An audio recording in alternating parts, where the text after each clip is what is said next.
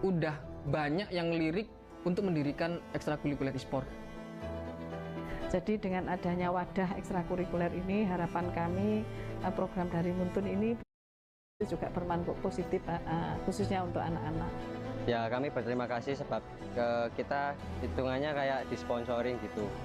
Dengan adanya beasiswa yang diberikan Muntun Care, Soft Cup, dan Garuda aku juga, aku jadi bisa kayak mulai mengenal jenjang pro scene gitu sih. Saya merasa bangga dan berterima kasih karena Muntun mau menyempatkan buat hadir di sekolah kami. Nah, adanya program dari Muntun Cares tersebut mungkin bisa membantu mereka untuk menggapai cita-cita mereka. Muntun Cares!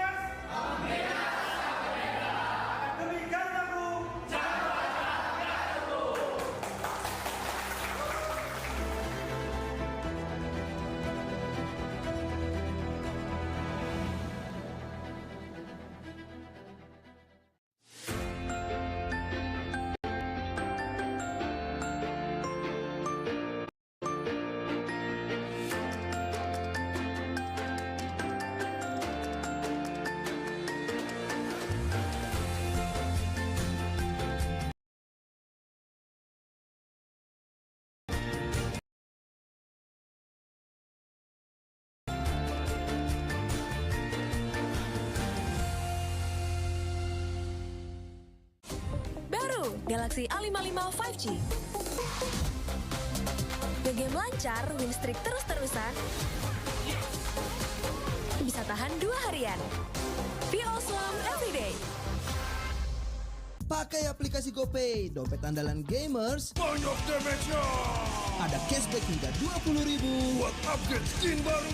Jika seringan nggak makan memori, HP lemot bisa victory. top up langsung dalam game Tanpa hambatan. Ikutan selebrasi MPL di aplikasi GoPay. Menambah total hadiah ratusan juta. Bonus stage. Gratis 100 kali transfer kemana aja. Beli pulsa harga termurah. Scan juris dengan mudah. Download sebelum mabarkan. Dia tidak akan segan untuk menghadapi siapapun yang berani melawan. Dia mewarisi perjuangan karena di tubuhnya mengalir darah seorang pahlawan. Pedangnya mengukir takdir kemenangan, menghadapi segala tantangan. Penuh keberanian untuk terus berjalan menuju masa depan. Raihlah masa depan, nabung mulai dari hobi. Koleksi terbaru UBS Gold X Mobile Legends Bang Bang, edisi spesial MPL ID Season 13.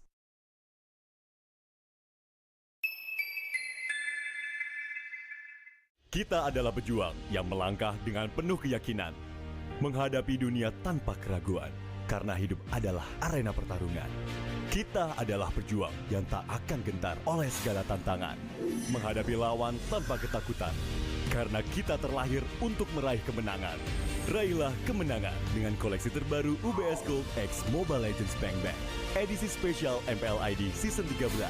Saatnya nabung dari hobi bersama UBS Gold.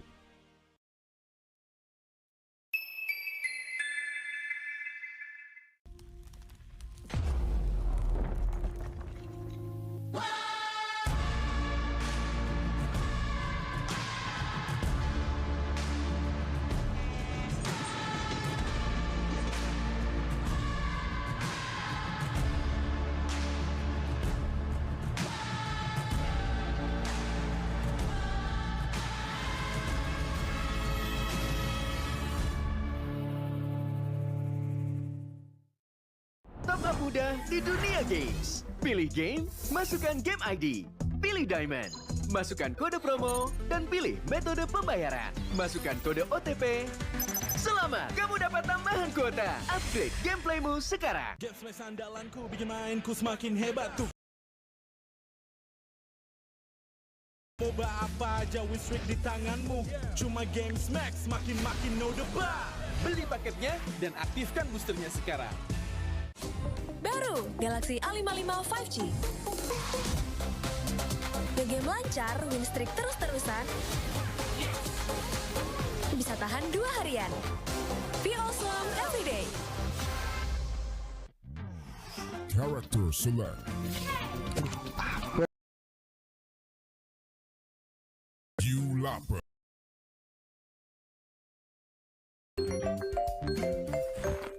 Stop! Pada klik Indomaret, belanja 1 jam sampai dan gratis ongkir loh. Wah, belanja online kayak belanja di toko Indomaret. Yuk kenyang, siap main lagi. Let's go! Belanja online seperti di toko.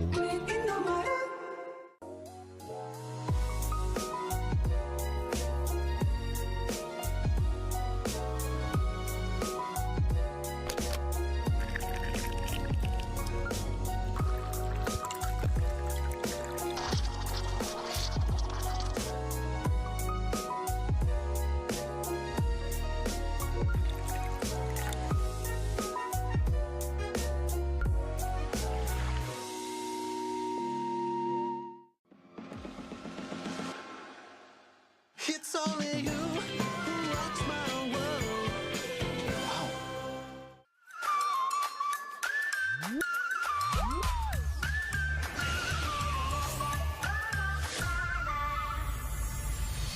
I'll be, yeah, I'll be wherever I wanna be.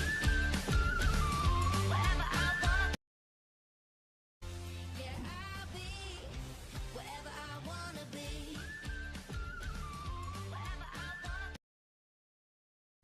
Yeah, I'll be wherever I wanna be. Wherever I want. Yeah, I'll be wherever I wanna be.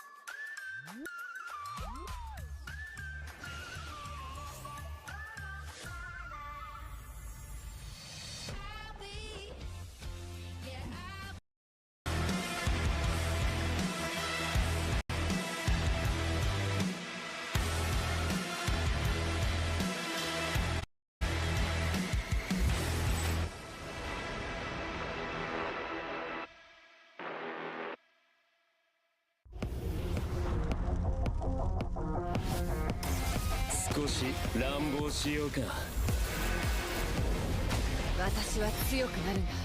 Sono tame nara nan daって.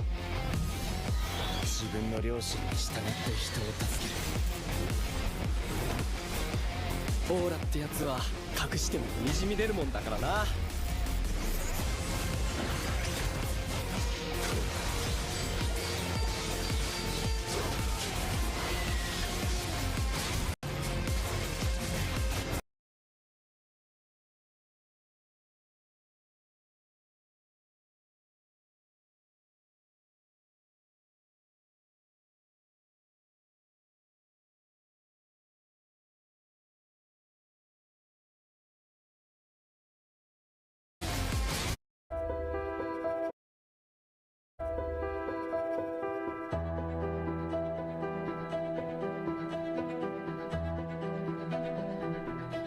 ini hal baru ya, mungkin ya. Onic, teman-teman BA bisa naik ke atas stage untuk kita seru-seruan bareng karena kita bakal ada mini games. Berhadiah cukup banyak, jadi kalian semua nggak boleh melewatkan keseruannya ya. Ini terbuka untuk umum, kita bakal kehadiran 2 talent yang luar biasa. Ada Vior dan juga Chesian yang bakal seru-seruan main mini game sama kalian semuanya. Jadi aku minta buat para Sonic, buat para super fans yang hadir, datang ke depan biar kita bisa ngobrol bareng nih ya sama para brand ambassador. Ada Vior dan juga Chesian. Udah bisa naik nih teman-teman brand ambassador. Ya, dan sebelum kita mulai masuk ke Magical Stage presented by GoPay, teman-teman aku mau mohon himbauannya untuk kalian semua yang mungkin lagi jajan-jajan untuk tetap kebersihan ya teman-teman ya. Banget trash bag yang bisa kalian gunakan untuk membuang sampah. Jadi mohon sekali lagi kita menjaga kebersihan bersama biar semuanya jadi nyaman di area MPL Festival. Dan sekali lagi aku ingatkan buat teman-teman yang jajan-jajan jangan lupa jaga kebersihannya masing-masing. Kita udah mempersiapkan banyak banget trash bag di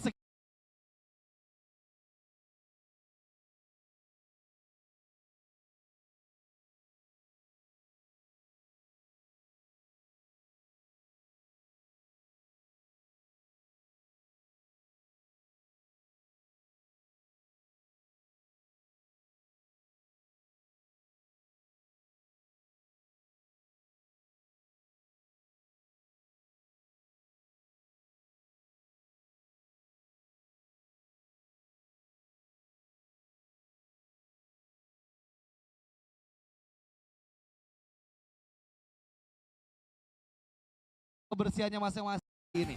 Siap dong. Siap ya? Siap, Hari ini kita mau ngapain sih sebenarnya? Tadi apa kakak? Main game. Main game. Main games, bener banget. Jadi aku bakal ada 4 mini games yang bisa kalian semua ikutin. Dimulai dari Gombal Show. Jadi siapa di sini yang raja-raja gombal, para buaya darat, siapa? Dan siapapun yang dipilih sama dari ada t-shirt Onic dan juga ada duffel bag.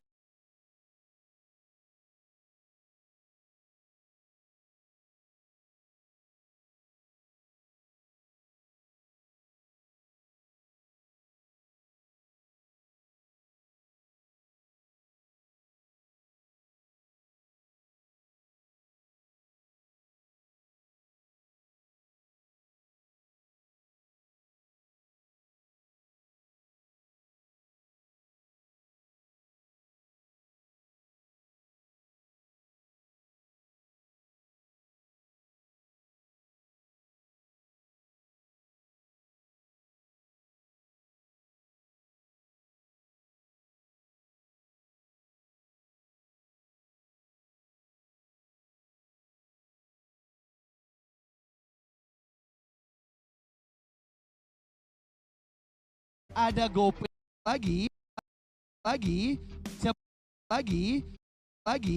siapapun yang berani naik ke atas stage dan dipilih nantinya berkesempatan mendapatkan jersey fans editions dari Fnatic, Onic dan juga yang disiapkan. Jadi buat teman-teman para Sonic yang masih ada di area. Ada Fonzi juga. Saya sama Fonzi ya? Mau ikutan juga? Nggak, jangan ya. Kalian berdua aja nggak apa-apa ya. Oke, udah ada siapa nih Kak? Boleh kenalan dulu? Ini juga sini lu. Nama aku Ramdhani dari Bogor. Ramdhani dari Bogor? Jalan kaki ke sini? Oh enggak ya, oke. Aku dari naik kereta. Naik kereta, oke.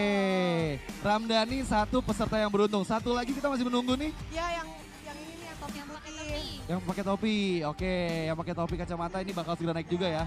Ya. Kita udah dapat 2 buaya darat nih yang bakal ngegombal ke Vior dan juga Chessy. Ya. Nanti rulesnya gampang, jadi nanti mereka bakal ngasih kamu gombalan. Oke. Sebanyak 3 gombalan lah ya. Aku Dan gombalin juga gak? Gak usah kan? kalau mau boleh sih. Dasar buaya betina. Buaya betina nih ya. Oke, dengan kakak siapa? Arvan, oke Kak Arvan sama Kak siapa tadi? Ramdhani. Kita boleh maju ke depan sini dulu nggak? Di di sini juga 2 orang mungkin ya. Oke, ngadep-ngadepan aja nih ya. Kita bakal mulai untuk mini gamesnya.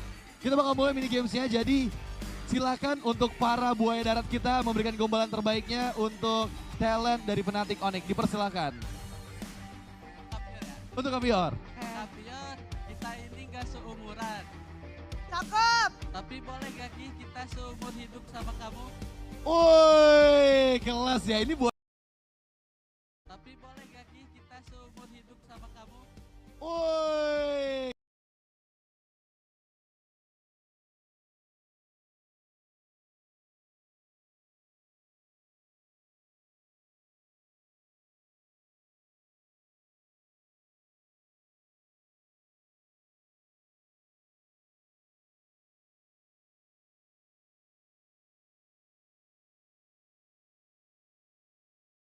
Banget ya.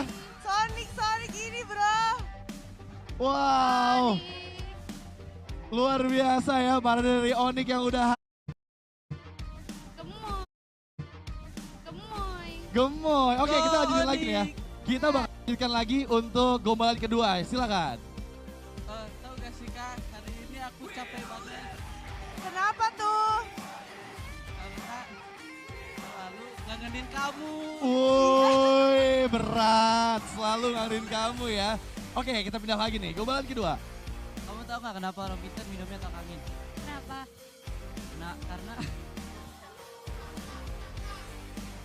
Karena cuma orang bodoh yang gak tahu kamu. Oke ya, gombalan kedua udah selesai. Sekarang gombalan ketiga, let's go. Tahu besok hari Jumat. Ya tahu, kenapa tuh? Kalian nyontek ya? Lanjutin dong, masa setengah-setengah? Aku tahu besok hari Jumat, tapi aku gak sedih. Kenapa? Karena sekarang aku sudah bertemu Kapior. Woi, boleh lah ya. Terakhir, gombalan ketiga nih. Ya.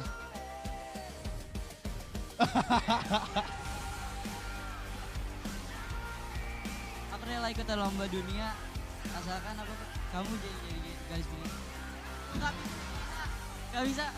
Gak apa-apa guys, itu namanya salting ya. Salting namanya ya, gak kuat kali ya. Oke, sekarang giliran para BA kita untuk memberikan penilaian. Siapa yang menang antara kakak-kakak ini? Coba pilih. Yang menang siapa guys? Siapa guys?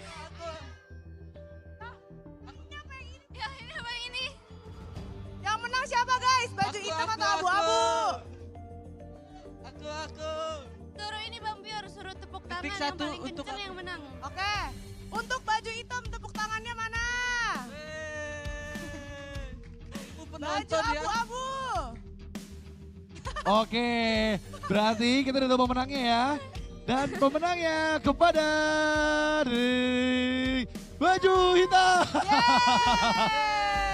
Oke, terima kasih sekali lagi udah ikut seru-seruan bareng. Kita bakal ada voting dulu penyerahan giftnya dari kakak-kakak brand ambassador kita yang luar biasa. Bisa dikasih dulu kakak? Ini untuk pemenangnya ya. Silakan diberikan awardingnya, nggak usah gemeteran gitu. Iya, silakan dikasih. Ini buat kakak yang ini. Boleh. Itu lagi foto.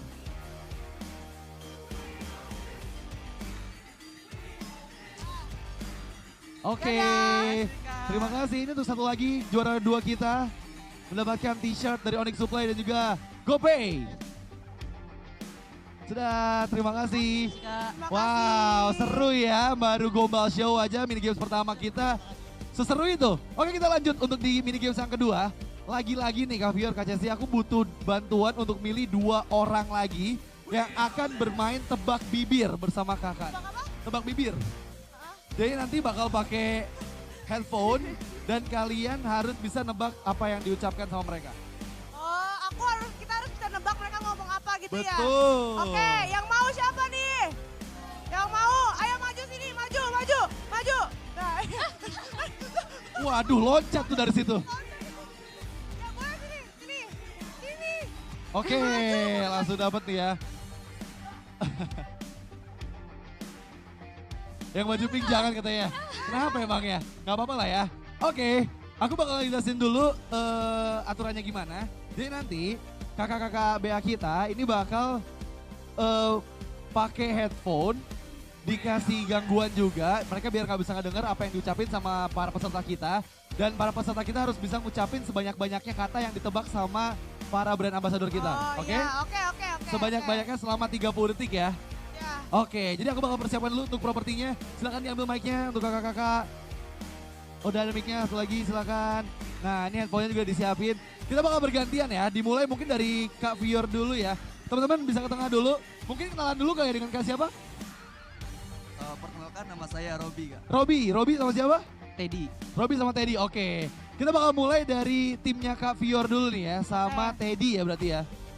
Robi sama Teddy. Bener Teddy? Oke, siap ya. Jangan grogi ya. Kita bakal mulai mungkin dari sini. Sebentar. Sebentar lagi dipersiapkan ya. Sabar dulu ya. Kak, dipakai ke Kak Vior.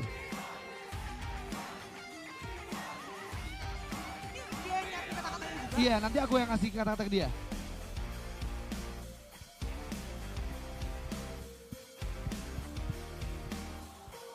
Oke.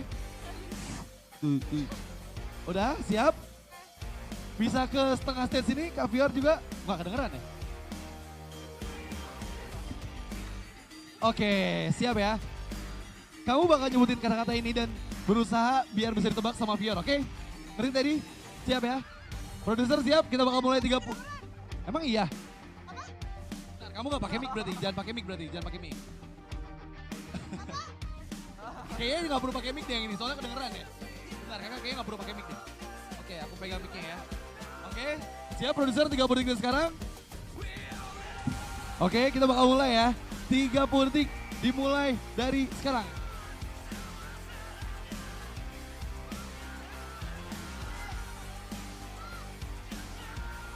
Nasi goreng.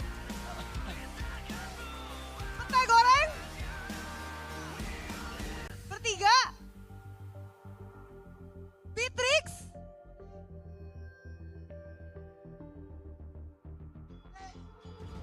Beatrix goreng. 2, 1, gagal. Coba terakhir, sebutin apa katanya.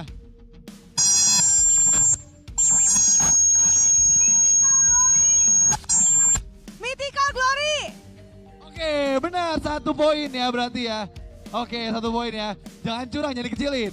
Oke, kita pindah ke tim dari Kak Cesi ya. Caranya sama, aku bakal kasih 30 detik, sebanyak-banyaknya harus bisa jawab jawab kata-kata yang dilemparkan sama Kak Robi ya. Oke? Kita ganti ke tim B ya. Tadi dari timnya Vior cuma 1 kata doang yang bisa dijawab. Kalau dari Kak Cesi nih, udah siap? Udah siap ya? Apa? Masih bisa dengar? Oh enggak, ntar kan dia nggak pakai mic. Oke? Siap ya? Kita mulai.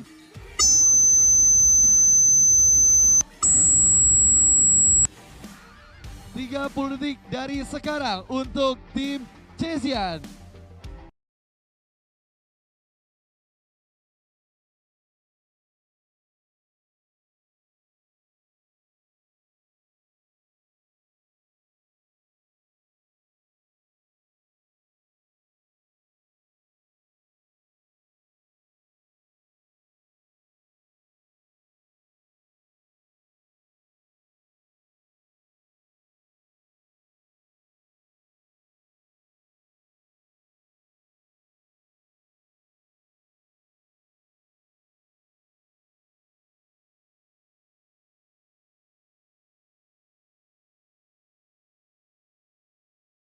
Sekarang untuk tim Cesian. Blue buff. Oke, 1. Kaos kaki. Adi. Coach Adi betul, 2. Keranjang kuning. Bukan. Raja kuning. Randa kuning. Oke, 3.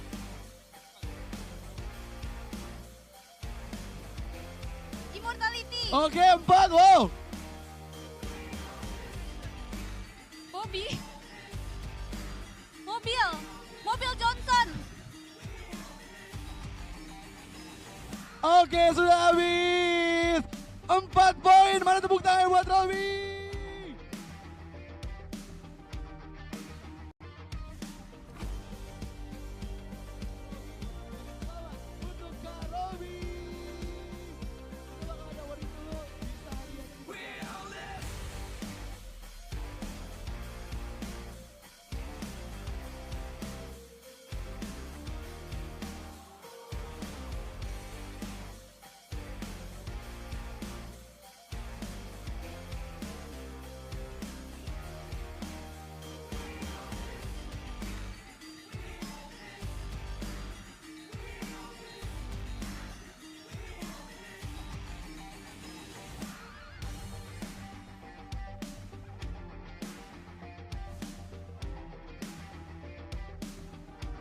Teddy di sini. Kita mau ada foto sesi dulu di depan, bisa ke depan teman-teman semuanya.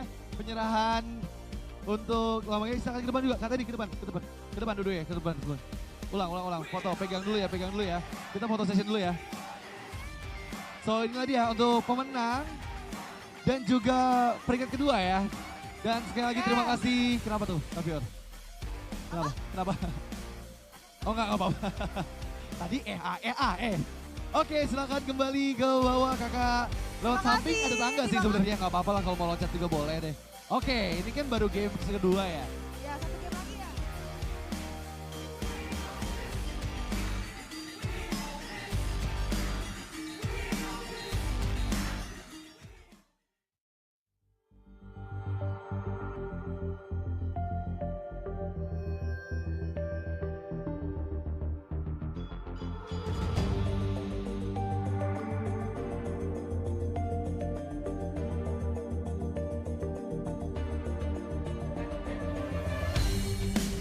Kan berdiri dan terus berlari, terus ke arah puncak tertinggi. Ku takkan berhenti, hanya sampai di sini. Kemenangan abadi menanti. You know we won't miss if we unite our focus. And if you haven't noticed, we all live. Nyalakan apimu, hadapi semua tantangan, hadang semua serangan, jatuh bukan halangan. Bakar semangatmu, janganlah engkau menyerah. Kita akan buat sejarah. We all this, we won't miss. We all this, we won't miss. Saatnya beraksi, jalani ambisi. Aku kan menyawakan hari ini. You know we won't miss if we unite our focus. And if you haven't noticed, we all live. Nyalakan apimu, hadapi semua tantangan, hadang semua serangan, jatuh bukan halangan. Bakar semangatmu, janganlah engkau menyerah. Kita akan buat sejarah. We all this, we won't miss. We all this, we won't miss. We all this.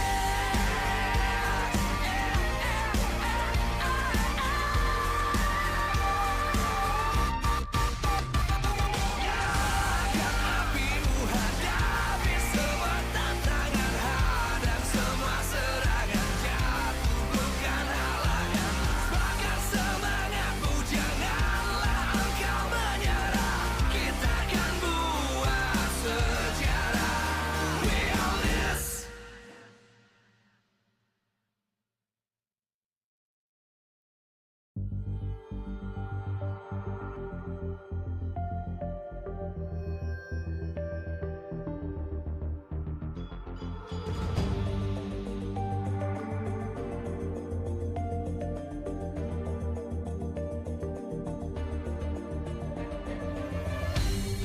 Aku kan berdiri dan terus berlari, terus ke arah puncak tertinggi.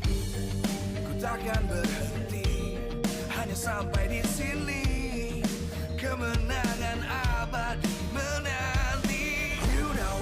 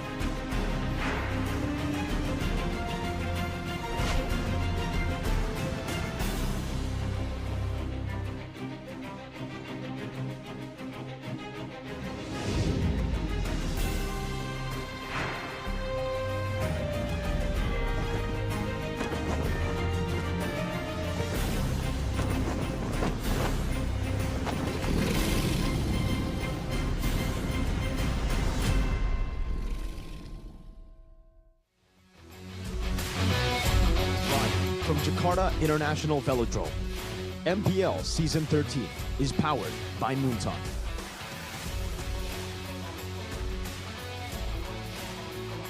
Presented by official tournament smartphone, Samsung Galaxy. Official e-wallet, GoPay. Official destination for gaming and esports, Kadia. Official gold partner, UBS Gold. We own this.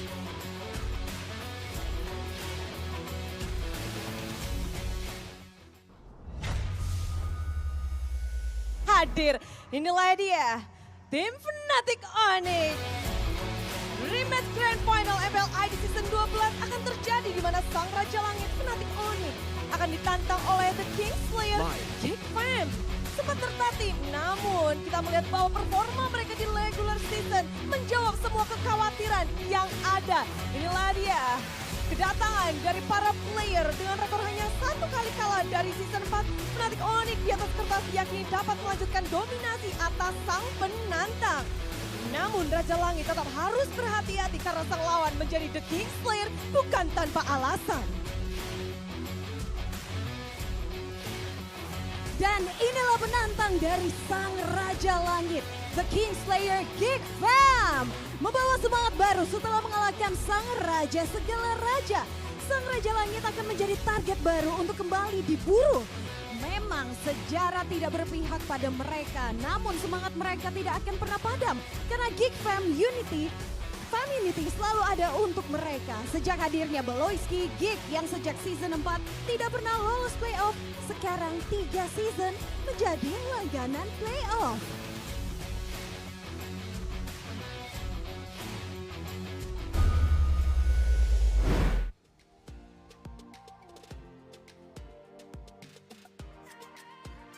Di hari pertama, 2 tim telah tersingkir. Kali ini kita akan melihat 4 tim tersisa akan mulai mengukir sejarah. Betul sekali, yang mana di hari kedua babak playoff MPL Indonesia Season 13 kali ini tentunya akan berbeda dengan hari yang pertama. Kalau hari pertama seperti yang tadi Bude sampaikan, 2 tim telah tersingkir. Tapi kali ini di hari kedua setiap tim memiliki 2 nyawa. Pertarungan akan semakin mendebarkan dengan semua mata menyaksikan. Selamat datang di MPL Indonesia Season 13 babak playoff. Wow, super fans semua di sini begitu semangat untuk melihat bagaimana keseruan dari hari kedua babak playoff hari ini. Akan ada 2 match yang begitu seru hari ini. Di match pembukaan hari ini, Bude Clara, kita akan melihat yang bisa dibilang ini kayaknya flashback ke mungkin Grand Final Season 12 kemarin.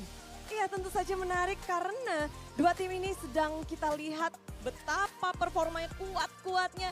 Namun mengingat kali ini adalah kita sudah melihat Geek Fam kemarin berjuang dengan Gigi. Kita belum melihat seperti apa Fnatic Onic dengan jersey terbaru mereka. Dan repeat champion. Bukan dari mereka hoki, bukan dari apa. Mereka membuktikan diri bahwa mereka Raja Langit. Tapi Bude, kalau memang ini bisa dibilang flashback atau rematch dari Grand Final Season 12 kemarin, tapi ada yang berbeda. Yang mana di season kali ini, di playoff kali ini ada Ray di Geek Fam dan ada Lutfi di Fnatic Onic. Ini menjadi pembeda. Ya, dan Lutfi menjadi Rising Heroes. Bisa dibilang untuk Onic membawa warna baru dan kita akan menggali lebih dalam The Rising Heroes dari Onic dari sumber yang sungguh terpercaya dan mengikuti karir Lutfi juga bersama di Onic Prodigy saat itu. Mari kita bersama-sama. Inilah dia mantan coach dari Lutfi, ada Lionheart.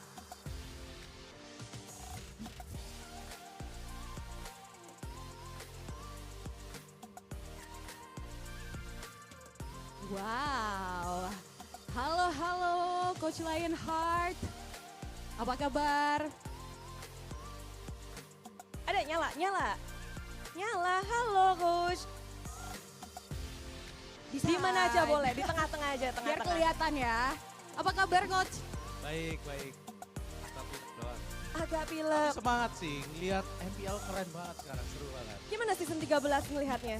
Kayak unpredictable banget kan, kayak di group stage-nya bener-bener kalah menang semuanya dan sebanyak hal terjadi gitu kan. Tim yang benar-benar awalnya win streak bisa jadi lose, kemudian lose streak bisa jadi win, itu kayak seru banget sih. Kayak benar-benar MPL tuh kasta tertingginya Mobile Legends benar-benar kelihatan banget di season ini. Ya, dan bahkan menghasilkan player-player yang berbakat dan bahkan ada satu player ini yang mungkin Coach Lionheart akan menjelaskan lebih dalam lagi tentang dirinya karena kita semua penasaran. Inilah dia, kita akan ngecek bersama-sama.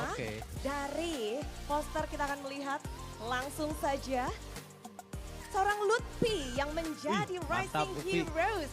Ini kan bisa dibilang debutnya bersama dengan Coach Lionheart pada saat itu ya. Gimana sih ngelihat Lutfi dan menemukan Lutfi? Kalau menemukan enggak sih, karena coaching staff waktu itu yang terakhir kali join. Jadi mereka udah ada di Onic dulu, jadi mungkin yang menemukan si Bang Mas kali ya. Gitu. Terus cuman kalau ngelihat dari awalnya kan semua nggak kenal tuh. Nah ini orang polos banget. Jadi ya lucu aja gitu kan. Yap, dari asing kini paling bersaing. Dari yang polos kata Coach Lionheart sekarang Sampai kayaknya. sekarang kayaknya polos deh. Polos ya, tapi performance-nya begitu luar biasa. Mungkin performance-nya nggak polos kayaknya. Oh, tapi udah berbeda nggak sih sejak di MDL dan sekarang di MPL? Gimana sih progres dan perubahan dari Lutfi itu sendiri? Orangnya atau in-game performance-nya? Both. Gue kayak masih, aduh grogi nih, gimana nih Mas Chris gitu, kayak gitu-gitu. Kalau sekarang kayak, atau in-game performance-nya? Both. Gue kayak masih, aduh grogi nih, gimana nih Mas Chris gitu, kayak gitu-gitu. Kalau sekarang kayak, atau in-game performance-nya? Both. Gue kayak masih,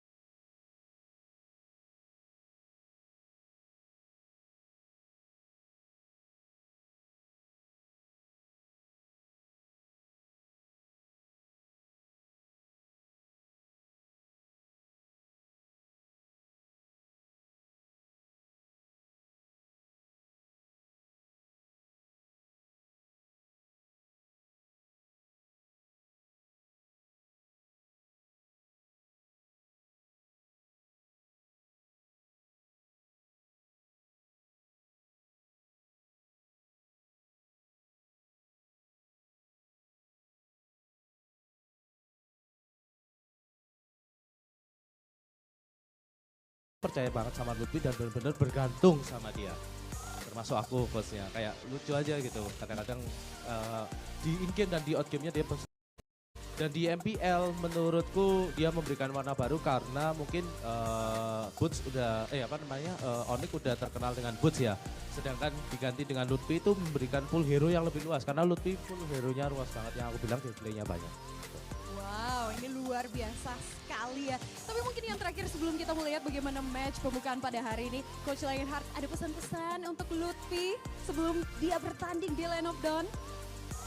Oke Lutfi, semangat terus ya kan.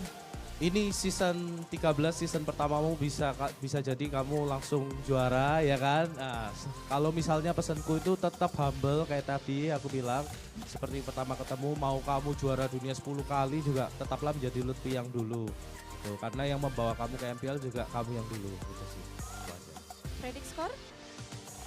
3-1. Untuk? Gak usah ditanya lagi. Oh ya udah ya, udah ditanya lagi. Kalau gitu mari kita beri tepuk tangan yang meriah untuk Coach Lionheart. Thank you Bude, thank you Bonnie.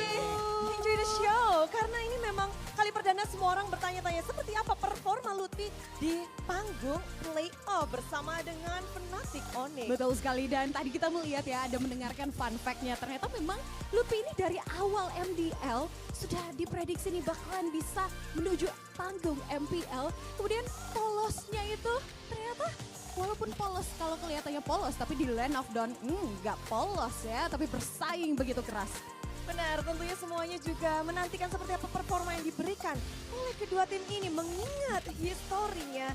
Di Grand Final season lalu mereka bertemu, namun tentu saja hari begitu ramai dengan semua super fan yang sudah hadir dari Sonic dan juga Geek Fan Unity. Dan terima kasih juga kepada para sponsor karena MPL Indonesia begitu meriah karena adanya Powered by Moonton, lalu government partner kita PBSI. And presented by official tournament smartphone Samsung Galaxy dan official e-wallet GoPay.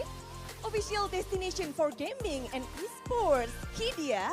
Dan official gold partner UBS Gold. Dan tentunya ada partner in esports kita, ada Campina, Oraimo, Telkomsel, Dunia Games dan juga GamesMax. Dan juga supplier kita ada Indomaret, Point Coffee, Samsung Neo QLED Super Smart TV Plus dan juga Saturday. Dan tentunya ada venue partner kita, ada Jack Pro. Wow, luar biasa tentunya di sini super fan sudah nggak sabar untuk melihat ini yang bisa dibilang ini rematch dari Grand Final Season 12. Apakah hasilnya akan sama ataukah akan sebaliknya nih?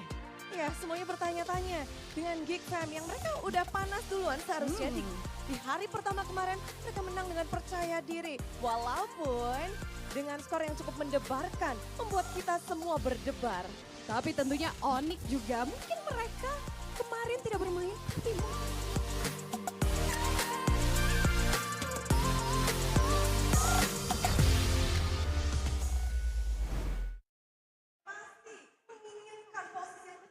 Will the Sky Kings meet the same fate once again, or will history repeat itself? Ladies and gentlemen, welcome to the opening match of the playoffs of day number 2 here at MPL ID Season 13. We are now live at Jakarta International Velodrome, Jakarta, Indonesia. And here on the English broadcast, you are now being accompanied by me, Eterna, alongside with Connie, as well as Arashi. But before we begin the nitty-gritty of the 2 matches that we have in store for you guys today, it's a best of 5, by the way. We do want to thank our sponsors. MPL ID Season 13 is powered by Moonton, presented to you by the official tournament smartphone Samsung Galaxy, our official government partner PVESI. We have our official e-wallet GoPay, our official destination gaming and esport Kadia, our official gold partner UBS Gold. We also want to thank our partners in esports, Campina, Dunia Games, GamesMax, Oraimo, Telkomsel, as well as suppliers Indomaret, Point Coffee, Neo QLED Super Smart TV Plus, Saturdays, and of course, thank you so much to our venue partner, Jack Pro, for making this tournament possible. You can see behind us, everybody is ready. We are ready, and I'm pretty sure that you guys are ready for the deja vu of the grand finals back at MPL ID Season 12. Hey, it's a rematch again. Will we see the same results as in Fnatic Onic now wins this one, or will it change? Yesterday, I'm sorry, Rashi. I'm sorry, Eterna. Got bad news for you. Wow. 2 teams are out of playoffs contention, but I got good news. My team is still in it. Thanks for sharing, Bonnie. Good to hear. Good to know. It's almost like everyone knows that that's going to happen right now. But anyway, ladies and gentlemen, that is actually a good point because today we will not be sending any team home. Right. Because we are scrolling to the upper brackets where the titans of this season from the regular season, Bigatron Alpha as well as Fnatic Onic, will be waiting for the 2 teams that established victories yesterday. We actually are going to get a little bit of a recap as to the events so far during the playoffs. And Arashi, how are we feeling about this so far? Well, so far it's been a very exciting playoffs, right? Even the first day, where a lot of people were thinking it's gonna be pretty much a done deal. You can kind of expect the outcome. Well, turns out there's a lot of up and downs, and there's a lot of unexpected developments in the playoffs so far. So now, moving on to the upper brackets, I really feel like we're gonna see a lot more special things because you have to keep in mind a lot of the teams that we're gonna be starting to see right now. they have the liberty of hiding some of their strategies because they've had so much success in the regular season. So now maybe you can get a glimpse into some of these hidden tactics that they might have been saving right for this moment. You know what? I cannot wait to see what will they bring to the table, especially Fnatic, Onic, and Bigatron. They have their time to really sit through day one to see their potential opponents in Geek Fam as well as EVO. So I want to see instant adjustment from their side. I expect them to have and utilize that advantage. There's definitely a plus minus, right, when it comes down to the upper brackets. There are lots of advantages. You have 2 lives, basically, because if you do lose this match, you guys will fall to the lower bracket. Another reason, like you mentioned, you will be able to kind of feel out your opponent. But on the other hand, are they warmed up? Because EVO's glory are definitely warmed up, and so is Geek after all the games that they had to pull through yesterday. But we'll circle back to Geek once again. This is a new challenge for the Kingslayers. They were able to relinquish the Kings of Kings yesterday, but another king approaches before them, and it just so happens that they are also the defending champions of MPL ID's Season 12. If they're able to pull this off, then they really deserve the title of Kingslayer. So far, if you look at the history, it really hasn't been as successful, but it is possible, and they've already shown it. And when you can make a god bleed, then the people will cease to believe in him. That is something that Geek Fam will attempt to try and prove today. I mean, imagine this, right? 22 times they've met since MPL ID Season 4, since Geek Fam entered the entire league. They've only been able to win once. So data, history, everything is thrown against them today. But this matchup, right? One of the rising stars that we have in this season, amongst all the doubt, all the hate for Lutfi stepping in favor of Boots, but he has performed. What do you think about this since MPL ID Season 4?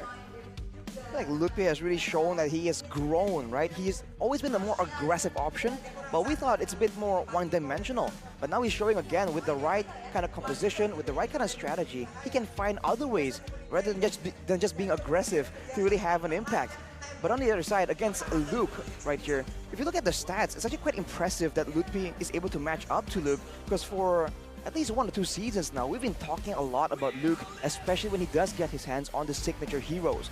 So he would be as flexible, but when it comes to comfort picks, when it comes to the good old-fashioned heroes that both these players are good at, I think Luke definitely has a bit more of that X factor, right? A bit more highs, but also a bit more lows. Yeah, I mean, I agree, right? I mean, Luke has the experience, which, sure, Luke will perform, and he will be one of the key factors of the successfulness of Geek Fam, but I'm actually a bit surprised of Lutfi because I also is one of the doubters of the change from Onic. Sure, Boots was very shaky earlier on, but I did not expect Lutfi to adjust that quickly, right? And we're talking about hero pool, he has shown a lot of depth in that field, and perhaps now more comforts though. They can definitely stick to more comforts, like the Paquito, perhaps like the Lapu, right? Paquito very positive. If I'm not mistaken, around above 70%. So I think they should draft towards that Paquito, give him something more comfortable in this series, especially nothing to lose. If it's open, why not? Definitely.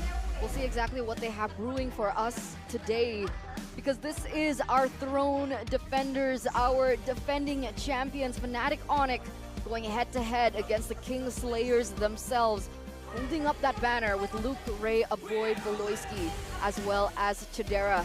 They were given a big responsibility yesterday. Let's see if they're able to make it happen today.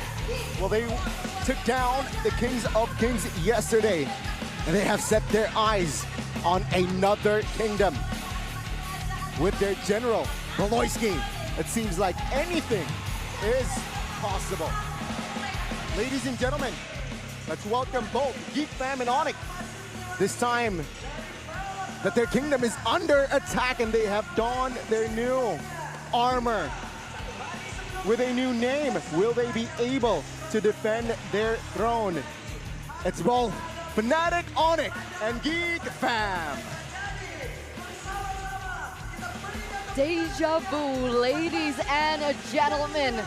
And like you mentioned, under the banner of General Beloyski, will they be able to find a loophole into the untouchable, the invincible Fnatic Onic? So many questions, but it starts with these, the brains behind the game. Definitely. I think there's a lot of pressure, a lot of expectations, especially for Coach HoYoLAB. With 2 coaches in his name, he definitely is trying to bring in something special. And he's always known to be one of these more elusive drafters. Up against Geek Fam, that was forced to go to a full-on 5-game series, exposing a lot of their own picks. You do have to wonder, what does Coach HoYoLAB want to try and use to try and tackle them today?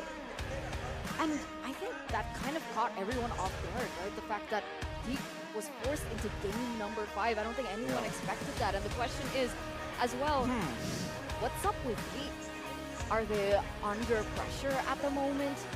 Is it strategy that's still lurking? Have they not shown all their cards? Because for Onic, I think a lot of people can agree that we haven't really seen the full-blown scale of what Fnatic wants to bring, right? So many cards that they have still hidden away, and nobody really wonders why they were second place. It's like, yeah, they're second place in the regular standings, but we'll see what kind of a monster they are in the playoffs. And we're gonna get a glimpse of that actually today in this upper bracket match against Geek.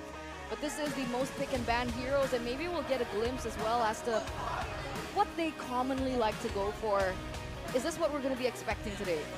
Well, what really stands out is the red side win rate for Onic. Not really too far-fetched from the blue side win rate. That's a very different look compared to a lot of these teams that really rely, or at least have a very noticeable difference in success rate when it comes to the first or second pick. Along with that, you do see the Paquito. That is something that will definitely come into handy, especially against Geek Fam. Luke is a well-known X-Borg player, so if you get a Paquito, you get a double benefit of securing a strong laner to go up against an X-Borg that usually has a chance to really dominate and bully in that laning phase. But afterwards, most banned by opponents, you can see that a lot of assassin respect from the side of Onic, to the side of Onic, because of course, you know, their flexibility, the ways they are able to pull off assassins even before assassins were, you know, quote-unquote back in the meta. That is something that Geek Fam will definitely have to try and contend with and try and find a solution for, especially with the current changes where invading is just a lot more difficult and punishable now. That's actually a big question that I have as well. Sorry, I have a lot of questions today. Ask away, Turner. But that's a big question that I have. So far, Kyrie has only found his success on the Fredrin. Sure, there are wins here and there on different utility heroes, but up until this point, that success has only centralized around Fredrin. Do you think that we'll be seeing Assassins today? I mean, you're an Onic fan. Do you have any feelings about it, or your analysis? About the draft, I feel like. If Geek Fam allows Onic to play around Assassins, sure, I'm very positive that Yeb will definitely take that gamble. Hey, Kyrie, here's a Fanny. Hey, Kyrie, here's Lancelot, you know? But only if that the draft from Geek Fam is quote-unquote vulnerable towards Assassins, then we might see a huge potential. But most of the time against Onic, you wouldn't draft a draft that is vulnerable towards the Assassin, especially if we're talking about the first phase. Well, let's look at the most picked mid-lane heroes in each region here while we're on that topic, Gani. Because, you know, see the world, MSC 2024 summing up. It's gonna be, it's right in the horizon. So if you look at the mid laners, you see a lot of very similar picks, and that's because there's a lot of similar things that teams are looking for. The vision, the long range from Novaria, the crowd control and the fighting potential of the Vexana, and the flexibility, and of course, the IMU from the Valentina. Interestingly enough, in NACT, you do see the Faramis, and I thought that Indonesia was gonna pop out there with the Faramis as well, considering how often teams right now are just going at it, going for these big fights, and relying on that extra bit of fighting potential from the Netherrealm. But it turns out, when it comes down to it, it's about wave clear, and it's about how these laners can really help out the roamers and the junglers when they really go in for those aggressive plays in the early game. And I find that especially true now that we're looking at this team, right? Geek Fam. I I think they are one of the teams that have utilized the Faramis the most.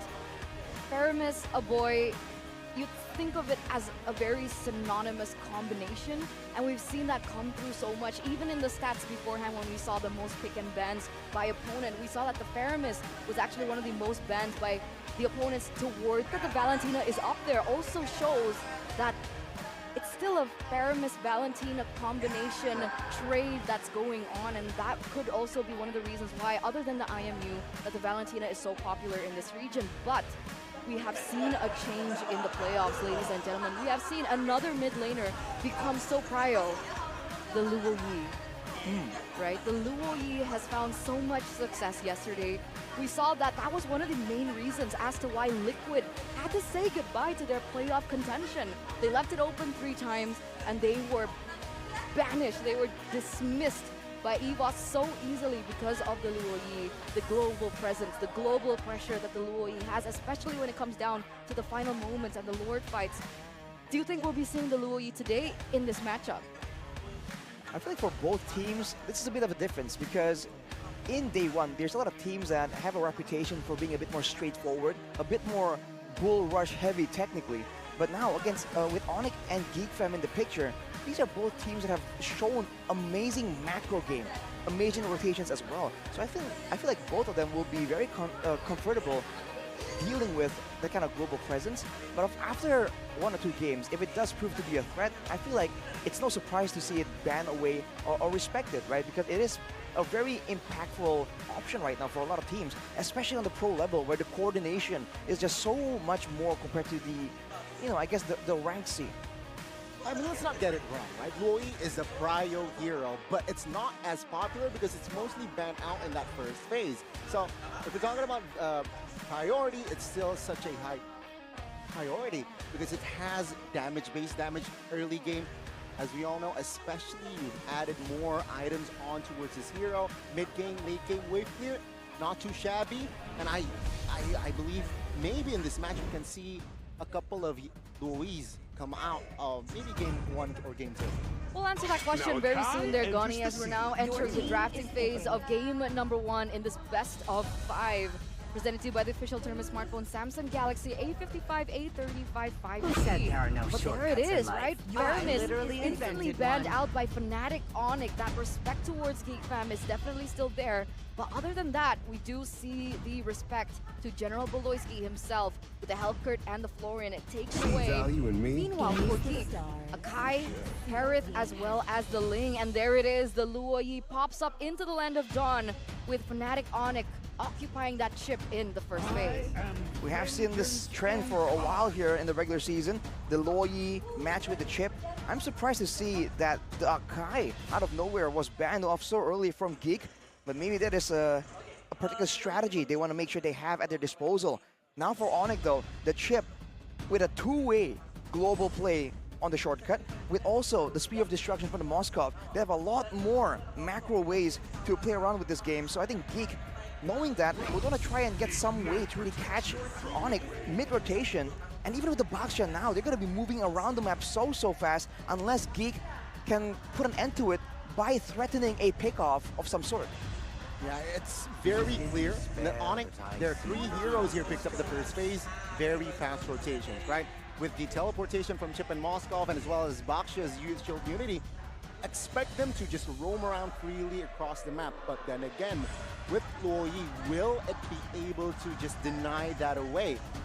With the Natan though, it shows that, yeah, Geek Fam, they're comfortable playing this towards that late game, like the Moskov. So it's going to be attack speed versus attack speed in that gold lane. But what do you think about this, right? Because I understand, right? There's a little bit of a balance from Geek, right? We have some early game pressure from the Fredrin and the Luo Yi, but meanwhile, the Natan is such a late game hero in a lane against something like the Moskov. And mind you, the mobility of a Chip and a Baxia, will it survive? We've seen the Natan just completely dominated in a bad matchup, especially with the macro threat.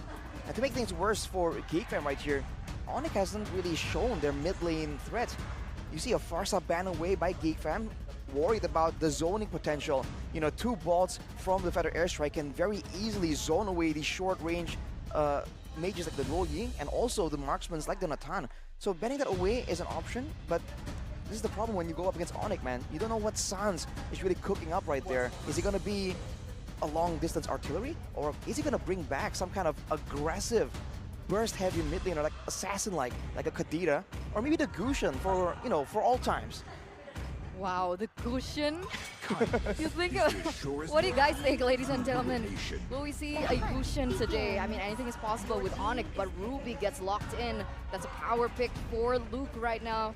But it still can be flex for Baloyski, technically. A very smart fourth pick here because, again, it adds flexibility. Will it go to the hands of Luke? Also can go to the hands of Baloyski. It depends on the two picks here from Fnatic Onic. Again,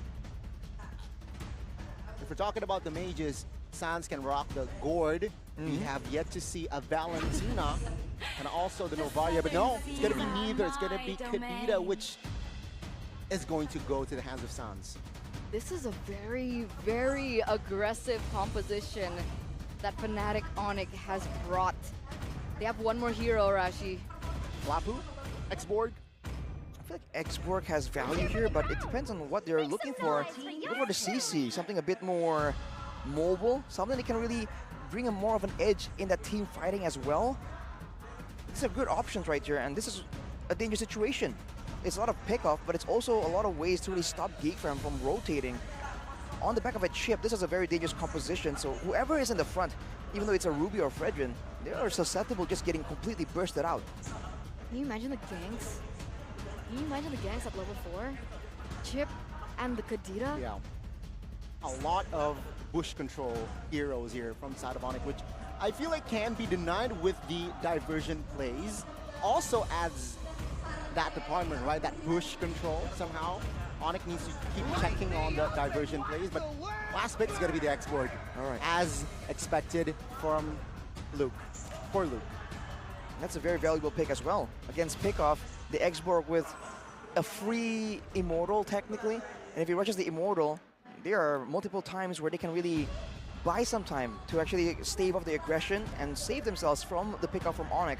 But looking at the draft index right here, it just seems to be heavily favoring Onic for now, but of course these are only numbers, and in the game, especially with all this global presence, with all the fine details available in the middle of a big fight, it all comes down to the execution and the game plan that begins from the beginning. So keep your eyes open to try and look for the rotations in the jungle. The challengers are finally ready, ladies and gentlemen, to challenge the throne once again. They attempted it in Season 12, and they are looking to try it once more. Welcome to game number 1, and welcome into the Colosseum, into the Hall of Chaos, as the wings are flying high. Fnatic Onic versus Geek Fam. Let's enter the land of dawn. Who will take game 1 as Fnatic Onic officially enters the land of dawn with their new name. You can see the Kyrie starting on the orange buff right here. He did go for the quick retreat initially, so he's gonna potentially attempt for something of an invade, especially with this very aggressive early game. Sans and Keyboy together is already a deadly enough combination, but we'll have to see. With the Ray going for the concussive blast, he's probably trying to match the clear speed as well. So I think for now, it's going to be even until level 4, when both teams kind of have an idea of where their opponents are going to be, playing around for the neutral objective. That will be where Onic, I think mainly, will be looking for some kind of pickoff.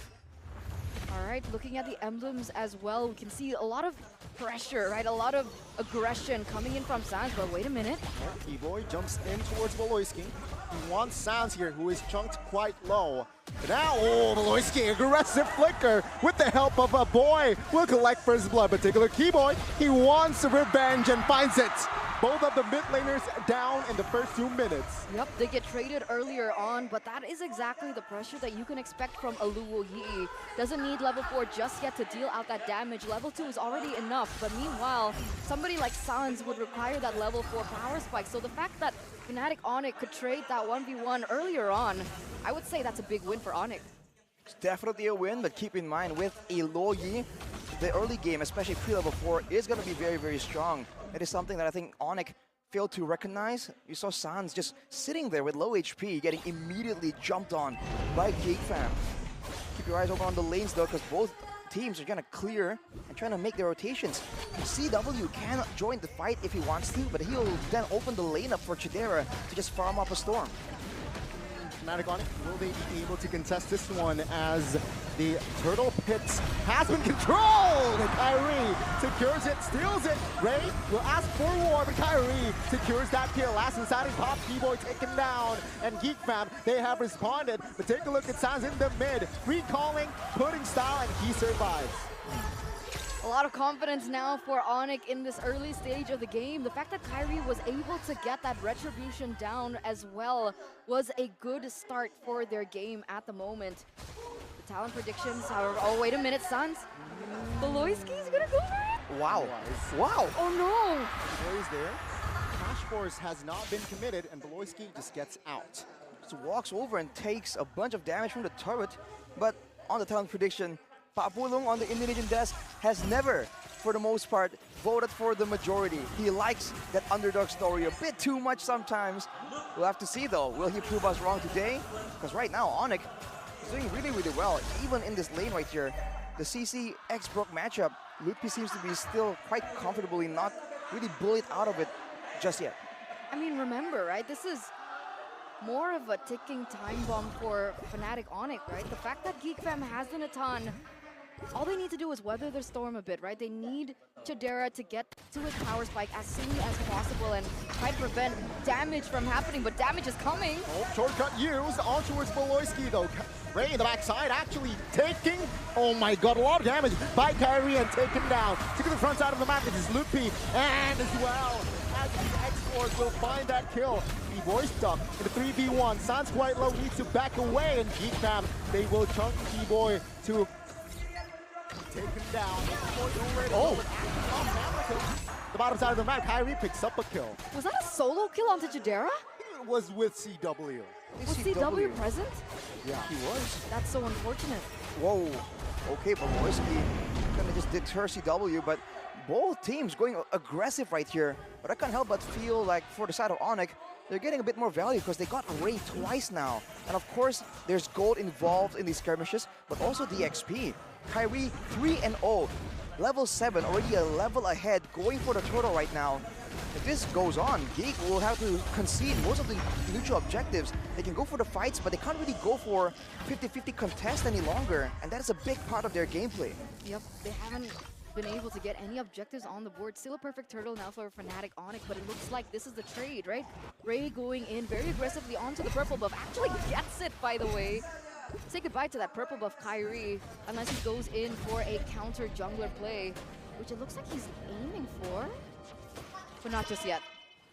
Oh, Chidera! Oh my god, what happened? Top side, a shortcut actually assisted Fnatic Onic to take that kill, and Geek, they were a little bit late to that party. He traded in to top. The portals came in so quickly, and Chidera gets punished again. It's just a good read from Onic there. Just identified that opportunity during the shift, but ooh, Lutpi getting jumped on. Won't be taken out. So I think for the most part, Onic is getting so much success here because they are playing very well around the low Yi, right? A boy in the low Yi should be very dangerous right now. Even with only one item, we saw that the low Yi can absolutely chunk down a fighter or a frontline member, and multiple members actually from the side of Onic. But the way they're playing right now, the tug of war, the pull and push from Onic is making it difficult for a boy to really be decisive with how he wants to position and walk up to do that damage. What's happening here? The bottom side actually. Ooh, 3v2. Oh, Luke off camera kill in the mid. Now Chidera stunned up by Keyboy, but no follow-up damage just yet to the Geek Fam. They have reinforcement, but also with the shortcut Onic cuts off Chidera. A boy in the backside trying to survive, but Keyboy will be the trade as well as Sans. Now good stun towards Ray, and he will be taken out as well. Lutpi, a little bit too aggressive there, and he will be punished. CW though, Fear of Destruction, will he commit? A boy, 1 HP, and will be taken down. CW with the triple kill. 3-4-4 trade, a triple kill for CW. That was was a very risky play under the portal. They went in for the gank, but they were able to get the most out of it. That's another objective taken in by Fnatic Onic in the first 7 minutes of the game, a 3K gold lead. Arashi, talk us through what happened there. This is a great dive initiated by Keyboy. He's been playing this chip so aggressively and so nonchalantly that Geek were thinking, oh, this is just one more move from Keyboy. Just walk up and take damage, and it won't be a big deal. But he walks up, brings the whole team in with the portal, uses the portal to tank some turret hits as well, and then they just go in for it, and they have better AoE. Sans was just zoning, but CW was hitting multiple members at the same time. And even though initially it seems kind of even, that final play from CW, I guess a boy just wasn't expecting it, was kind of waiting for it, but now look at this. Sans, once again, making sure that the core members from Geek Fam are always under pressure.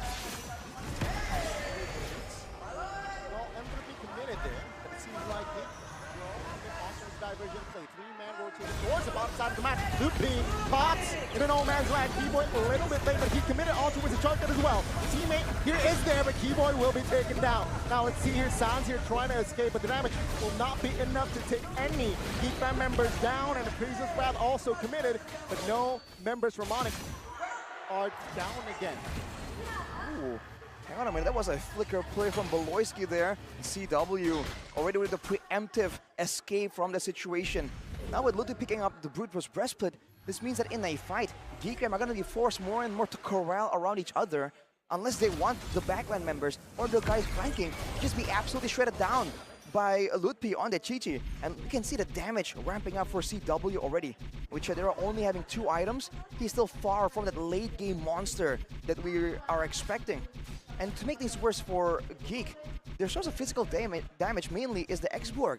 So for now, if Onic is itemized heavily for magical defense, they can kill 2 birds with 1 stone and deny damage from both Aboy and Chadera at the same time. That's definitely a problem here, especially now that both of them are corralling for the next neutral objective. The Lord has already spawned in the Land of Dawn.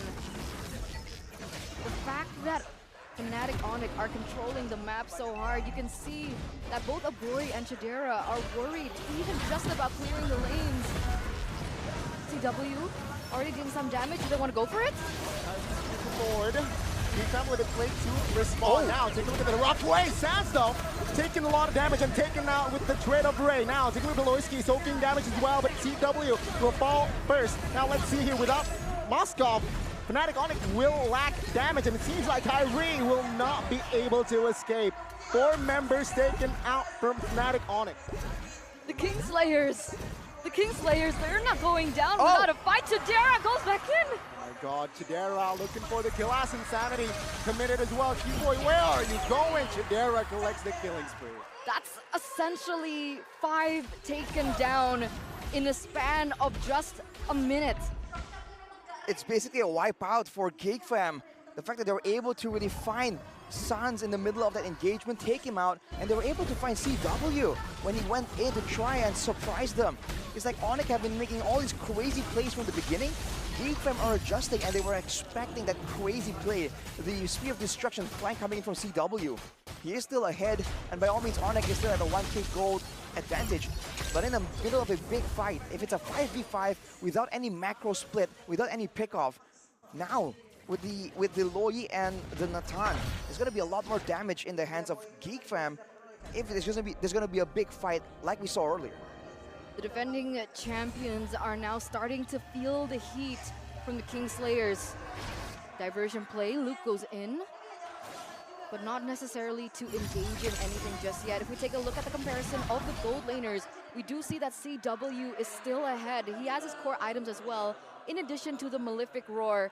What is Chadera at right now? Is he ready? Is he online just yet to be able to participate and deal out the damage that the Natan is expected to in this 11th minute? He is waiting on the Holy Crystal Power Spike, and he is relatively close to it. Probably in the next minute or so he will have it available, but now Geek Fam feeling that advantage, feeling the tempo. You can see how they're moving around. They're no longer just concerned about the pickup potential because they can send Luke in just like this and leave everyone else hidden just in case that big flank comes in. Just slowly but surely looking for more opportunities and trying to set up potentially for this next Lord. With 38 seconds to go, it feels like both teams are just waiting and saving that global skill for the right moment. And there you go, Holy Crystal. Chidera with the Holy Crystal. That's his power spike, right? The damage will be ramping up for him. And all that damage that Fnatic Onic received happened before that even occurred. So now that he has the Holy Crystal, Fnatic Onic need to respect Geek even more so now. And that's the issue right here for Sans in particular. He hasn't been having the most stellar of games. Right now, at least, he is 1-3, and he's up against 2 Purifies, so he doesn't really have a really ideal target in these fights. Maybe if they go for a pure 50-50 Lord contest, he can go on Ray and be that source of crowd control. But otherwise, with 2 Purifies in the hands of a boy and Chidera, it's going to be difficult. They're going to go in for Luke here, who has no Faraga. Has the immortality, though. Now concealed from Beloyski to assist Luke. He's going in an off angle here, looking for an angle. The Geek fan here just poking around the Lord here. It seems like no problem. Somebody from Fnatic Onic needs to somehow bait this purify from Chidera. Then Sans can go in. Let's see here, Kyrie with the shield immunity. Stunned. Ray out. Oh, he's jumped. He's low. He's taken down. Ray and Beloyski are out of this game now. It's a 3v5. My goodness, Sans taking some heat, but Kyrie falls as well. No retribution from both teams. Keyboy is there to secure the Lord. Now it's a 3v1 for Luke in the top side. Will save his immortality though with a boy and Chidera backing him up. What is that outcome? What? That would have been so disastrous. Oh, wait a minute. Diversion player, they're going to go for it? It looks like they don't want to go for any more risks here, and they will retreat. That was such an expensive Lord steal by Keyboy. I mean, to begin with, the fact that Kyrie got so low and he was finished off by Luke there, that's a great call from Geek to try and get the jungler. But as a result, that damage, the physical damage, right? The only damage that's not magical from their team isn't really thrown at the main carries who are participating in the fight.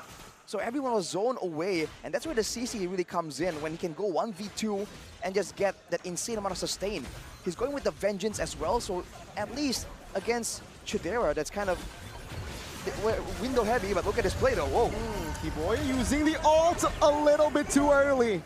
And all of the Geek fan members were there and took him out.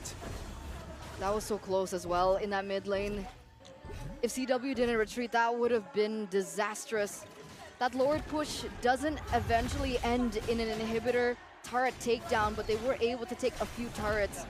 By the way, earlier on in that Lord dance, Fnatic Onic actually let a turret go in the bottom side because they didn't clear the lanes or the waves. Was that on purpose, or was that them kind of letting go of the housekeeping? That was just Onic getting an advantage due to the chip.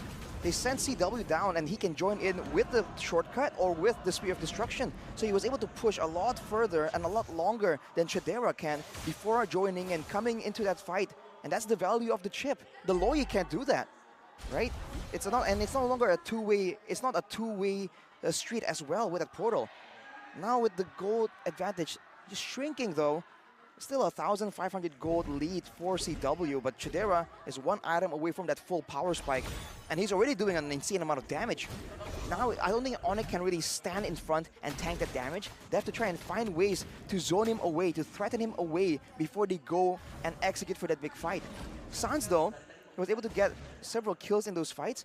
He can now maybe threaten with damage, and even though he can't get the full-on knock-up whole combo, if he just uses the rough waves and jumps on Chidera, he might have to trade his life for it, but he's denying valuable seconds in the team fight that Chidera can't use to deal damage. Do you think the main job to take down Chidera in the backline will be for Sans? If possible, but if it's not possible, then he can at least zone. Because aside from Sans, no one else here can really go in the back and get to him safely. Maybe CW can try and do that with the Spear of Destruction, but it's a bit too risky. He does not have that invulnerability with the rough waves provides for Sans. Wait a second, did CW trade in one of his items? Did he trade? Did he get the Haas Claws, or was that earlier he sold on? his boots for the Haas Claws. Okay, what does that mean, Arashi? That means that in these fights it will be a bit more sustainable. So a lot of the smaller chip damage that the Fredrin, oh hang on, Keyboy shocked me a bit right there. But the chip damage that Luke Ray and a boy can deal can be mitigated, and he can kind of go for a 1v1. Well, without Sans now, it seems like Fnatic Onic Keyboy will be destroyed now, but Loisky Quiet Low will be taken down. But Sans and CW, they are wreaking havoc towards the formation of Geek. 1, 2, 3, 4, and soon 5 members of Geek will be taken out. Wiped out in the first game. The second triple kill for this man, this myth, this legend, CW. Once considered one of the weakest links from Fnatic, Onic has now become one of the main anchors. 2 times in a row, another wiped out in for the Kingslayers themselves, and Sans has even initiated a takedown into the base. This looks like it might be the end. Yeah, with the attack speed, ladies and gentlemen. Fnatic Onic, they take game 1. That was insane, the damage and the Hasclaw change to be able to stand there and do that. In that one fight, CW dealt 26,000 damage alone. That will seal the deal for game number 1. What a statement. What a statement by Fnatic Onic. And again, that was Keyboy on a debut pick chip, by the way. He has not picked up the chip up until this point, and this just goes to show how flexible, how many strategies, how many cards up their sleeves that Fnatic Onic has kept secret, has kept hidden up until this point. But it's still the first match, the first game of this match. It's still a long way to go for the defenders of the throne. Very convincing win, I have to say. And it seems like they are still cold-blooded team, even with their new shining armor. All right, setting the tone here for this match, Onic. It seemed like it was so close, but out of nowhere, the bomb explodes and they're able to seal the deal just like that. That is the Onic we have seen since way, way back, man. They take it easy until they don't. And Geek Fam, for sure, will have to try and strategize differently to try and get the best of Onic right here. That's looking really good, really flexible as well. The adjustability of Onic. In-game, out-game. Because at that point, right, technically Geek already found that power spike within a ton. But Moskov as well, right? 3 items needed. Corrosion, EHS, and Golden Staff done. Malefic, Rose Gold, and then Hasclaws. So, crazy power spike from CW. And crazy sustain as well. Rose Gold and Hasclaws, that's like double the healing, right? So I think he was feeling some danger. He goes in, and with that healing, he just goes at it unfazed, man. Unfazed. Untouched. Unbothered. Unbothered. That's been Connie's favorite word. Unbothered. Since, how long has it been? Since high school. Since how high school? old are you? 21. 21. Forever 21. Forever 21. Very interesting. But again, right? I mean, again, a lot of people are like, okay, Onic, they're looking so shaky in the regular season. It looks like this might be the end of their era. But then they pull out a performance like that in game number 1, and you are reminded why they were considered, why they had the reputation. Despite them kind of falling off at M5, they were still the runner-ups, mind you, against all these regions across the country. MSC as well, and it looks like they are serious about this, and they do want to defend their title at MSC as well. Yeah, I mean, this is still game 1 though, right? We have to see more samples of both, but yes, very convincing win, very strong, still very structured and organized, shown in game 1. They were very composed in and dealing Geek Fam with their threats, diversion plays. But let's see here, what made them win? Who else? Calvin Who else? Winata? Constantly winning. Constantly CW. winning. Winata has a win in his name, right? Calvin win nada. Yeah, not lose nada. Yes, it's definitely win nada. Last we checked. That's a player of the game, ladies and gentlemen, presented to you by the official tournament smartphone, Samsung Galaxy. And again, 619 KDA only taken down once. 2 times he was able to get a triple kill in this game. Almost a maniac up until that point. An impressive GPM as well. What do you think, Arashi? I think it's great. We've talked again in this season, again and again, about how CW used to be, oh, just the weak side player, the safe player. He doesn't really carry, but he's always consistent. This season, it's a whole different CW, man. He knows when to go aggressive. He is comfortable with these aggressive picks. And if his team wants to go with him as the edge, as the tip of the spear, he can absolutely deliver. Here's a player of the game highlights by our official gold partner, UBS Gold. In the early game, you know that it's about to be an eventful, bloody game with a lot of fights, a lot of kills. Already from the level 2 fights, 2 mid laners taken out. But afterwards, that chip, I think, from Keyboy was just so difficult to deal with. Again and again right here, there were just dives that looked so weird, but yet Onic were able to just find ways to make it work for them. And even though it looked kind of sketchy at some moments, really looks kind of dangerous, kind of risky for them, they're able to make plays like this individually that kind of saved it. And if it works, it works. He's improved so much. That's all I can say right now. I think he was considered one of the weakest links. And then he does a performance like this. Look at the way he follows up here. Yeah. Just finding the right space as well. He gets taken out, but hey, you know what? It's CW. It's CW, well, it certainly is. But I think they learned from that fight, being in a line, technically taking all the AoE. Now they go for that spins maneuver, coming in from 2 directions. And despite their best attempts, when you have Chidera just focused down from so many different angles. We talked about how Sans was unable to get the pickoffs here because of the Purifies. But it doesn't matter, right? When you come from all these directions, he's going to be forced to use that Purify so early on, and Sans was just playing patient with it. He had no urgency, right? Some players maybe would feel like, man, I'm not doing anything right now. I'm one of the star players. I got to do something. But no, he just waits for the right moment, and when he does go in, it's always to great effect. And here's a gold distribution. If you look at how both these players were able to find their resources, kills and assists, funnily enough, for Chidera, there's a lot of times where Geek won a fight, and that kind of is what allowed him to catch up with CW. But when it comes to the jungle, right, that's where we see, I think, the highest difference, aside from the Turtle and the Lord. And CW just finding ways, finding time to clear ways, but also to go in the jungle and take extra bits of income from both, I guess, his jungle and the opposing team's jungle, because he knows he can come in with both the Spear of Destruction and the shortcut. So that is something that is, I think, a bit underappreciated from the chip. I agree. And if we take a look at the gold distribution as well, I think it was Miracle who mentioned it yesterday, or was it you who mentioned it yesterday, about Chidera needing a strong side gold laner lately, right? The fact that he was given the Natan in a Moskov matchup, we even saw in the gold distribution with the minions that he was kind of limited, maybe perhaps because of that. Do you think that played a factor as to why Chidera couldn't perform the way that he normally does?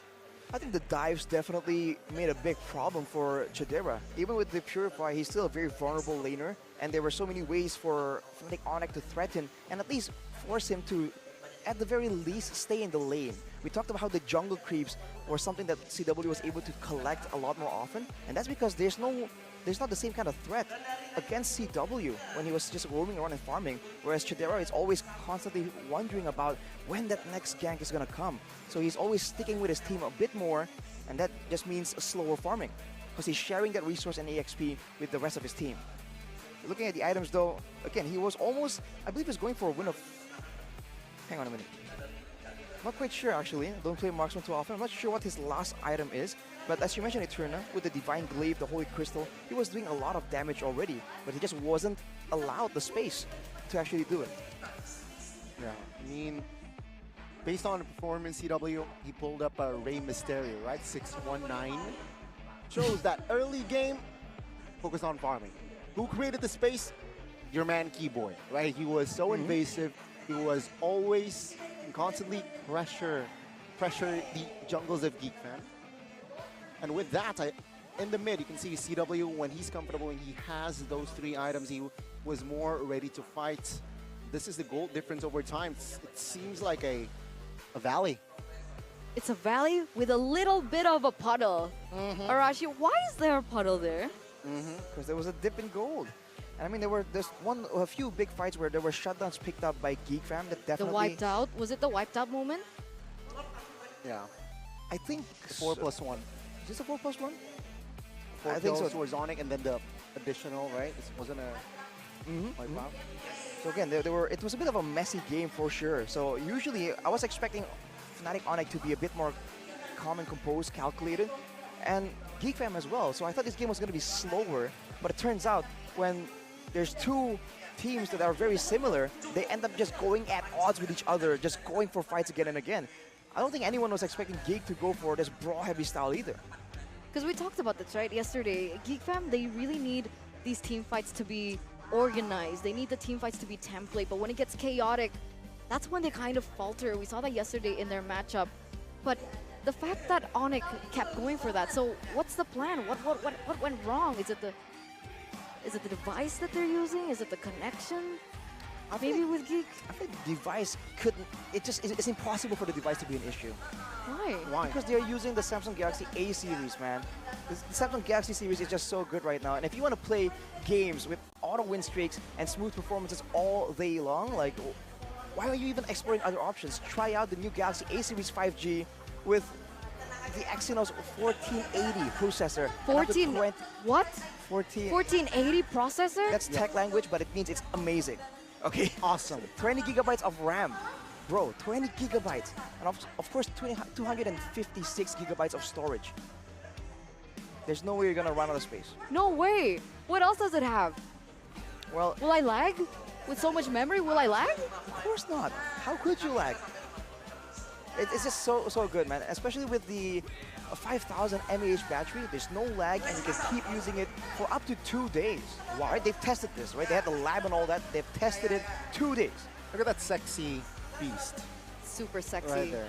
And apparently, if you guys are content creators, they also have a nightography feature, so you don't have to worry about taking content in the dark. And if you guys want to get your hands on one of these for your own personal arsenal, you guys can head straight to the Samsung.com/ID website or your nearest Samsung store to get the new Galaxy A55 5G as well as the A35 5G with installments starting from only 400,000 rupiah. Can you imagine? 400,000, and you get your hands on that beautiful beast.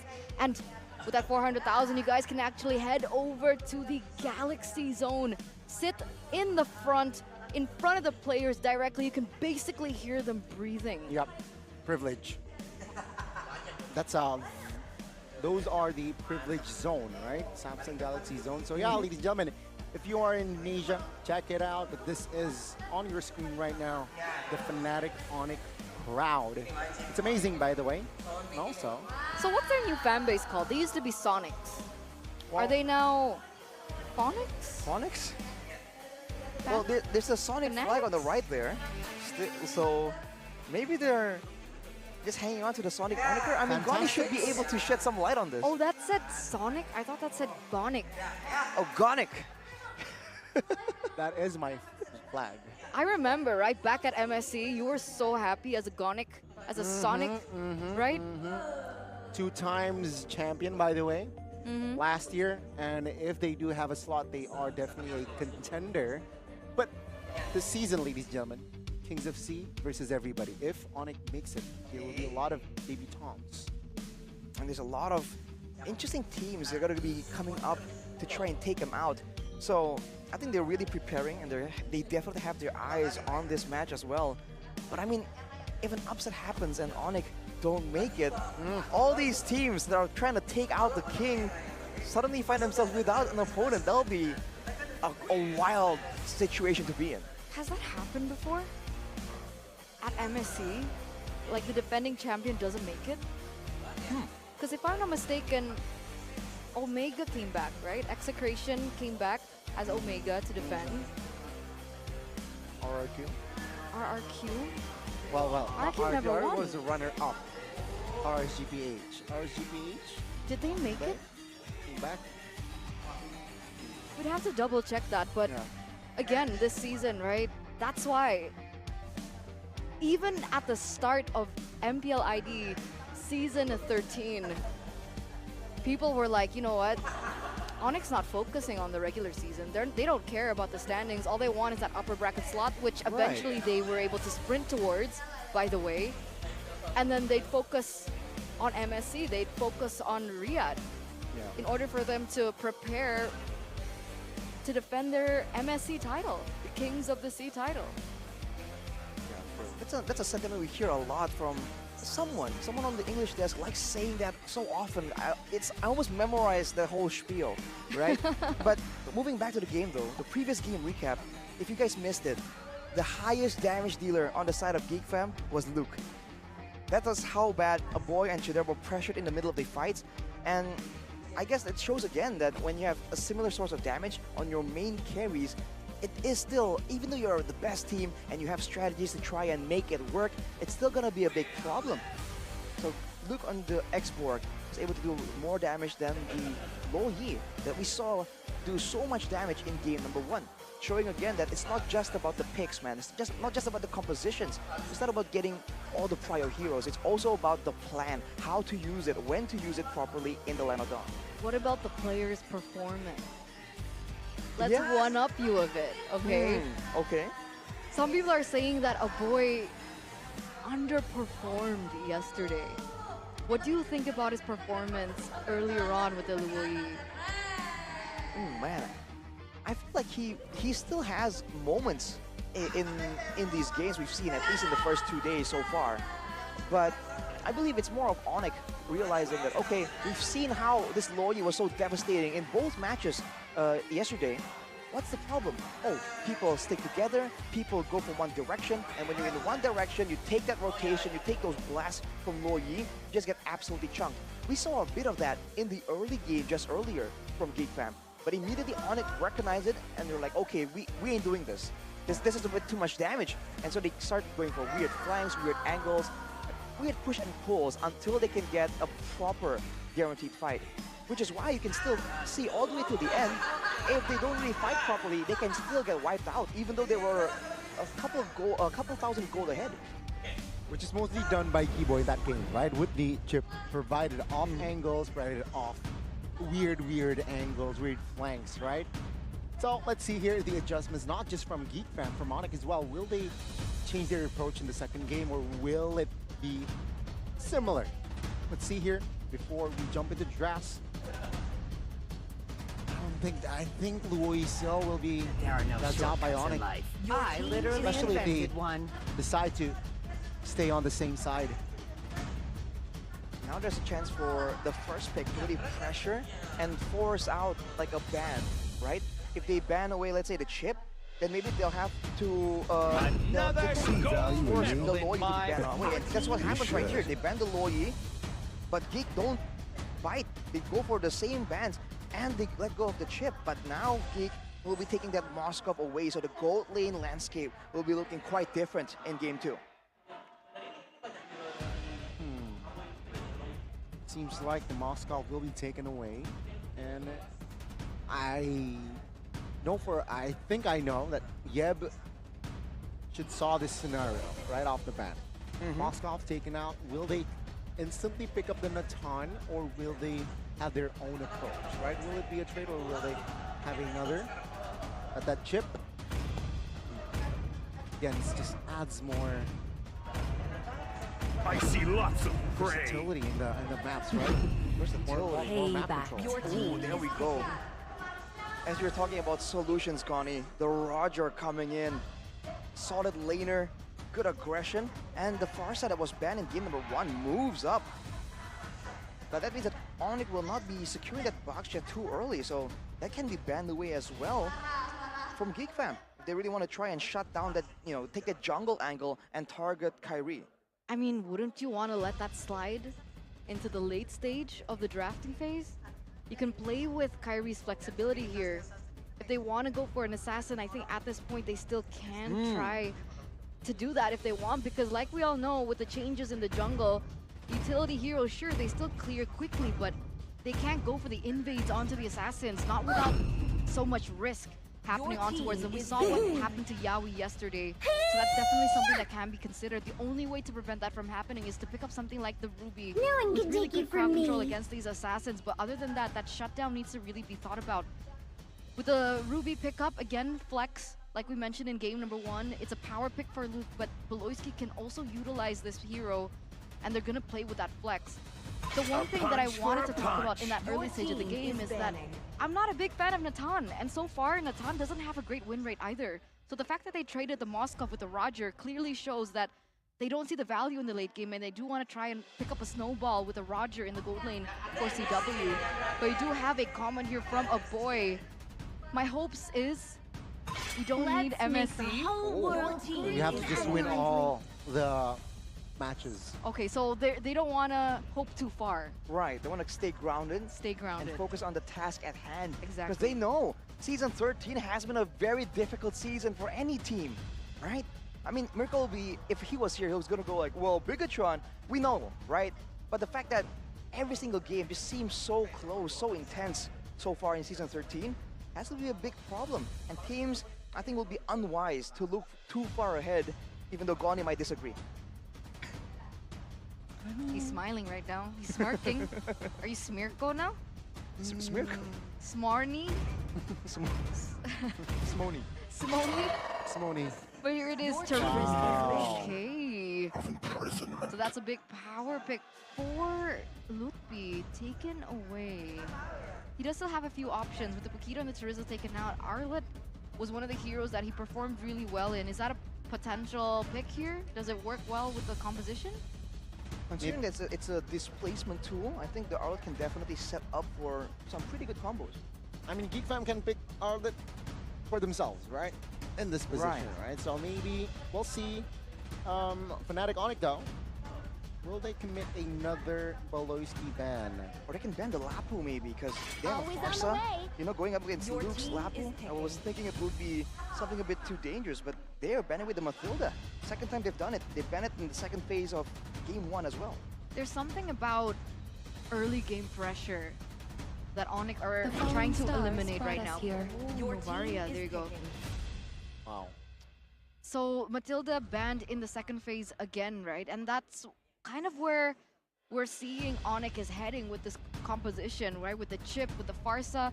Farsa with the Wings by Wings can mobilize very quickly around the map. That early game damage is also very great for pickoffs if they want to go for it, especially after that level 4 power spike. Roger is also a very snowballing hero.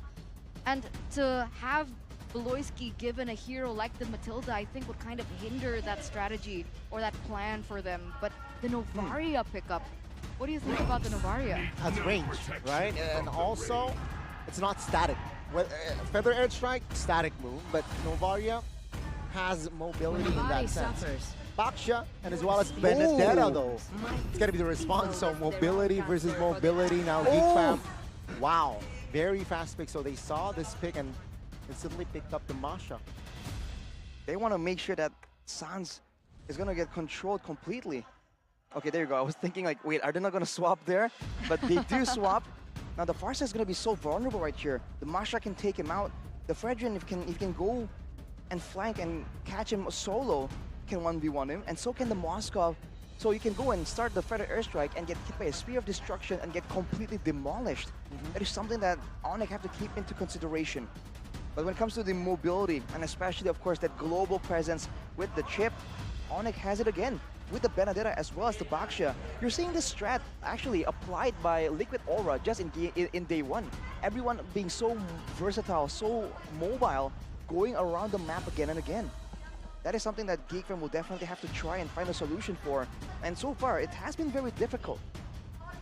So we'll see if it works out, ladies and gentlemen. The adjustments from both of these teams.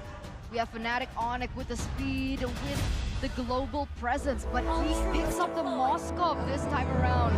Is this going to be the proper setup that they need? The proper winning conditions to succeed in game number 2 of this best of 5 between Fnatic Onic and Geek Fam. Keep your eyes peeled for early action, especially in the mid lane. We're seeing this trend where the mid laners are always just fighting for dominance, trying to find space and safe zones for their jungler. And look at that, Lutpi trying to be a bit aggressive, trying to threaten Ray, but you can see that he just takes a lot of damage, too much damage. And he'll be backing away. So if the idea for Onic is to try and go for the jungler, so far doesn't look like that will be possible. At this point, we're gonna also take a little look into the battle spells. Sans opted to go for the Purify. Keyboy gets chunked a little bit low there. Still gonna be able to retreat in that situation, but there it is, right? The mobility of the Pharsa. But Rupture as his option here. He wants that early game damage right here. And with the right setup, there's more than enough ways to really stun someone down. But in the grand scheme of things, these are very short stuns on the side of Fnatic Onic. From the Benedetta, from the Baksha, as well as from the Chip. There's no real long duration lockdown. So that's something that they have to be a bit careful about. Because for Geek Fam, they do have the Imo Pendant, and still, that's a more effective form of crowd control. It's here already. 10 seconds towards the first turtle bottom side. It's going to be a 1v1. CW and Chidera just trading. They're even. But yeah, Keyboy and Beloyski looking for 4 in that mid. Seems like very organic, very natural early phase here for both of the teams. I think things are gonna start exploding at level 4, right? Because that Feather Airstrike will come at that. Keyboy will be able to open up the ultimate as well. But here it is. Sans! Oh, Purify and Wings by Wing committed though. Feather Airstrike was also invested. Now take a look at top side, Lutpi as well as Luke. Going at it, Beloyski though quite low, and first blood will go to the hands of CW. Sans will be the trade, but now let's see here, Fnatic Onic, they will try to contest this turtle. Ray has yet to get an objective in that first game. Will it be the same this time? Ray, my goodness, finds the first kill on him and also collects a double, but it will be just a trade because Kyrie will secure that neutral objective. I mean, you called it, right? The inability for Sans to properly output the damage with the presence of all these sources of damage, all these risks, and at the end of the day, Luke was able to take him away, deny him away from that team fight. So they lost a few members there, but they were still able to claim that turtle. But all in all, that 3-1 trade, it's in favor of Geek. Good immunity. Oh my goodness, final blow to save Lutpi's life with the feathered airstrike. What a sequence there. Finds the kill. The revenge from Sans, just being in the right position, reading the aggression coming in from Luke. It's a great moment for Onic, but as you mentioned, Eterna, they have to be really careful right here. Even when they go with the shortcut, we saw earlier, they're unable to really get anything conclusive in those situations. They were able to get the neutral objective, but they have to try and find ways to keep Kyrie ahead, because we've seen the farming potential from this Fredrin, and of course there's damage there. We saw earlier Keyboy getting bonked out immediately. Both teams are just waiting around, and I feel like the big moments are going to be coming from the shortcut.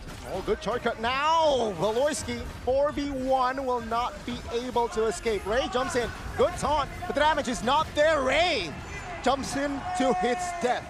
2 members taken out, and Onic, they are just controlling this time. Top lane again. Final blow just to clear. Oh my goodness. Lutpi with the juke. Top side. What is going on? And it looks like Keyboy gonna dish out some damage here onto Boy in the top side. But a 1v4 situation. Ray, what outcome was he expecting there? There was absolutely no follow-up from the rest of the teammates as well. And then Lutpi gets even more value in the top side. It's chaos. It's an all-out brawl. Not what we were expecting at all, at least yesterday. Ray, though, this is the problem with going up against a Pharsa with a sustained fighter. There's no time at all before you get completely nuked by the Feather Airstrike. And that outplay, man, Lutpi just shows again that he is not backing away, but look at Keyboy. Yep, now he wants to engage. Flickers out, though, as Geek Fam members are visually shown in the map. Kyrie taking his time to take this turtle, but take a look at Keyboy in the backside trying to force a spell, but Beloyski will be out. CW secures the kill. Ray now will be the next target as Luke is just hiding now. Ray receiving heat. CW though will be taken out surely, but oh my goodness, good cover as CW survives that one. That was such great backup, and now Fnatic Onic, they pick up the turtle as well. That was a 4v3, 4-0 trade basically. 3+1 turtle. But again, the backup coming in from Onic onto CW, that should have been him dead. And this is a snowballing Roger. 4-0-2, 3K gold lead. It's the flanks, man. Geek fam, they just can't establish a proper front line. And if they want to go all in for a big dive, they just haven't found the right moment to do so because they are outmaneuvered every single time. And of course, the 1v1, Ludwig here goes for it again. It was Ludwig outplaying Luke top side earlier, but now Sans with the jukes from Luke. From that feathered airstrike. Now bottom side of the map though. 3v1, 4v1. Keyboy will not be able to escape, but Sans and CW pops from the shortcut as well as Kyrie. Will they be able to find blood? Ray now isolated in front side. Voloisky looking for a cover, but no. Ray will be the trade for Keyboy. No, you're not allowed to take down my Keyboy. I don't care if it's a 2v, 3v4 situation, we're still gonna get it traded back, and they do. The fact that Geek went running for the hills as soon as they saw Sans and CW, it just speaks volume to the dominance that they're currently holding right now. It's just so dangerous the way Onic is playing. They're relying on the speed and the damage. They know that there isn't a full-on solid tank hero on the side of Geek fam. There isn't a Uranus, there isn't a Barats, so they just keep going for maneuverability and more burst damage with the Farsa. And even if you look at the itemization from CW, he's going with the Endless Battle for an extra chunk of just big damage. So in these short engagements, I think Geek fam has to be very, very careful. 3 seconds before Turtle. Top lane though, it's a 2v1. Oh, 4v1. But it's all for naught. Luke finds the space to escape. Kyrie, CW versus 4 members of Geek fam now. Let's see, Astrolife go committed. Ray finally collects his first neutral objective, but Voloisky will fall now. Fnatic Onic, they want war. Ray and Chidera caught. Flickers out, perhaps here, no. Chidera used the Purify. Sounds quite low, but Ray, taunted, will not save his life though. He will be taken out as well. 2 levels below, by the way, Ray. Still able to get that neutral objective. That was the team just committing towards it immediately. And that shows again for Onic. They can go for a play on the top side and somehow make it back in time to the bottom side as Luke takes a lot of damage. I have to say, man, that chip, that's a surprising amount of damage for a roamer that builds full tank. It's a bit unfair, I must, in my opinion. Chip is broken. Kind the of. shielding is huge, the damage is there. Well, look at this, Ludwig again. Yeah, for round 3 perhaps, but no, this time it's not going to be a clean 1v1. The whole members of Fnatic Onic will help Ludwig out. Luke will go down for the 4th time this game. Now let's see shortcut. Oh my goodness. Bottom side, Voloisky caught, stunned. Feather airstrike forced Voloisky to use the flicker, but Geek fam, they will not lose another. And Fnatic Onic gain nothing from that shortcut. The Farsa isn't really able to just stand there and do damage reliably, but what it is causing is for Geek fam to immediately back away, almost on reflex, because they know that the Feather airstrike is coming. The fact that every single time, even though there isn't a big stun or a big setup, Sans is very willing to just pop out that Feather airstrike.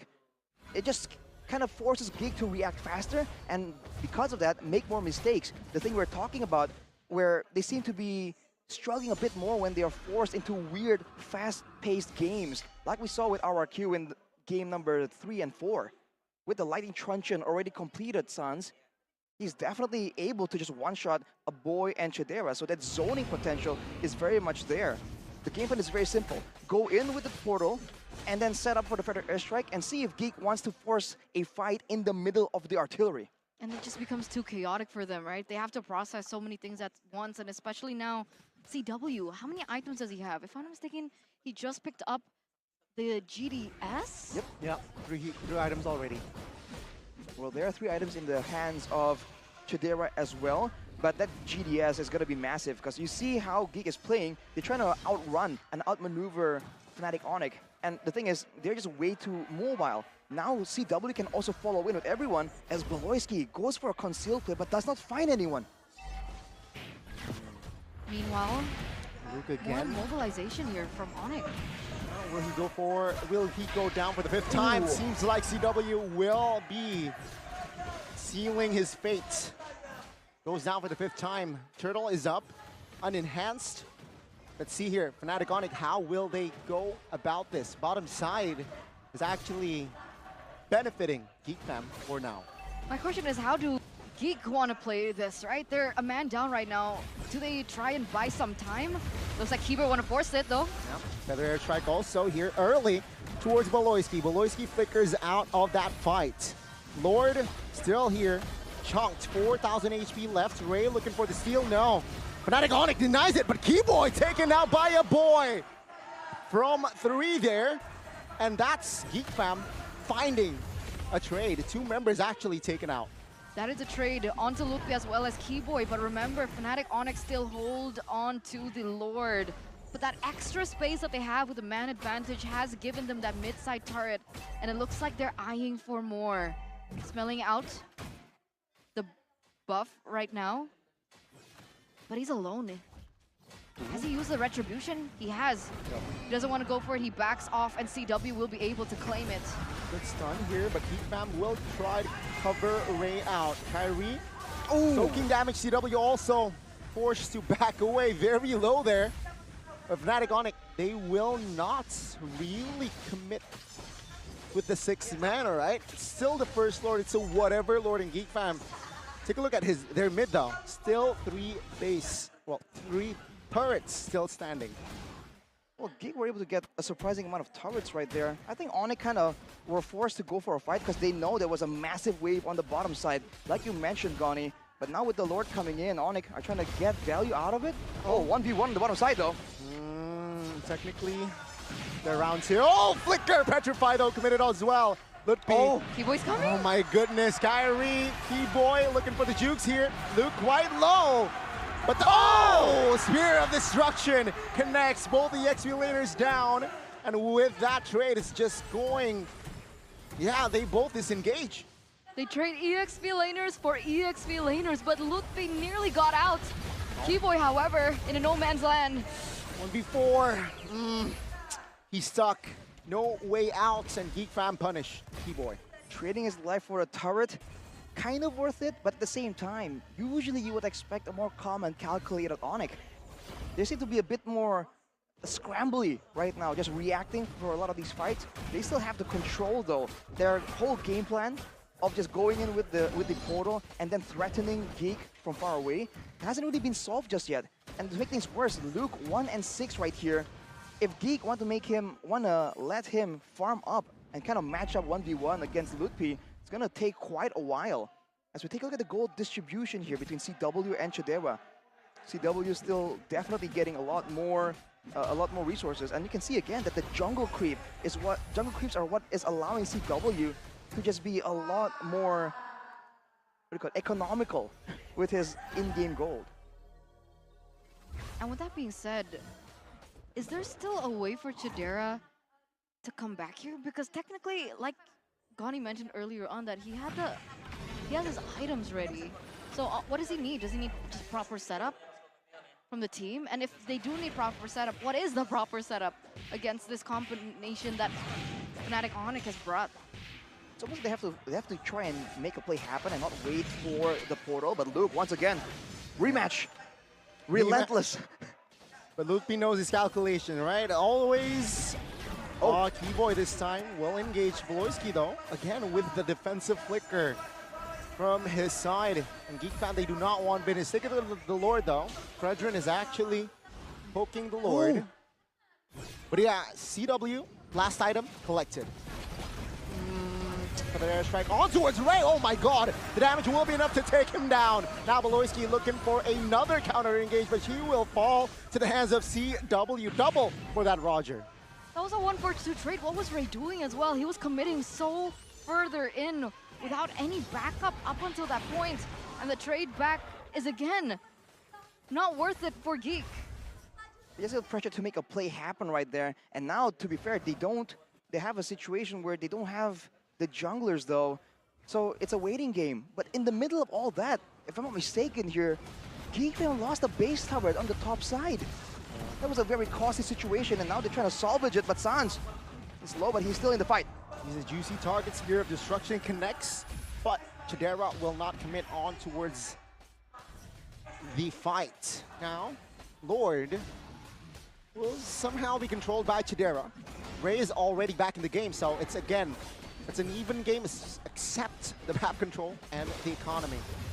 Concealed by Keyboy, looking for an engage off angle, shortcut also puts, good petrify by Ludpi in the backside. Chidera quite low, half HP. But take a look at Ludpi now being the target. Luke takes him down. Now the Lord will go to the hands of Fnatic. Onic. Oh! It's actually Ray who finds the Lord. And take a look at the speeds of the destruction, finding another mark as well. 3 members of Onic, they're down.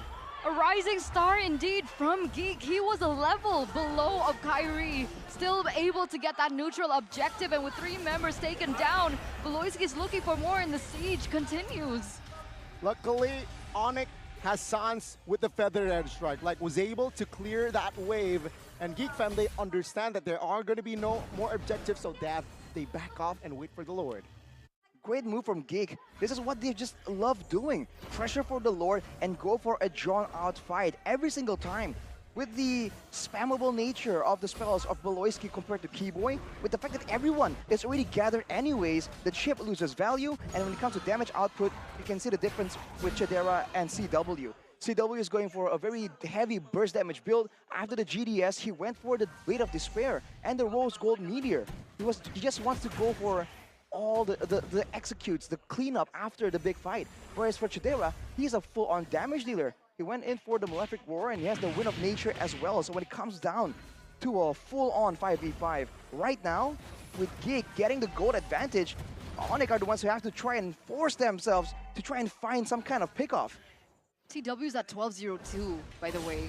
12-0-2. He's a monster.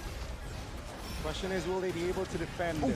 Kyrie very low. Astro Recall does not connect. Spear. Now Ray looking for the zone on towards Keyboy. Keyboy, half HP, looking for an escape route, and it seems like Geek fam, they want the mid. Is it too greedy? Seems like for now, Fnatic Onic, they managed to clear that wave. Oh my lord, Luke, that damage was incalculable. Sans taken out. Now let's see here, Beloyski quite low as well. They want this fight. Oh my goodness. Take a look at Chidera doing a CW on towards CW. No way. Chidera, will they be able to end this game? Top side will be taken out. Kyrie, Keyboy, and Ludpi. Will they be able to clear this wave? Rave looking for an engage. Keyboy looking to cover. Seems like for now, Fnatic Onic, they will not have Keyboy. 2v4. Minions have not crashed into the base just yet. It seems like Ludpi is very low. It seems like the damage will not be enough to take him down. And Fnatic Onic, they survived that wave. I would have thought for sure that would have been the end of it. But ladies and gentlemen, the defending champions are still in it to win it with a successful defense earlier on. But man, that play by Chidera, the spear into the backside, seeing that CW was low, was able to take him down. That was the moment where I was like, is this the end for Fnatic Onic? And look at Geek immediately going for the Lord. Onic is scrambling to try and find something, but they're going to be forced into a fight. Kyrie taunted everything. Take a look at the damage. Chidera almost takes him down. And Luke also just being a constant nuisance towards CW, zoning him out. And that's going to be a free Lord for Ray. They're controlling the objectives so well. What do you think here? I mean, Ray so far in game number 1 wasn't able to pick up most of the objectives. In game number 2, it feels like the setup from the rest of the team is enabling that, facilitating that Geek have come back in this game. That's early snowball that Fnatic Onic had built gets immediately turned around in this 20th minute of the game. And look at this. That inhibitor turret in the mid lane, it just falls. A situation reminiscent of game 1 between EVOs and Liquid Aura just yesterday. The high mobility worked in the early game. The burst damage helped them out. But now in the late stages of the game, they are lacking in damage. And Luke! Oh my goodness, Luke! Finds CW, and Ludwig falls as well. The firepower for a defense seems like it's just overwhelming, and game number 2 will fall to the Kingslayers. It's not just Onic that have come prepared for the playoffs. The Kingslayers have as well. What a performance by the rest of the members. Chidera with the Moskov, the way he utilized the spear, the way that Luke utilized this Masha pick to disrupt in the stage of the game. What a comeback by the Geeks. Wow.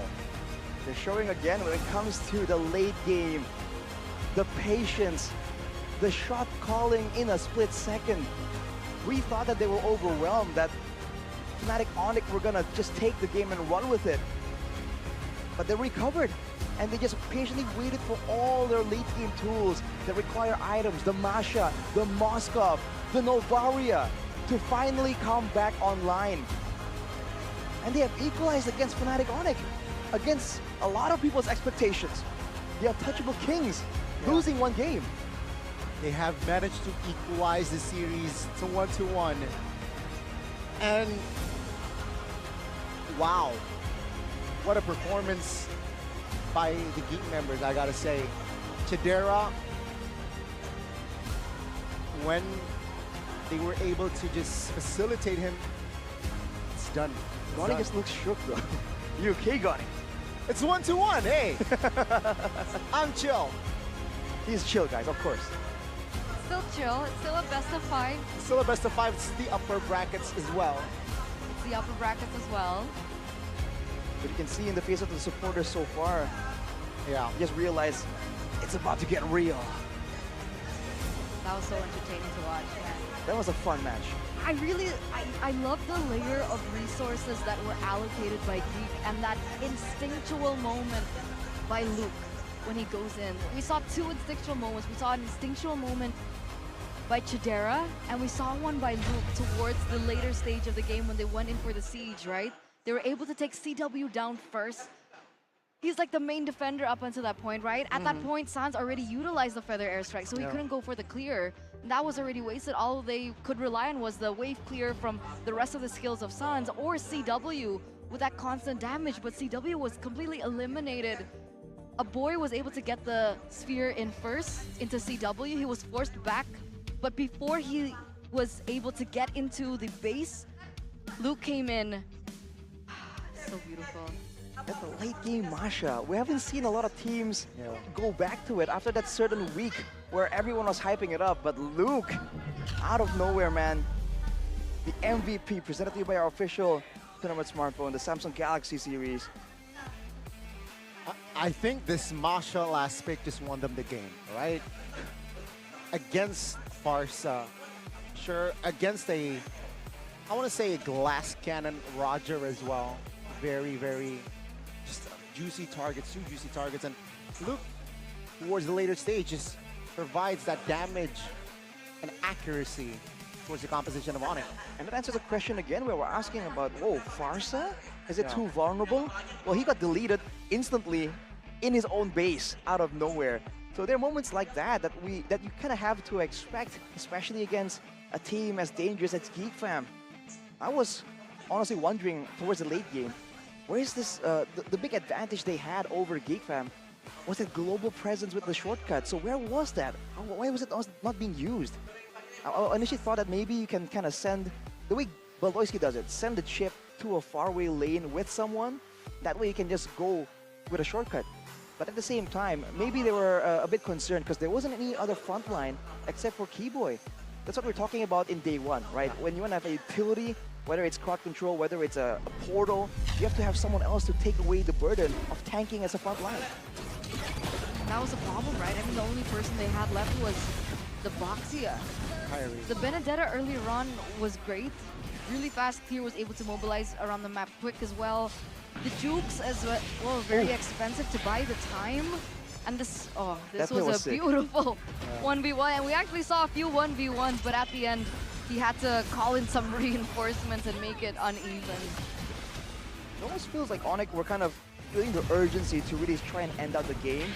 Of course, it is reasonable because they do not scale as good. And here you can see, again, there are moments here where Geek were still able to get close fights even though they were behind.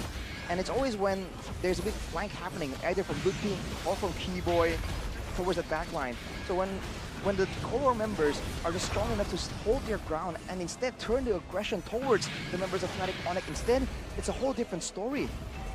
So it almost feels like they could have played a bit more patient, lock deeper in their base and wait for the next big lore to try and have some backup to end the game. But this play, Chadera fearlessly coming in, knowing he has the wind of nature. You're talking about his aggressive instincts awakened in Season 13. You're seeing it really proven in the playoffs right now. And even here, right? Sounds eliminated. Oh, this was a beautiful moment by Chidera again as well. I just love what we're seeing, especially since yesterday. It's like that instant adaptability from these players that we didn't really see in the regular season. Evos, for example, and now Geek as well. It's really ramping up to maybe a full best of 5 here. Ooh, I'm all for that. 20 minutes. It'll be cool. I mean, both these teams are known to just be comfortable in these long marathons of a match. I think what's very impressive from Geek Fam though is that for the longest time, everyone is talking about Fnatic Onic always having the very impressive individual skill. Macro-wise as a team, they're very solid of course, but individually, they can make the crazy outplays happen, right? But in this game, you're seeing some individual plays at least being attempted, and sometimes you can see individual playmaking from the side of Geek Fam, and they're not worried to try and do it against a team that's known to be generally better than the other teams in doing so. So the play from Chadera to go in the back line, the play from Luke to just immediately go in for a massive dive. I like the decisiveness and how they're kind of saying to Onic, like, okay, you can do solo plays, we can do that too. Exactly. That's why I thought it was brilliant. It was instinctual, but it was also calculated, right? Because if they attempted that at the wrong time with the wrong calculations, that would have been so bad for the team. And if you look at the items right here, CW, about calculated aggression. In the beginning, it was enough, right? The calculations for damage is enough to actually get him a 12-0 KDA ratio. But as the game goes on, his choice of build just makes him lose out in damage output. Very different to Brands, who we saw went for that same full attack speed, shred late game build on that Roger when he knows that the game might go that long. Looking at the gold distribution here, minions for Ludpi actually a lot higher. I was expecting Luke to be the one to have the higher one, but the kills and assists, I guess in the late game, even though Ludpi was showing great amounts of outplay, was actually matching the macro. Towards the end, it's just the kit for Masha was just so difficult to deal with, and maybe that's why Keyboy wasn't feeling confident going for a quote-unquote split using that chip. So what do you think was the main problem here for Onic?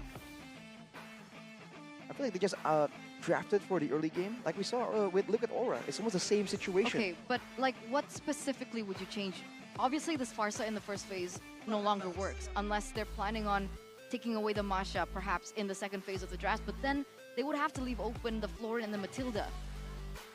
I feel like either we go for something a bit more late game for the to replace the Roger or the Farsa, right? Something more, let's take a Lilia as a quick example, right? With a lot more spammable abilities, or they should get something a bit more engage heavy that they can use to try and force fights and end the game and kind of force Geek Fam out of the game when they're going for that base defense. Because for Geek Fam, again and again, when they are forced to defend inside their base, when they lose a lot of their outer turrets, that's where they seem so dangerous, so solid, right? They don't make any misplays, and they just position so well that teams just can't really crack it open, and they're waiting for that late game Lord fight again, where that's their element.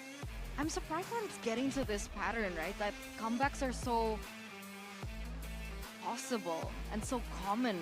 I mean, because I think coming into this, somebody mentioned that the meta is like, if you are able to take in the early game, it's very difficult for you to lose control of the game. Someone mentioned it, yes. Was it Mirko? I think it was Mirko. But we're getting so many comebacks lately. See, in game number 1, it was a comeback. In game number 2, we're seeing a comeback. What's happening with the comebacks? You know what? I think personally, Onic overlooked this Masha pick, which if they picked it up for themselves, it's a-okay. Sure, Geek Fam has a Ruby, which can deny the movement from that Masha, but Novaria and Moscow, though, same like Onic, it's just juicy targets for that Masha, right? So instead, they pick up the Benedetta. Sure, has fast clear, can control the split lane as well, and also a huge threat towards Novaria and as well as the Moscow. But that Masha is just more straightforward, right? Because Benedetta, you somehow need the Petrify to be available to have that kill threat. But Masha just has, it's only ult. Then instantly, right, that kill pressure, that kill threat is always there. I think Onic just overlooked on that Masha pick. All right. Wait, so you're saying if they somehow found a counter to the Masha, they would have won this game? I think they should have picked up the Masha instead of Benedetta alongside. That was the Masha last pick, right? Yeah. So, right. So they should have picked up the Masha and then. Interesting theory. I feel like that has some value, man. If Flupi was on the Masha and he was winning out in that early game, then he can actually do more of a split push and then join in with the chip portal as well and still do, you know, just Masha things, just jumping in the backline and just deleting the main damage dealers, Chidera as well, potentially. Could work. That actually reminds me of Boots, though. Exactly. I missed that. But anyway, ladies and gentlemen, before we get into game number 3, we will be seeing what exactly Clara Mongstar is doing up on the stage with Moko. So with that being said, don't go anywhere. We'll see you after.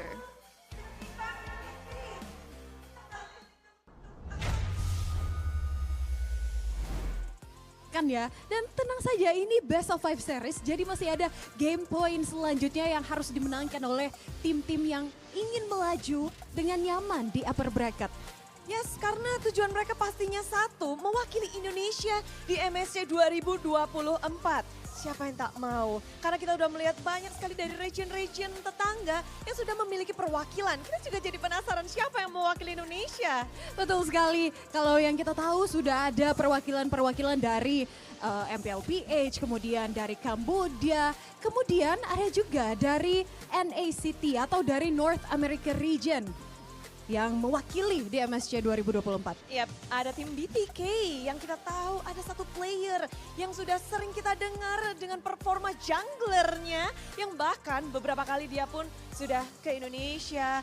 Memang sempat untuk vakum beberapa saat di scene internasional, namun kita melihat kiprahnya di North America khususnya, di international event pula, begitu memukau dan meninggalkan jejak yang baik. Siapa lagi kalau bukan Mobazane. Dan kalau ngomongin Mobazane ini, Bude, emang ya kalau dari debutnya aja di M3 itu udah langsung top 3. Dan kita sudah terhubung dengan Mobazane. Hello Mobazane, how are you? What time is in your country? It's really late. It's 3:30 in the morning right now in New York. Pagi ya, jam 3 subuh di tempatnya Mobazane. But congratulations for winning NACT. And can you tell us the journey and how was it like for you? It was difficult, you know. We're basically with a whole new team, but we worked it out, and now I'm really glad to be back to international stage. Wow, ya dia happy, dia susah perjalanannya, apalagi timnya juga baru dan dia happy banget akhirnya bisa kembali ke international stage. But right now you're in Indonesian stage in MPL. Can you say hi to your fans here because everyone is so hype when you appear in our screen? Hello everybody from Indonesia. I miss you guys. I miss Jakarta. Wow, we miss you too, Mobazane. Jadi kata Mobazane rindu dengan Indonesia, rindu dengan Jakarta. But Mobazane, after you've been through, rindu dengan finding ways, finding time to clear ways, but also to go in the jungle. An objective in that first game will be. Dan kali Probably, I think there's a Game will baru without any backup up until that point, and the you said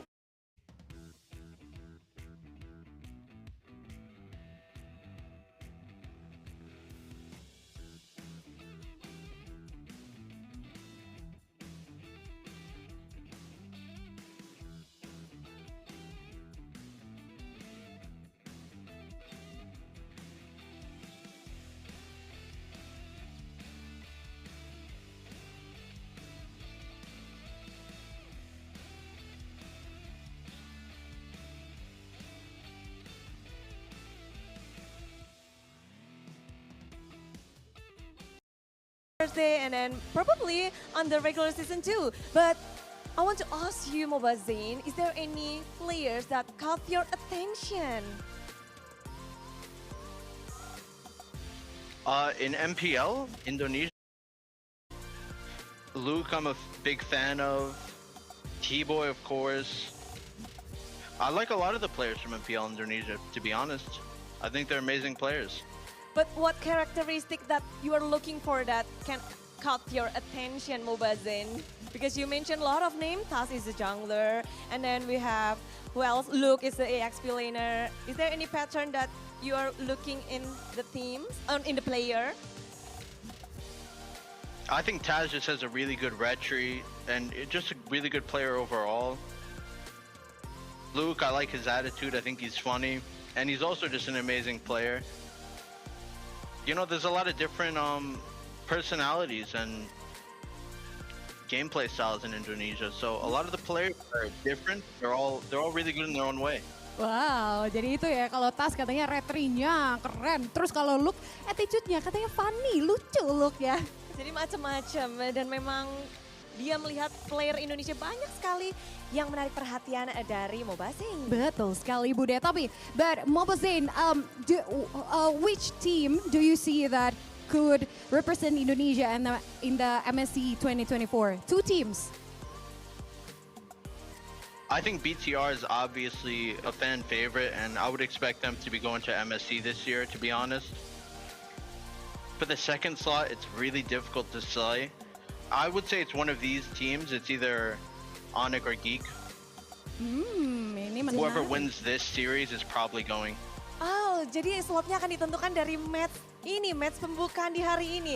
Jadi memang satunya adalah Bigetron sudah pasti. Namun tim kedua dia masih bingung antara kedua tim ini, apakah Onic atau Geek. Memang sengit. Dan akan ditentukan siapapun yang menang ini kemungkinan besar akan juga mewakili Indonesia. But we want to show you something, and everyone here, we will talk about this because this is the representative of MSC. This is something that we want to show you, and yeah, who will be the strongest on the MSC 2024 because you will meet a lot of regions. Which region or which team that can be the one that makes you maybe hard or something? To be honest, I'm really only worried about the big two regions, which is Indonesia and Philippines, of course. I think really only worried about the big two regions, which is if Geek want to make him one would require that level 4 power spike. So the fact that Fnatic Onic could trade that 1v1 earlier on, I would say that's a big win for Onic. It's definitely a win, but keep in mind with Eloyi, the early game, especially pre-level 4, is going to be very, very strong. It is something that I think Onic failed to recognize. You saw Sans just sitting there with low HP, getting immediately jumped on by Geek fam. Keep your eyes open on the lanes though, because both teams are going to clear and trying to make their rotations. CW can join the fight if he wants to, but he'll then open the lane up for Chidera to just farm up a storm. Fnatic Onic, will they be able to contest this one as the Turtle Pits has been controlled? And Kyrie secures it, steals it. Ray will ask for war, but Kyrie secures that kill. Last Insanity Pop, T-Boy taken down. And Geek fam, they have responded. But take a look at Sans in the mid. Recalling, putting style, and he survives. A lot of confidence now for Onic in this early stage of the game. The fact that Kyrie was able to get that retribution down as well was a good start for their game at the moment. The talent predictions, however, oh wait a minute, Sans. Beloyski's gonna go for it? Wow. Wow. Oh no. There is there. Cash course, has not been committed, and Beloyski just gets out. Just walks over and takes a bunch of damage from the turret, but on the talent prediction, Pak Pulung on the Indonesian desk has never, for the most part, voted for the majority. He likes that underdog story a bit too much sometimes. We'll have to see though, will he prove us wrong today? Because right now, Onic is doing really, really well. Even in this lane right here, the CC X Brock matchup, Ludpi seems to be still quite comfortably not really bullied out of it just yet. I mean, remember, right? This is more of a ticking time bomb for Fnatic Onic, right? The fact that Mobazane, thank you very much, Mobazane, and good luck for your MSC 2024. Thank you very much. Thank you. Have a good Thank day.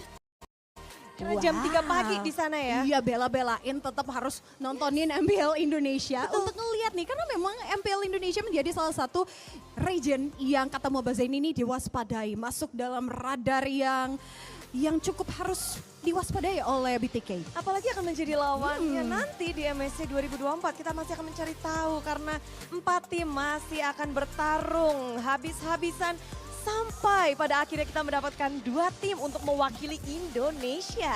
Betul sekali, tapi kali ini tanpa berlama-lama lagi kayaknya kita perlu untuk melihat kalau saat ini kita sudah melewati 2 game ya. Sebentar, Bude. tapi sebelum kita masuk Kenapa, game 3, udah mau ngecek nih.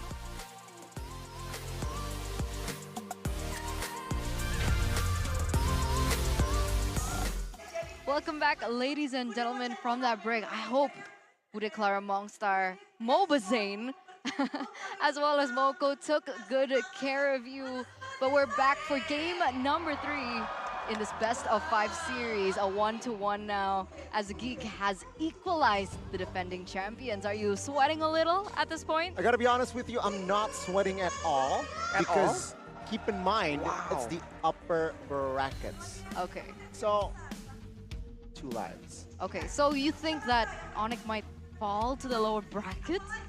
What I'm saying is, if Onic loses the series, we are still in the playoffs.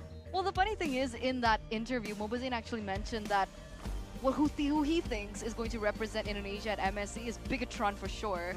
But the second one, he's not too sure about. Yeah. But he's still kind of tossing up about Onic and Geek.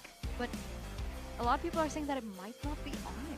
For the first time in a long time, people are doubting the absolution of Onic, you know, the inevitability of Onic. All right, I mean, that's a exciting development for season 13, because for Indonesia, for the longest time, there's always a certain few teams that people think will be the grand finalists every single time. But now it's a whole different story, man. So we're looking forward to it, right? The upsets, the comebacks. Because for Geek fam, they weren't really high placers either in the regular season, but they just shown that they can match Onic, at least in the individual performances, in the drafts, in the game plans. So now it comes down to an actual adaptability strategy battle. Are you thinking that it might go to a full best of 5? Oh, it might. You might have to prepare for that. Me too. I have a feeling that it might go to a best of 5. But we'll see, ladies and gentlemen, because of course, I think if it does go to a best of 5, I need to open up my GoPay app, right?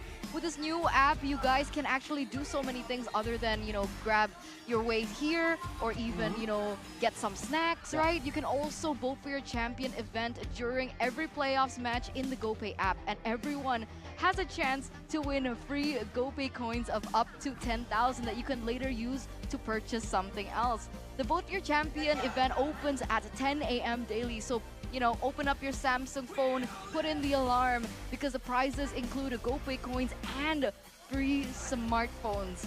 Enjoy 100 times transfers to any account as well with the cheapest phone credit.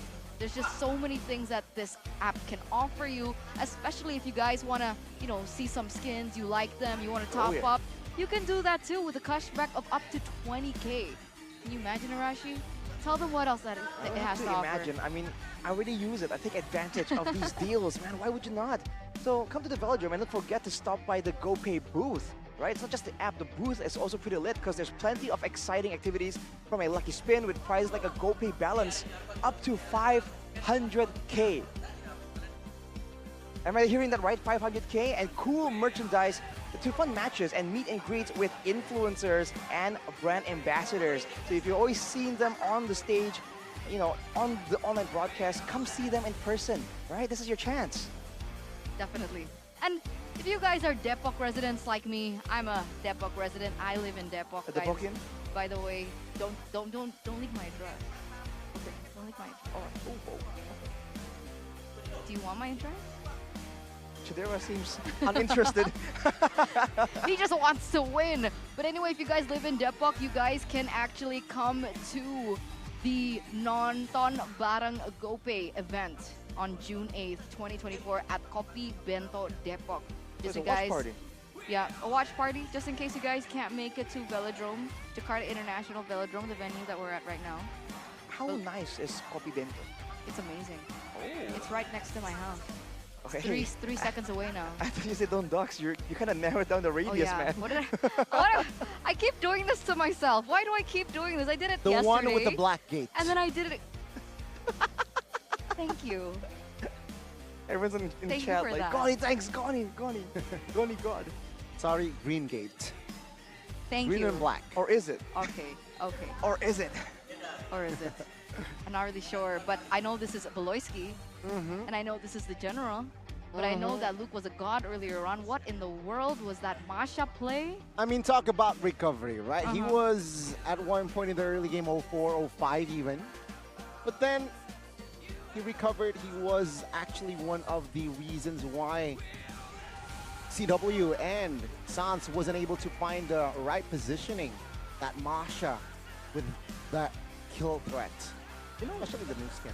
A very casual watcher in the audience earlier told me like, hey, I play marksman, and I feel like CW, he went for the BOD, not the Malefic Roar. So he has more damage, more snowball and execute potential, but at the same time, he actually was struggling to burst through the main front line. So that's another factor, man. Shout out to Mirko, the casual audience member. But if I'm not mistaken, he's also in the Discord of Kadia. And if you guys want to join the Discord, you guys can actually scan the QR code earlier on. So don't forget to check that out. Nope. Find your people, bro. Oh. People. Find your people. Find community. Find community. Like both of these teams are looking to find a place in the playoffs, ladies and gentlemen. Whoever wins this will go to the final upper bracket match. That's another step closer for MSC. Grand finals and MSC. Going to Riyadh. Where is Riyadh? Saudi Arabia. Wow. Clover said it was in Egypt. What? Did you really? Yes. Interesting. Come on, hey, that's not nice. Okay. Who? That was a... Who? You know, the veteran gold laner that didn't make it to the playoffs? Made history? The one who cut mid lane alone. Okay. I think that's enough. A lot of details coming out right here from the woodwork. But we're already in the drafting phase, and there's a lot of big moves. And the Akai has been taken, so this is the official tournament, the drafting phase presented by our official tournament smartphone, the Samsung Galaxy A55, A35 5G, where the Akai now finally goes through. Okay. Let's see here the adjustments. Finally, they switch sides as well. Natan, though, you dislike this Natan. Now, this is an early pickup as well.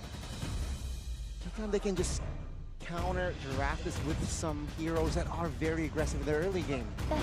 Especially with dive, you can counter it with range, you can counter it, and with the claw, that's dive. That's dive. And in the early stage of the game, I do believe that Natan will have a little bit of an issue in this gold lane. CW back on the Natan. Weak side gold laner. What do you think? It's a familiar spot for CW by all means, and he's shown he can really carry through.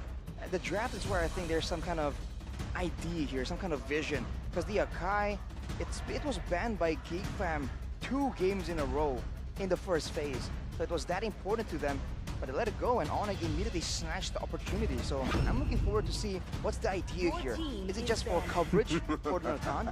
Is it for, again, the neutral objective competitive? Or could it possibly be some kind of flex attempt right here? Only time will tell. flex for the Akai? Maybe jungle, maybe roam. That's what I was thinking as Maybe well. EXP? Hey, Oh. I have options here, even though Fluffy isn't really in the picture just yet. I wonder if Ludwig can play the Akai. Has he played the Akai? No, he hasn't. It's But not there are his a lot style. of debut heroes that we've been seeing from both of these teams, so it's definitely a possibility. A little bit far-fetched at the moment, but anything is possible. Paquito and the Valentina gets banned out. Seeing as they did pick up the Faramis in this first phase of the drafts, the Valentina gets eliminated away from Geek.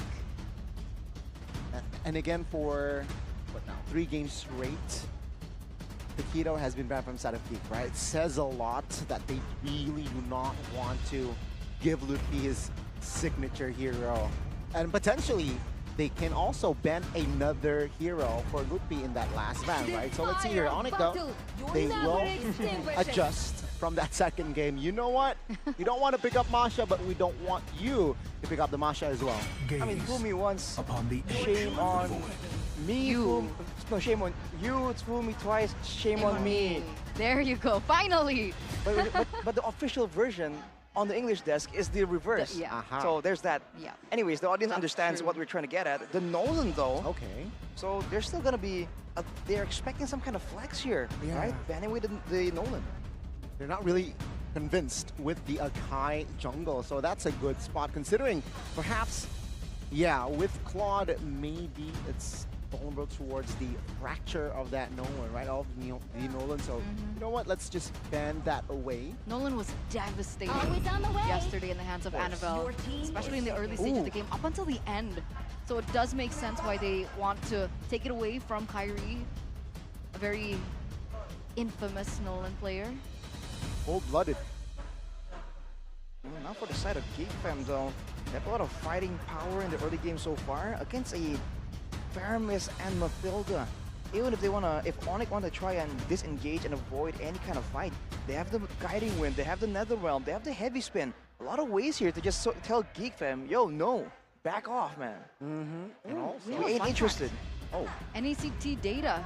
Ruby was the most picked roam hero in the NACT Spring 2024 regular season with 27 picks and a 55.56% win rate.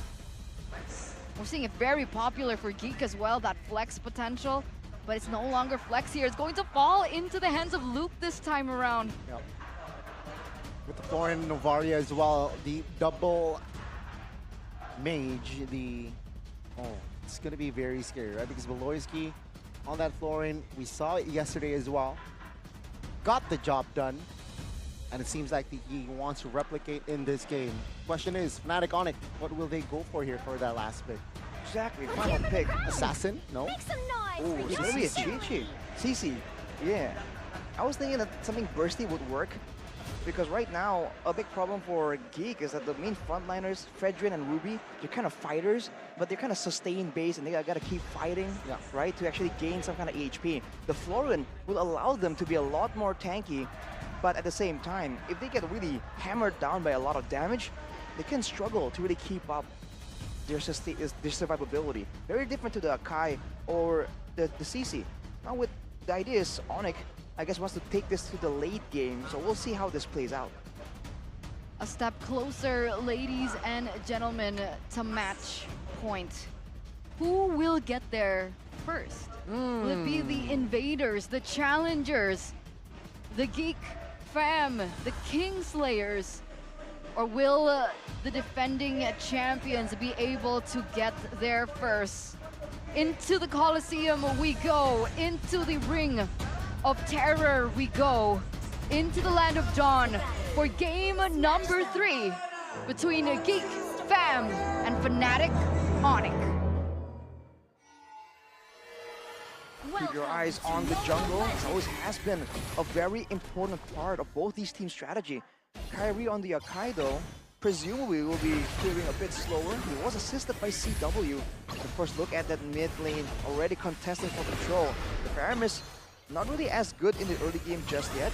I think Keyboy will be doing the heavy lifting here, so he might be forced to stay mid a bit longer, and that could mean that Geek has opportunities elsewhere on the map. And if we take a look at a quick scan of the battle spells. We do see that Chidera here opts for sprint on the quad. It'll be dangerous considering that the heavy spin potential is there. But I guess he feels that he is going to be dealing more likely with Lutpi later on. He'll be chasing him down where the mobility will be so important. So we'll see if that will come to haunt him later on, if Onic can get their hands on him. It's been a 1 minute, and honestly, I'm kind of curious as to the specific emblem choices. Oh, there you go. The emblems by GamesMax. Does anything stand out here? Agility for Chidera and Beloyski, so kiting is the name of the game for now. Kiboy, though, with the Wilderness Blessing on top of that, will be very, very active around the map. So there's a chance that Geek fam, if they're really trying to force for a pickoff, they have short duration card control like the Ruby and the Fredrin. They might not be able to really find the opportunity to actually lock someone down before Kiboy can show up and save the day with the guiding wind. Top lane here, no Purify for CW, but is able to recall. And let's see here for that turtle fight. It's still a balanced fight except for that gold lane, right? Because Baton already recalled. Let's see here for that turtle. Will Onic somehow find an equalizer? Getting, again, that first turtle. Looks like they're already setting up here. Both of the junglers are at the same level. It seems like Sans already has his ult as well. A boy spots 3 with the ult. Luke trying to grab more space. Ray, though, distracted. CW quite low as well. Back to the turtle pit. Luke with the healthy HP actually claims first blood, but Kyrie again finds the first turtle of the game, though. He's isolated. Good taunt by Ray, and this time it's actually going to be Kyrie. Saved by Keyboy. Nearly gets taken down there, and it looks like Sans was taken down before he was even able to pop in the net. Ooh, good juke there, good awareness, and CW will pop that entropy to save his life. Second recall of the game. CW just getting absolutely pressured right here, but he's doing pretty okay. He went with a weakness finder though, not the quantum charge, so lack of sustain. You can see him getting low and low again and again in this laning phase. But with the weakness finder, when Chidera comes in for those short trades, he's going to have his attack speed lowered down quite a bit, and later on, it can facilitate for some ganks. Just show that CW isn't really planning on kiting back too much later on in the game. Yubi's just staying his ground because he knows that his team has the tools to protect him and allow him to be that artillery, just stand in the back and do that damage and shred everyone. I agree. I guess he's been the weak side laner for quite some time now, so he looks quite comfortable there. Being able to stand his ground will be very important to the sustainability of his team in the later stage of the game. Meanwhile, Chidera looking to farm up as soon as he can. A little glimpse into the jungle. Kyrie is a level ahead. Are they going for a play? Now they're going to collide here in the river. Astral Echo connects on towards Keyboy, but that will be all. Fnatic Onic, they realize that they're at a disadvantage and they will not have business. Top lane, though, is going to be the main focus from the side of Geek fam as they are rotating towards that lane. Circling Eagle early on towards a boy, but take a look at the cover. Kyrie jumps on towards a boy. The Bloom will not save his life as Kyrie secures that kill. Geek fam, though, will they be able to trade? It seems like this time, not yet. Uh-oh. Uh-oh, CW gets stunned, but there's no follow-up just yet. Keyboy is also in the vicinity, but right now Luke looking into a play to 3 members. He gets chunked quite low here. Second neutral objective of the game here. Let's see here, Geek fam, will they be able to find space as Kyrie comfortably this time controlling the turtle pit, but oh, good taunt, NetherRealm. Wow, invested as well. Ray, very low, survives, but Kyrie will secure that turtle, but Luke will fall. It's a 2-4-0 for Onic. The defending champions bite back here in the second neutral objective take. Meanwhile, CW still has remained untouched in the top side. That's homework. That's a ticking time bomb for the Kingslayers. CW has finished the feather, but he also went for 2 magic necklaces. So it really seems like he's not trading with basic attacks. He's just coming in, basic attack, first skill, and back away. He's going for these even shorter trades, maximizing the window of that weakness finder as well. And Chidera, he isn't really getting to win in this lane at all. And go Keyboy! Different story. They want business. Take a look at Kyrie, though. In the front side, Sans as well, repositioned as Geek fam is outside. And oh my goodness, Sans He needs to back away. Oh. This time he's able to find the escape route. No casualties there from both teams. The meteor doesn't land. The meteor doesn't get that final hit onto Suns. And it looks like Keyboy is trying his best to buy some time for CW to at least clear that lane. But do you not think that it was surprising that Fnatic considered going aggressively? Was invested there, but Ludwig, with the help of NetherRealm, actually comfortably will back away.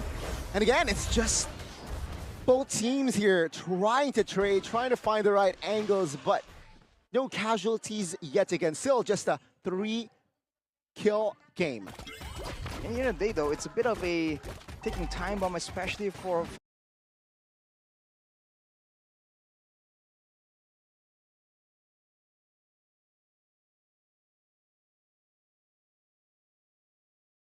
At the end of the day, though, it's a bit of a ticking time bomb, especially for Fnatic Onic, who have 2. He's been performing so well. We've seen that 100% win rate that he had in the regular season kind of falter, but we'll see how it pans out today and how he's able to Area and actually survives, but Kyrie will be caught and will be taken down. Geek fam, they still want more as Ludwig and Keyboy should be the juicy trays, but CW is actually the one to fall. That was huge. Geek sacrificed that bottom tier turret, exposing that inhibitor one in order to trade for the turtle, and in the end that entire setup, that entire sequence of events didn't even pay off. They do get a trade onto CW, Ludwig and Kyrie, and they do get a trade here. So at the end of it all, who was it worth it for? A great play from Onic. Second, they can get a turret and they still allow time for CW to rotate and come and join the fight. But I think they miscalculated damage that the Claude brings, even though Fnatic Onic were able to go for that steal. But look at the items right here. 2 Brute Force breastplates for the side of Onic. They know that it's about maneuverability. They want to kite in and out of fights. They don't want to sit there and just take the DPS and try and match. There's a lot of shielding and second HP bars, but when it comes down to just pure heal. Gambled. Onic gambled, giving out Beloyski one of his power spike. It is going to be a lot more difficult for Fnatic Onic to maneuver around these team fights.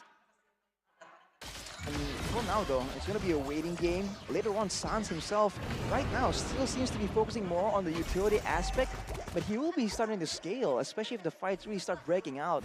Only sitting on a Necklace of Durance and the Bloodwings for now. With 1 or 2 more items, his damage can still do a significant amount to the members of Geek. Ray's a level ahead, by the way. Yeah. So, again, Ray is doing work with the farm. Let's see how Kyrie will find an angle, but he's chunked as well now.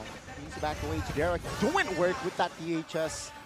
He's chunking now. Let's see! It's going to be Ray this time finding the first Lord, but that will be all Onic.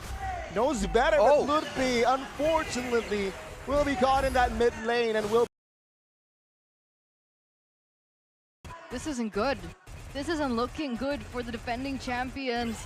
And the Kingslayers finally show their true colors. A 3.5k gold lead.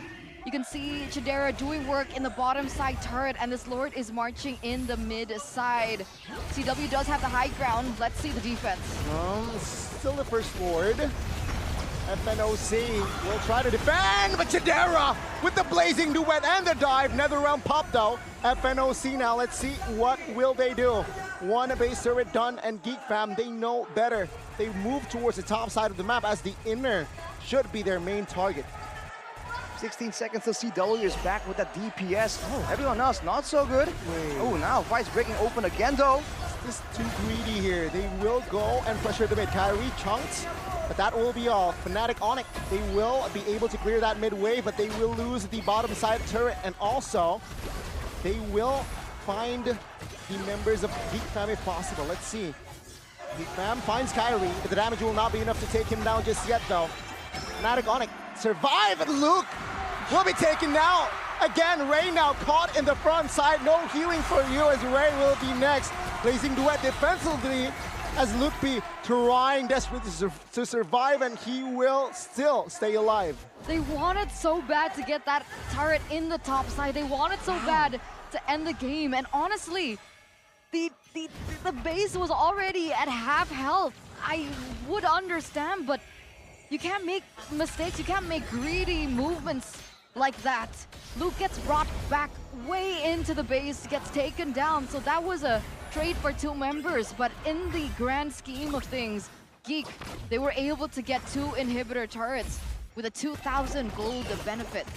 2 base towers down means that Geek, already having so much control, will have even more to play around with, but now they have to be a bit more careful. In the beginning of that base attack, CW has not finished his Holy Crystal. After his first respawn, he came up with it, and you can see the difference in damage immediately. Keep in mind that this composition in the beginning is all about saving CW. So as long as they respect the damage potential, there's still a lot of dangers available. But for now, especially the damage coming in from a boy is something that Onic needs to take note of.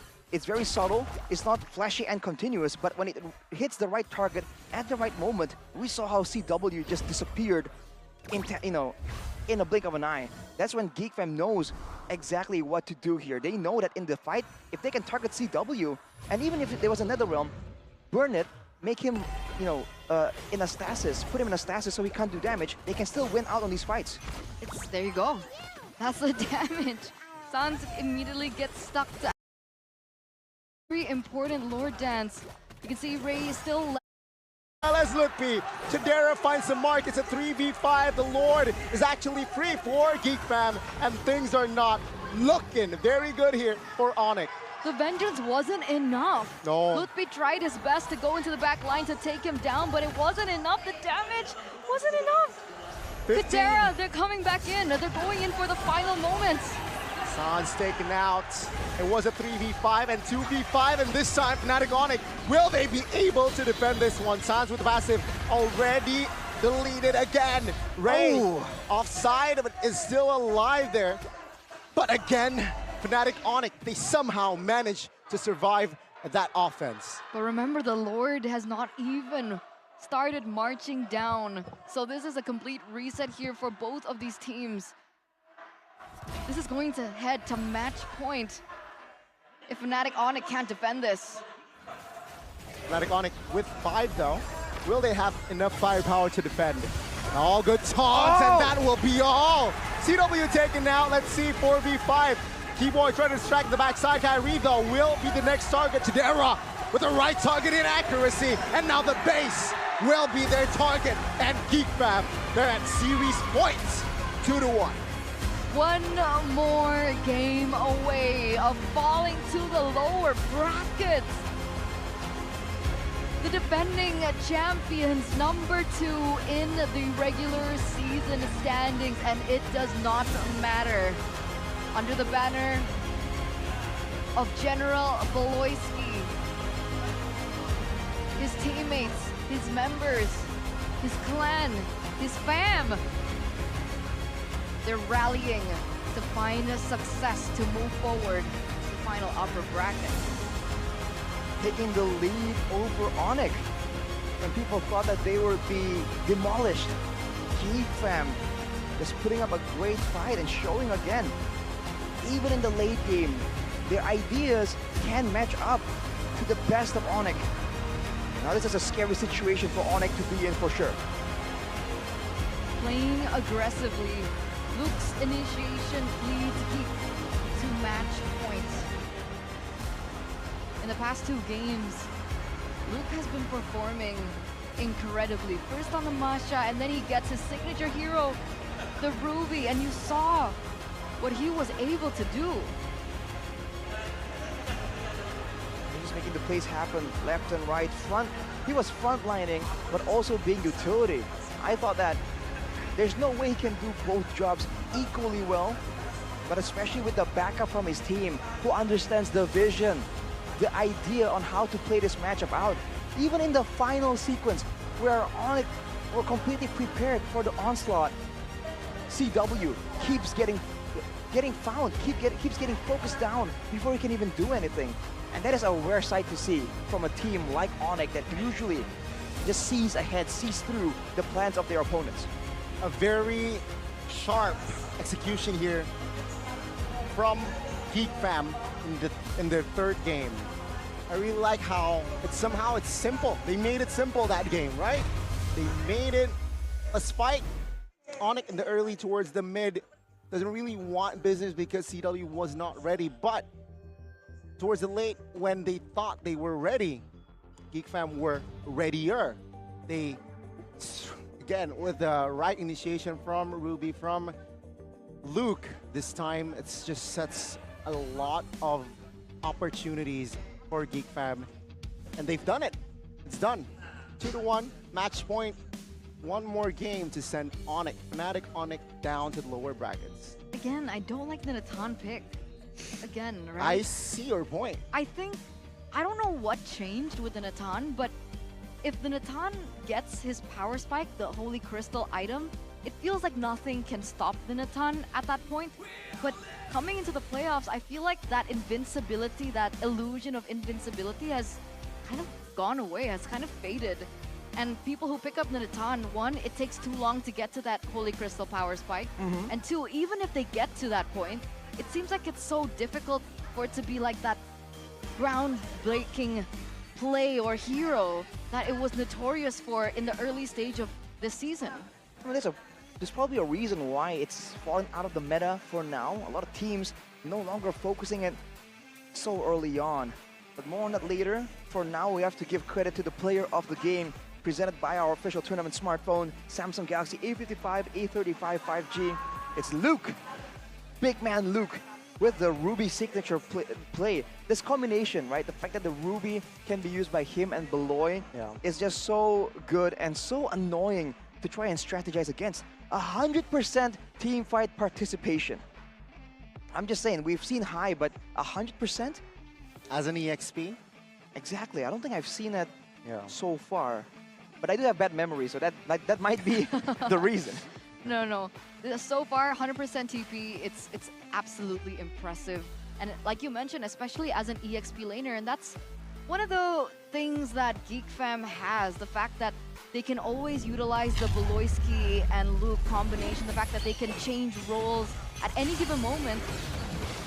And among others, that Ruby flex pick that happens, right? So you can see in this particular game with Beloyski picking up the Florin that Luke assumes the title or the role of the initiator, and he did amazing. He was just in the right pick at the right time, and considering the fact that they're just the one that's supposed to be trying to go in and find CW, they did a great job cutting in and out, just matching away the positioning to ensure that, okay, we can take damage, we can lose members, but if you want to do that, we're going to make sure that whatever damage you deal to us, we deal twofold, with Chidera just doing a lot of damage, and keep an eye on the healing as well for Chidera. He can play so aggressively this time, because the healing from Florin is just amazing, especially with the Lantern, the Seed in his inventory. Afterwards, it's just Geek Fam once again showing their control when it comes to the neutral objectives with the main engage tool, with the poke damage as well. Onic were forced to force something out, try and get a desperate play, and Luffy there, to his credit, almost took out Chidera. He got pretty low, but in the end, this was inevitable, and Luke somehow, some way finds CW, and it's almost like it's all planned, because with the I'm Offended, there's always a Astrosphere coming right behind it from a boy that just seals the fate of CW. And it's so impressive because CW utilized the Purifier. But even that, they were able to find the loopholes and make the plays happen, and that was literally the only winning condition that they needed. Eliminate CW, and the rest kind of fell like flies, like a domino effect. 14 minutes. That's all it took for Geek Fam to win that particular game. And I gotta say, in this particular game, I was also very impressed by Ray. The fact that he was always able to be a level ahead of Kyrie. There were a few Lord Steals here and there from Kyrie, but for the most part, the neutral objective control was mostly favoring Geek. I think the big difference right here is in the EXP lane idea for both teams. For Geek Fam, they want a spammable skill frontline initiator in the form of that Ruby. For Fnatic Onic, they were banking on that CC being able to just walk in and just be a big distraction on the side. And just like that, they lack the front line as well, because they have the Akai, of course, but mainly in the front. It can't be the Mathilda. right? And it can be the CC as well. So they're lacking in that front line, and they're forced to just go with this dive idea, and they're relying on the Netherrealm to try and augment that tankiness. Whereas for Geek Fam, it's a lot more, I guess like you mentioned, Eterna, straightforward. They want to go there, they want to sit in the fight, spam out all the skills as much as possible, and land the card control tools on the right target. And unfortunately for Fnatic Onic, the CC just wasn't strong enough, right? Maybe if the CC was snowballing a bit more, was winning in the lane a bit more, he can actually shut down that backline, but it just wasn't possible.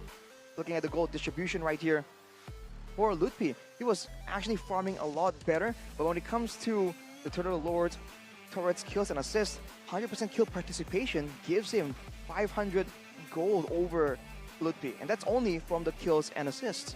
So Luke was just a lot more willing to stay with his team and get resources that way instead of going around trying to farm. Would you consider this the weak link for Onic?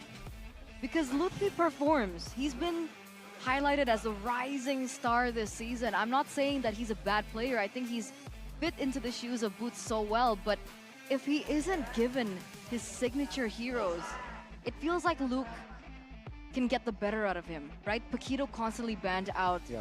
Terizla earlier on was also banned out. Do the CCs, do the Benedettas, do they just not work well enough for him? I feel like it's hard to say that when you saw his performances and some of that outplays we see on the Benedetta, on the CC as well. But at this point, his career is just, in the MPL at least, a lot newer. And it really does seem like he's not bad, but without the Paquito, without these signature picks that he is so well known for right now, it's just not exactly good enough, especially if he needs to be the key to victory for his team. And also, just looking at the composition here from side of Fnatic Onic, right? There's just not enough crowd control, I feel. Just the heavy spin.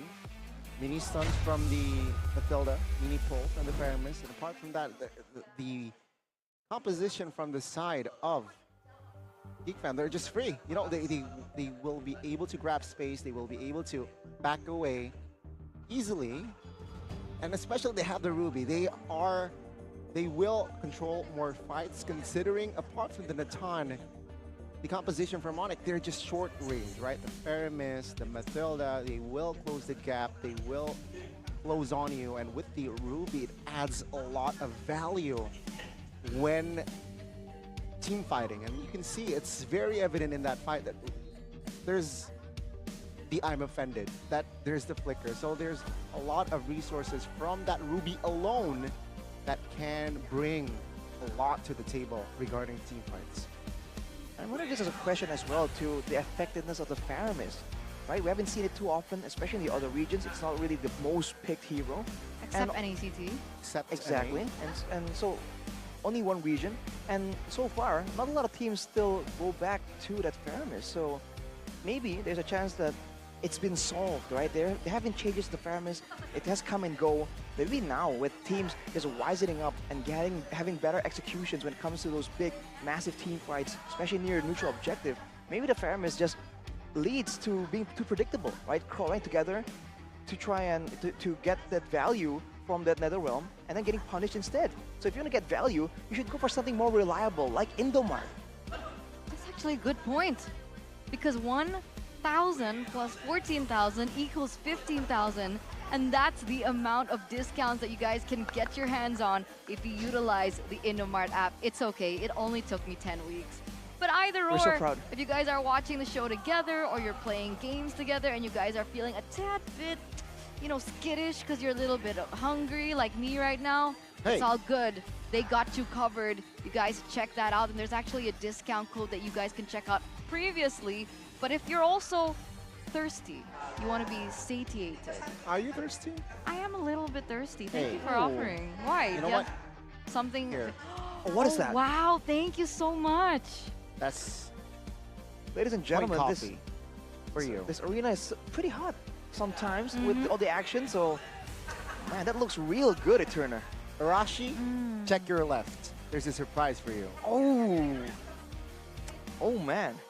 Yep. Bro, this is actually really good. I think this is the iced lemon tea. Do you, Arashi, do you mind switching? What? Do you want to switch? Is that chocolate? That is chocolate. I love chocolate. Okay. Give me that. Okay. There you go. You guys don't have to trade straws. Oh yeah. It's the same sure. straw. It's All part right. of the package. That's point coffee for you, ladies See? and gentlemen. Wow. Anything for everybody. You got chocolate, you got coffee, you got tea, but you also got the team Galaxy Zone up front. It looks like, oh, he's a little bit shy. Is this his first date? Arashi, tell us, is that his first date? How am I supposed to know if that was his first date? You go on a lot of dates, so you have a lot of experience. Well, you can read body language. Considering I'm like the third wheel on the desk today, I don't know, man. Someone tagged me on an Instagram story and went like, why are you third wheeling? It's like, bro, what do you want from me? Oh, man. But your date is in the building, so technically you're not third wheeling. Which date? He has so many in the building. I think Arashi's got it all. Which That's what Goni alphabet claims. is more accurate? Wow. I did not know your game, Arashi. Wow. My game. Well, apparently, Onic didn't know Geek's game as well. Yes. Because if you look at the damage dealt, should ever actually out-damage CW with all the tools right there to try and secure the Natan. Yes, Goni has a point right there. Lack of crowd control, a lot of protection for the Natan. But when it comes down to it, when it comes to a brute force fight, you can't just expect to win in a full-on damage contest when you are up against so many crowd control tools that can stop the marksman from doing damage. So that will be something that Onic will have to amend. It was a very ambitious strategy there to just go for, okay, protect the Natan strategy. We haven't seen it in a while. Well, Geek has shown that they know how to deal with it, and they can even do better. You want to try and play that protect game? We have Baloyski, man. We have a boy. And they're looking confident. Very confident. They're looking confident. I think that was one of the main things that everybody was worried about, Chidera's mental state. You know, coming into the playoffs, sometimes he falters. Especially going against a big team like Onic. But if you saw on screen earlier on, it's CW that looks more focused. A boy all smiles there. Hello. Playing with the camera. Yo, look at the camera, bro. There you go. One more game. They're feeling confident here. One more game to secure that upper bracket finals. Just one more step closer towards the MSC slots. But Onic, Fnatic Onic, seems like Sans. He's just chilling.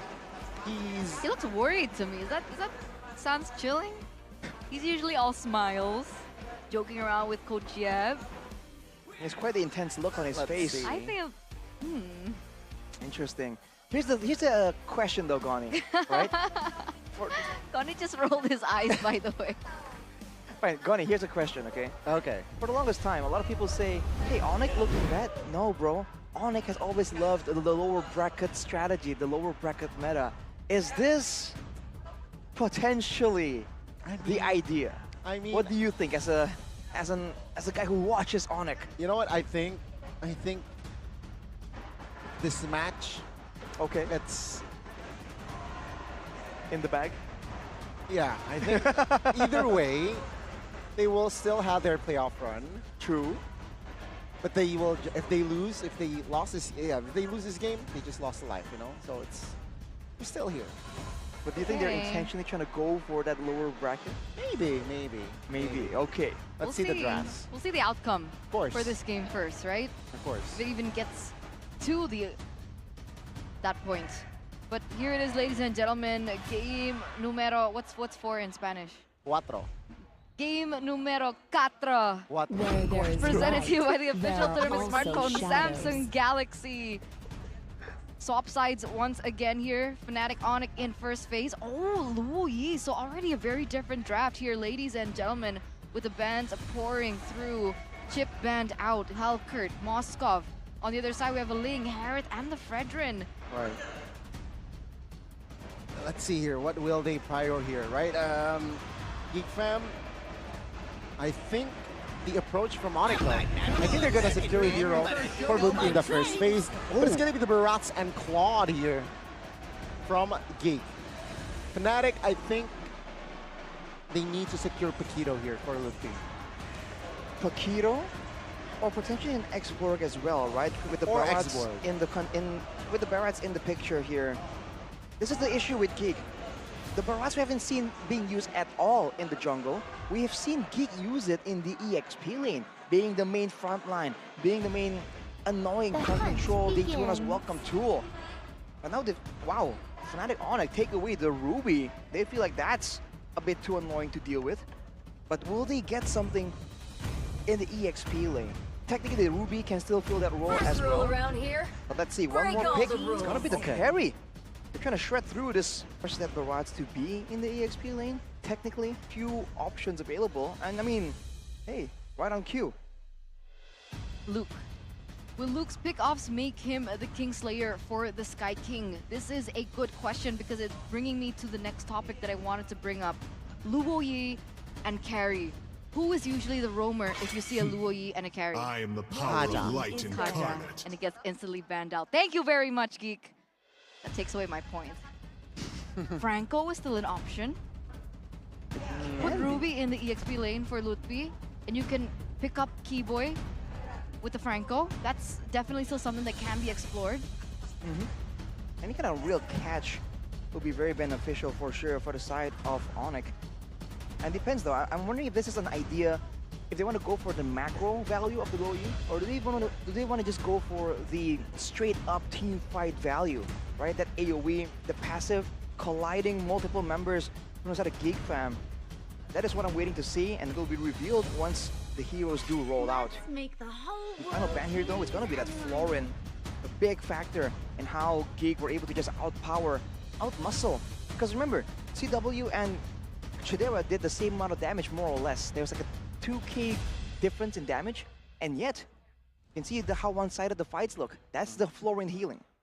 Yeah, and I think Fnatic Onic, they were torn between Matilda and as well as Florin, right? Matilda is still on the board here technically for Geek Fam, which I think is also, if added, brings a lot of value.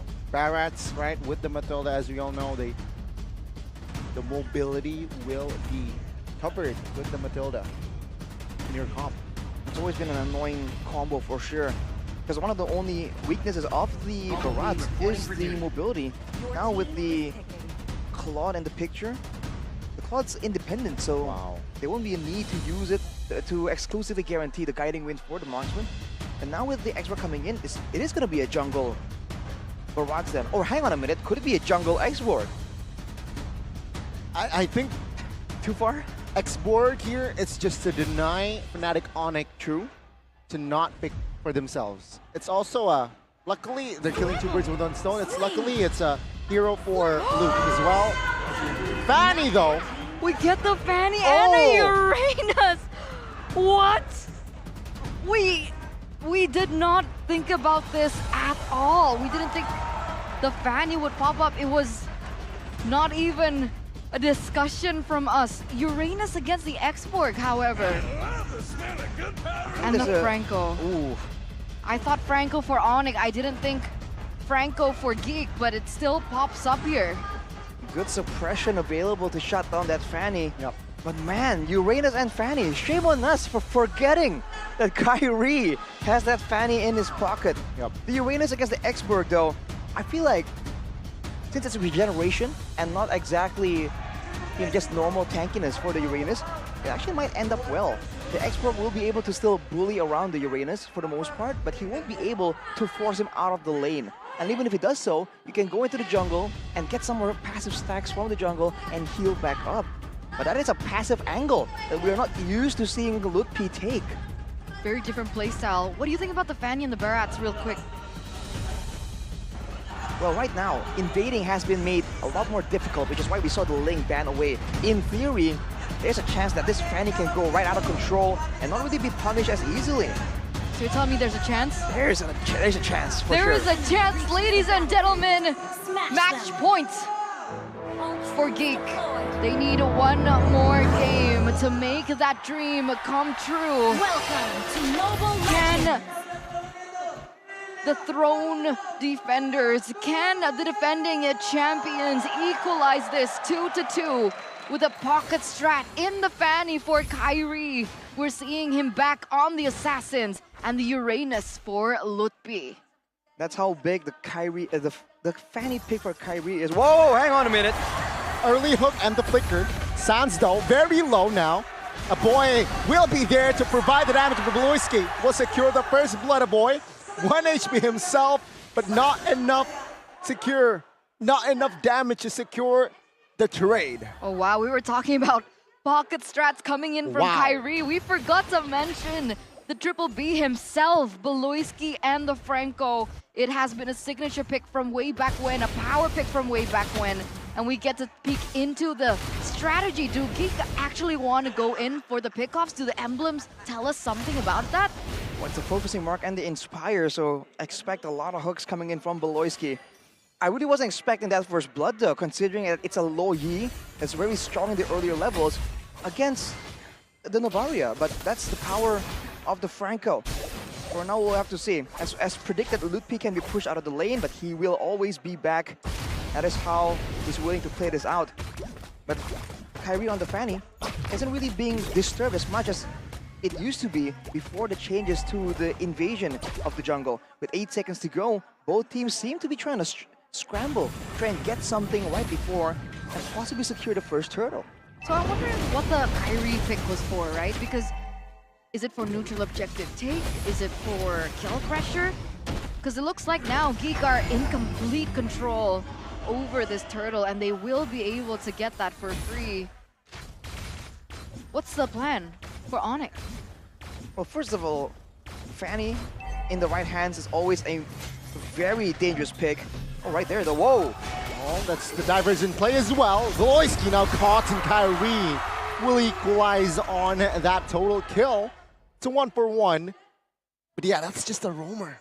It's like they heard Eterna, like, what's the fanny for? Let us show you, my friend. But yes, if he can keep snowballing like this, that also denies a boy. We talked about how a boy was critical in securing the victory for Geek Fam in the previous game. Now with the fanny around in the Land of Dawn, he has to be a lot more careful, and he might be forced to just save his Astral Recall to try and escape by walking through the walls instead of just spamming it out to do damage, but also to gather intelligence. And that way, it also denies their chance to try and find Sans making a play with the diversion. It's a multi-layer strategy from Onic here. Well, see here, Geek Fam already taking space top lane, and Fnatic Onic, they are a little bit late as Chidera was able to grab some extra gold. But yeah, it seems like Fnatic Onic, they do not want to fight just yet. And also, Geek Fam as well. Gotta take it slow. I think earlier we saw the Iron Hook cancelled by the knockback from the Barats, I believe. There could be moments like that in this game that Geek need to be very careful about. But for now, we'll have to see. The later the game goes, the tankier Lutpi will become on this Uranus, and he can tank some of these hooks. But oh, suppression! Good hunt. The damage will come through, and Lutpi will fall. Take a look at that last Insanity on towards Keyboy as well. Will not take him down just yet, though. But take a look at Kyrie. He's there to find the trade. It's a 2-for-1 for now, still in favor of Geek Fam. Wow, all right. So things are getting heated up here for both of these teams. But again, for the most part, Geek have been able to get more of these favorable trades down. Neutral objective done. Kyrie goes in. Oh, see here. Oh, Ray will find the turtle, but it seems like a boy will flicker just in time to get out of that killing threat. So even then, that kill threat is not there. It's not evident here for Fnatic Onic. No kill pressure just yet, but Beloyski still able to flicker out. They haven't been able to get value. Intense back and forth right here, and Geek Fam always seem one step ahead when it comes to the exit plan, but Kyrie makes a play for the purple. See, invasion success. I can see here Lutpi will try to get away from that last Insanity. Damage will not be enough, though. Yeah, again, the Barats will not have the purple. Kyrie collects it. It's a cheeky play, diversion. Oh, that will be enough though. Luke will fall with the diversion help as well. And Sans collects the assist. 5 minutes in, economy still in favor, just a smudge there for Geek Fam, but the suppression comes through towards Keyboy. The damage well as well, but he will find space to get out. Ooh. But Chidera denies that, finds the kill at that board to Geek Fam. Things are getting even messier here in this particular game. Kyrie gonna be able to secure that as well. So that rush in did not work out at all. Kyrie goes back in. Woo. And finally, we get to hear the crowd come to life. Did you finally hear the chants coming through for Onic? They were silent for quite a bit, and who can Yeah. blame them? But with the Fanny just showing up, it's just so good for them right now. Lutpi though, by the way, with the Purify, he's gonna be harder to catch technically, but he can still be suppressed. But if Geek Fam used the suppression on him, it's still a good value play, but look at this! Oh, that's the perfect setup there. Finding Chidera, who wasn't able, yeah, I think he opted to not pop the Purify. And that's an important kill for Onic. That's the kind of crowd control that Fanny can bring for your team. It's not a stun, it's not a root, it's death straight up. And now Lutpi suppressed. Taking a lot of heat. But the Daytona's welcome actually finds one. Now the damage will not come through just yet as Beloyski is actually the first one to fall. Traded with a roamer. Luke falls as well, but a boy will be the trade. It's an all-out fight. But Onic, they managed to take 3 members down from inside of Geek Fam. Oh, Sans goes back in for the diversion play. Oh, meanwhile, on the top side, CDW nearly gets taken out there, forced to use that flicker as well. But 2 for 3 trade in favor of Onic. And if the kill pressure from Kyrie isn't enough to be able to take these members from Geek down, it's enough of a distraction for the rest of the members to do the dirty work. But now you can see both of these teams are going back and focusing on the turtle. Last turtle, mind you. Well, Geek Fam finally collects the perfect turtle. Now Ray distracted. Kyrie denies that perfect turtle. Keyboy flickers out of that last insanity.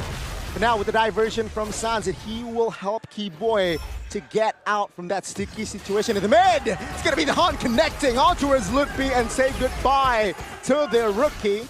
It seems like Fnatic Onic, they need to control and stabilize. They are 1,000 gold lead ahead, but their job is not done yet.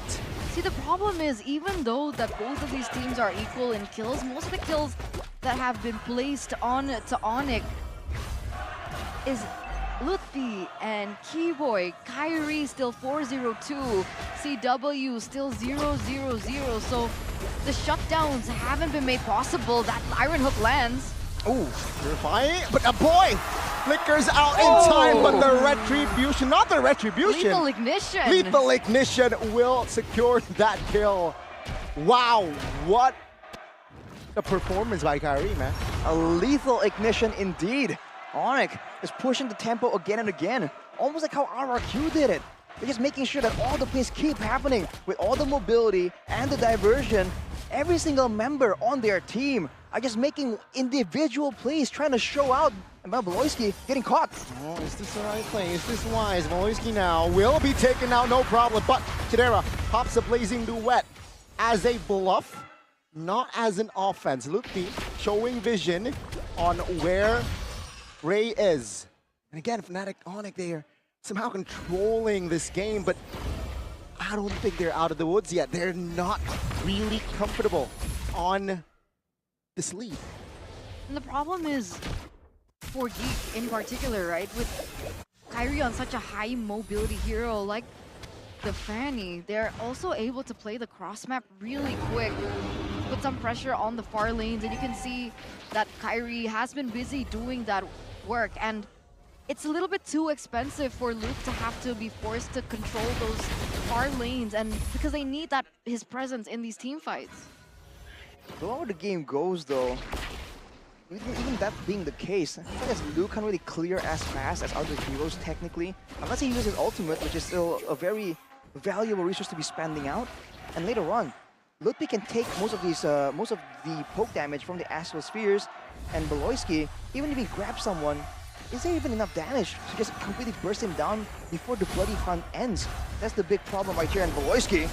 Kyrie jumps in as well, that's the perfect I'm offended on towards Beloyski now. Lutpi though needs to back away. Last Insanity just to show off presence, but that's the main initiator for Geek Fam, and it's done, eliminated. So Fnatic Onic, they might have full control on this Lord. Meanwhile, Kyrie was just doing work in the bottom side of the lane, being able to push that turret and eventually get it for himself. That's a Malefic Roar. Third item, by the way, for Kyrie.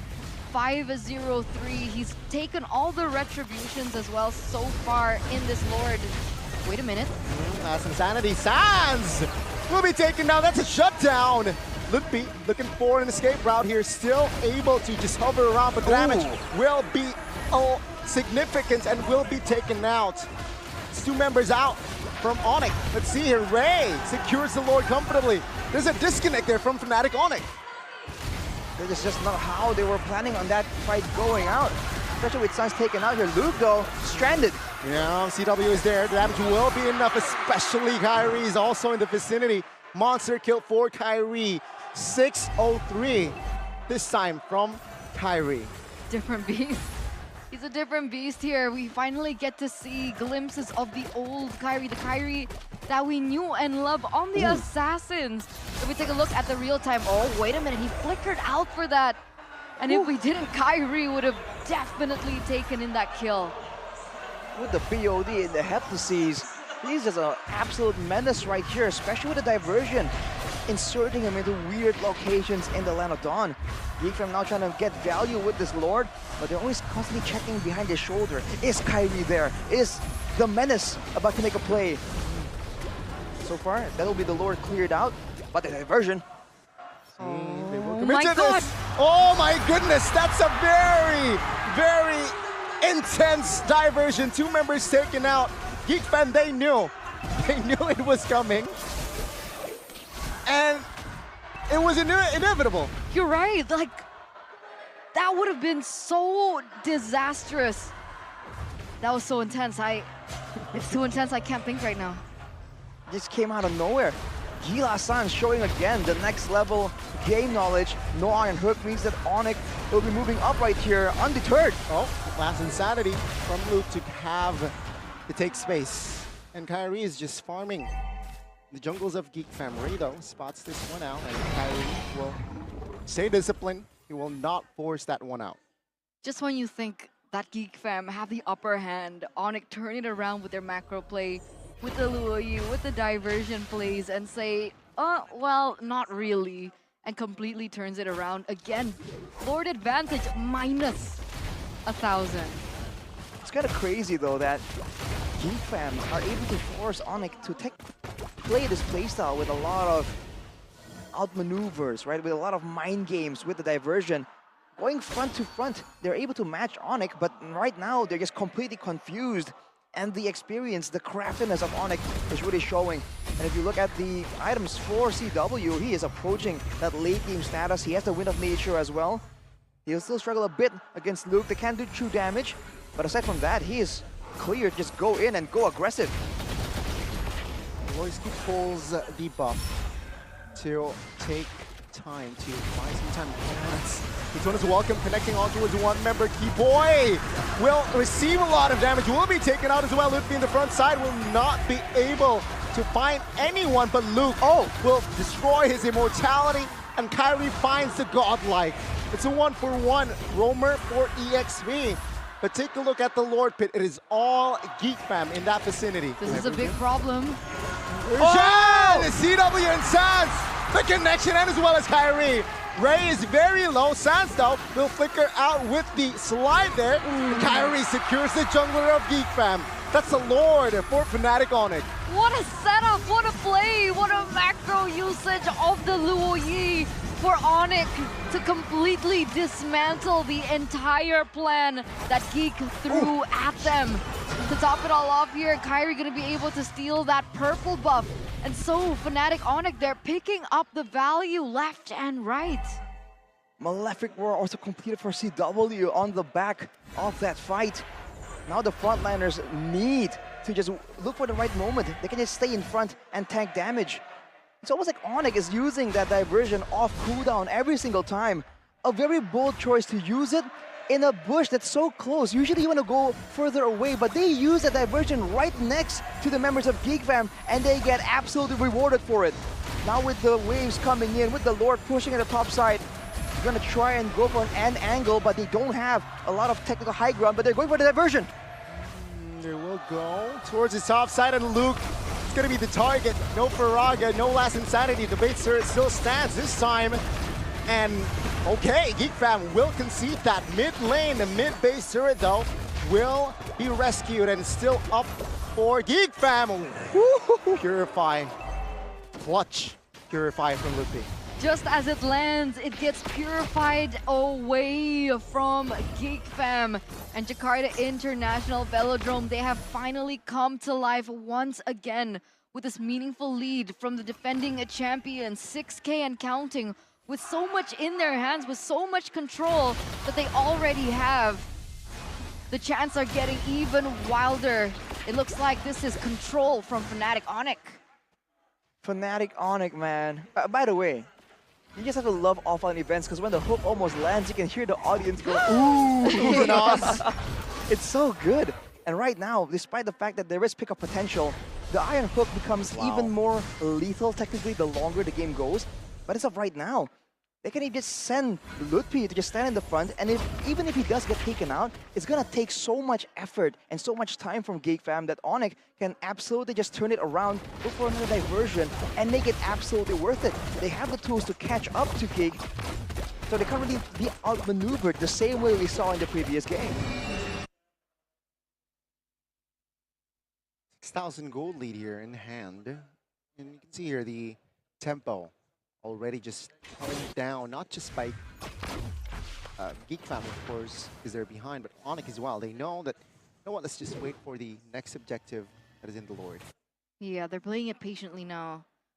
But obviously, Geek Fam are put in quite a precarious position. They can't play the front to back when they go for dive. Somehow, they're either utilizing the kill pressure from Kyrie to find a flank, or even utilizing macro plays from Sans. So it's difficult. They have to rotate as 5. They have to check their bushes. Even that doesn't land a concealed play. Big Brain Beloyski, again, using all his brainwaves right now, using all that he can to figure out a way, a loophole, to figure out this win from Fnatic Onic, but diversion again! Oh my goodness. Oh, what a conceal as well. Conceal as well. Well, they find the angle. The off angle, Chidera though, will show. Now, Luke will be chunked. Beloyski in the backside finds the suppression. Sans deleted. That might be a mistake. Geek Fam now has more control in the Lord fight, potentially. 5v1 right now, and they were very patient to wait for all these resources to be utilized, right? The diversion, they utilized the conceal as well. Those were 2 big ones, but now there's still a looming danger. There's still a looming Kyrie, but it looks like they try and bait him out. Are they looking for him right now? They can't commit because that looming pressure is always there. Now with the soaking damage, B-Boy has the immortality, will find multiple members, but Last Insanity towards CW will actually not take him down yet. Luke loses immortality. Now take a look at the damage. Luke, oh my goodness, untargetable. But now Ludpi in the front lines, trying to buy time, trying to take space as well. Still survives, but the hook will be recovered with the Purify. Fnatic Onic, they managed to recover now with 4 in the Lord Pit. Will they commit to this Lord as the hook connects on towards Ludpi? Ray is there as well. Ludpi still holding on towards that immortality. But Geek Fam and Onic, they will take their time. They need Chidera back. They needed to buy some time. And all they could do was utilize the burst pressure, the burst potential coming in from Aboy. But at the end of the day, there was no finisher in this. And so the Lord once again gets reset. Ladies and gentlemen, but wait a second. Oh, Aboy, 1 HP and CW. Last Shuriken hits. Now Kyrie jumps towards the back, the diversion play. CW, it's just free hitting. He finds a double and he collects a triple. And that will not be a Maniac, but I stand corrected. CW collects the Maniac. What a performance once again. Just 1 moment is all it takes for the comeback of the defending champions. And they have officially equalized. We're going to another game. Ladies and gentlemen, may we remind you that this is the rematch of MPL ID Season 12 Grand Finals. and we are going to Game 5. What an effort here from both these teams, but Onic, they find that last play. Caught Geek completely off guard, gets all the combos. Kyrie going in, getting hit by the Daytona's welcome, by the way, and then sells an item, gets a Winter Truncheon, turns it all back around, and of course CW. We can't stop talking about how aggressive he now looks in that gold lane. Even though we're already in the playoffs, the whole season we've been hyping up aggressive CW, constant wins. Game 4, Onic more. Seems like they were just hungrier in Game 4. For sure. Man, more intense. Wow. This is reminiscent. Hang on a minute. For our queue, it did not work out. Today, for the other king, would it work out, man? There's some eerie coincidences we're having in the playoffs right now. Kingslayer's doing work towards the empires of MLB ID. Coach Yep looks sweaty. He was nervous, man. I mean, they're called the Kingslayers for a reason, right? Sure, for up until this point, it's always been because they've been the kryptonite for RRQ, but in this particular case, giving Onic a run for their money in a situation where everybody would agree Onic being the strongest, it just goes to show that all the teams have really prepared for one another and why these games are not just as simple as one-sided ones. It always is either a full best of 5, and even if it isn't, we get a 30+ minute game. So here we are, ladies and gentlemen, at match point once again, but this time match point for both of the teams. Catching that diversion, looking to deal damage, and you can see what it does to the formations of Geek Fam. Scattered. But at the end of the day, we've got to crown King Kai. Our King Kai, our Sky King, the player of the game, presented to you by the official tournament smartphone, a Samsung Galaxy. Kyrie back on his Assassins, back on the Fanny, and back with such an aggressive build. That lethal ignition in the last. I miss this Kyrie. Do you miss it? The Assassins, man. It seems like they're making a comeback, so we're looking forward to how this develops. But you just reminded again that when you see Kyrie play that Fanny, it just seems so next level, so special, man. And it's not just the mechanics. Of course, mechanics are flashy, are great, but even the decision making, how decisive he goes into the jungle to try and steal away some camps, the targeting in the middle of a fight, and his cooperation with Sans to go for a diversion delivery to the backline. It was just a great showing, and it kind of reminds us about the good old Onic, man. Let's take a look at the highlights here. The player of the game highlights by our official gold partner, UBS Gold. It began with a first blood for Geek, and we're really all quite surprised that it wasn't the low Yi that got it. Here, you can see that the fact that Lupi puts himself either right in the front or 90 degrees to the side, but afterwards it doesn't matter. Onic still wait for the right moment. They back away, they clear out, but then this diversion, man, was so massive. They got two of the main carries out of nowhere, Chidera and a boy. And here, same. And that seems to the back line. They get demolished, man. Kiboy on the Ruby with the tenacity, with the firmness, staying in the front and just making the plays happen. Kyrie hit with the Daytona's welcome right here and still finds a way to come out on top. Makes Geek from wait for the suppression, the immunity. And as a result, that's the Maniac coming in from CW, just shredding everyone down. And Sans sends a message, getting into the base of Geek Fan. Also, correction, it's not massive, Arashi. Ooh. It's intense. Intense. Intense diversion plays. And this was a 19, almost a 20-minute game that previously was 14 minutes. So despite us seeing that it was very dominant by Onic, it wasn't as fast as we thought. True. I thought it felt like a 14-15 minute game. True. 20 minutes. It's the pace, right? The fact that at Tempo. every single moment you see a diversion. Oh, it's either a gank or there's a chip and a low Yi in the game. It just feels so fast because there's always action on the board. And there needs to be action on the board because otherwise you're not really using those picks to its maximum potential. I'm wondering though, how many maniacs has CW been able to get? This season. This season? I'm not quite sure. I'm checking. Oh, he hasn't gotten a maniac. Oh, this is his really? first maniac. Really? Maniac holders are Iman, Albert, Watt, Kabuki, Skylar, Chidera, D, and Annabelle. All right, so finally he caught up.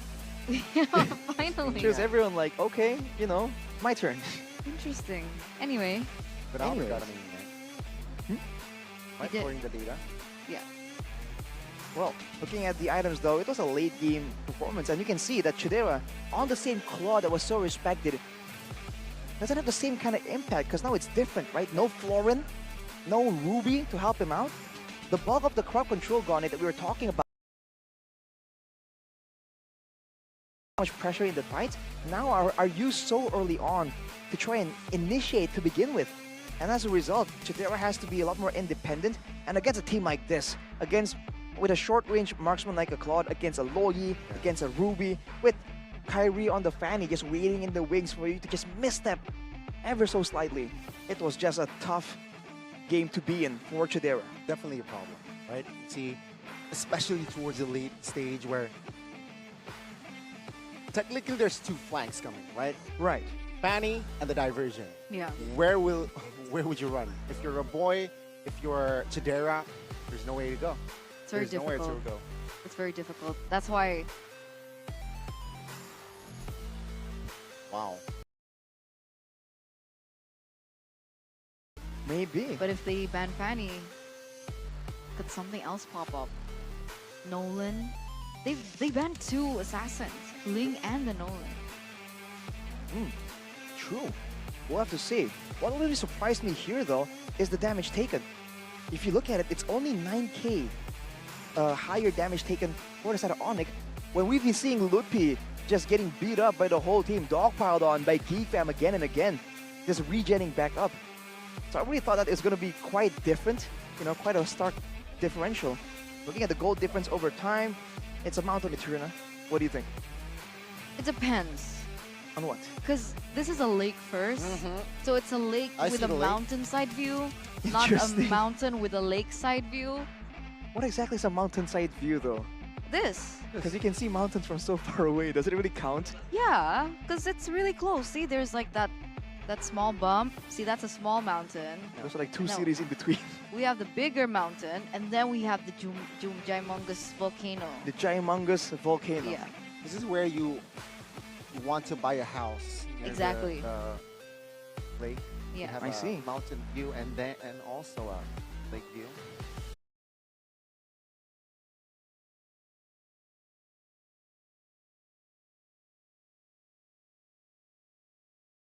Actually.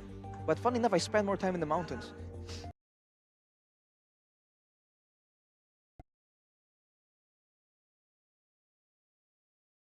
I prefer both. You like both? That's classified. I like suspense. That's what I like. That's Sasarashi. You like suspense? Suspense, get it? Suspense? I like suspense before we get into the finale. Bisa tahan 2 harian. Feel awesome every day. 20.000 buat upgrade skin baru. Into the finale.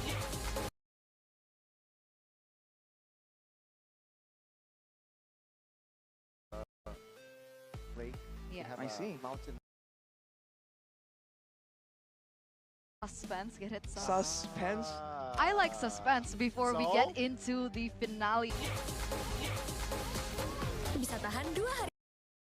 Into the finale.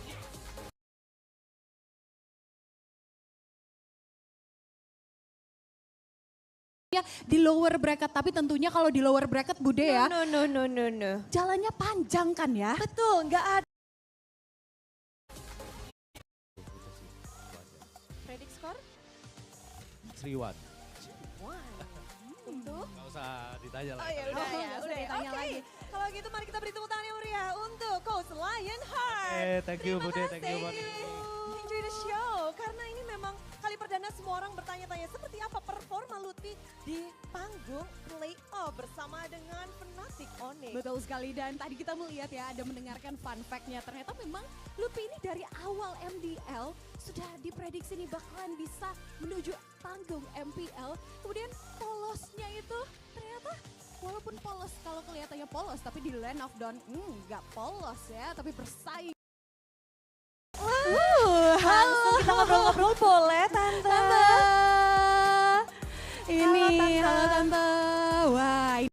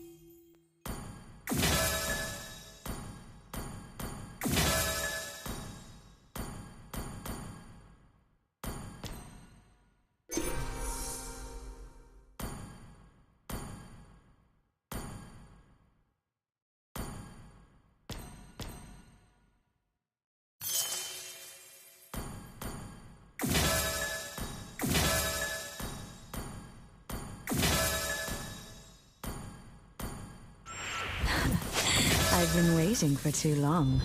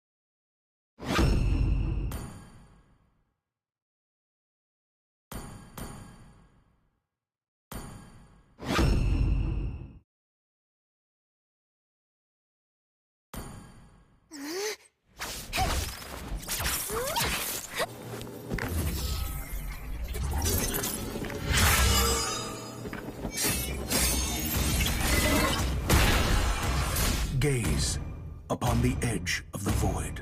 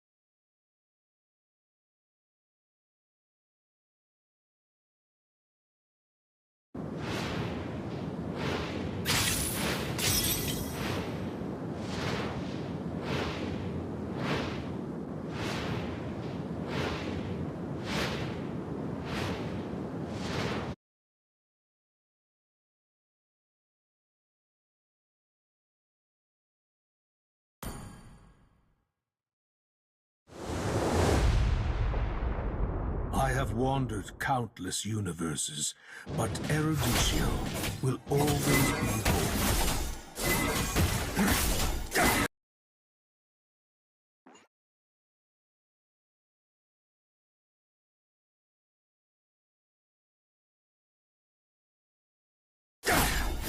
Oblivion.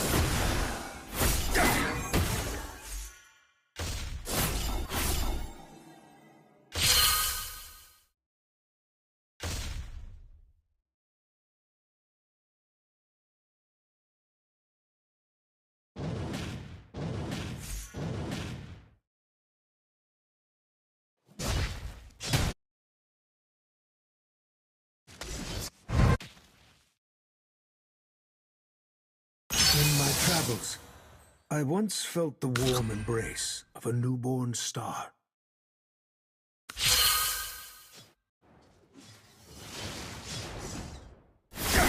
Fracture.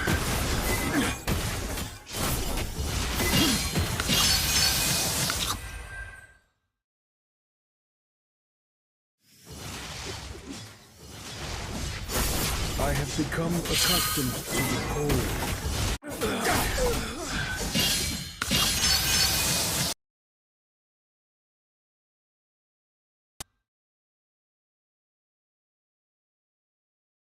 I would splinter my soul 1,000 more times for a chance to go back.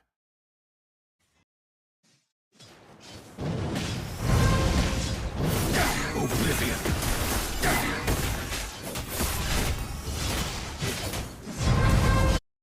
Double kill! Triple kill!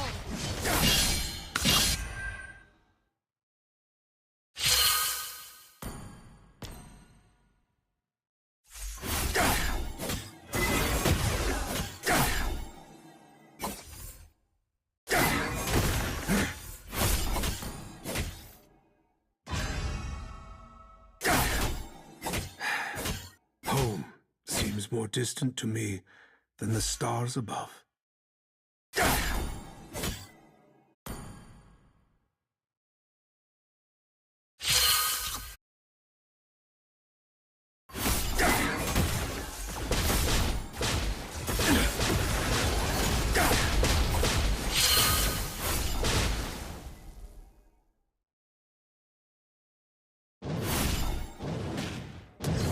Escape is futile.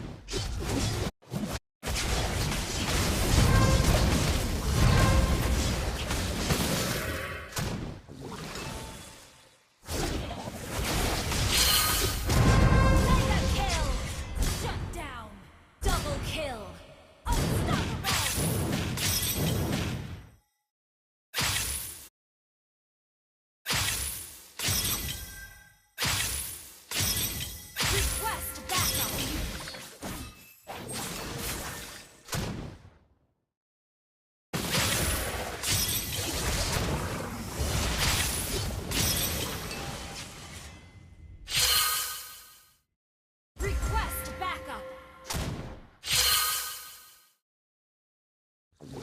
Request backup.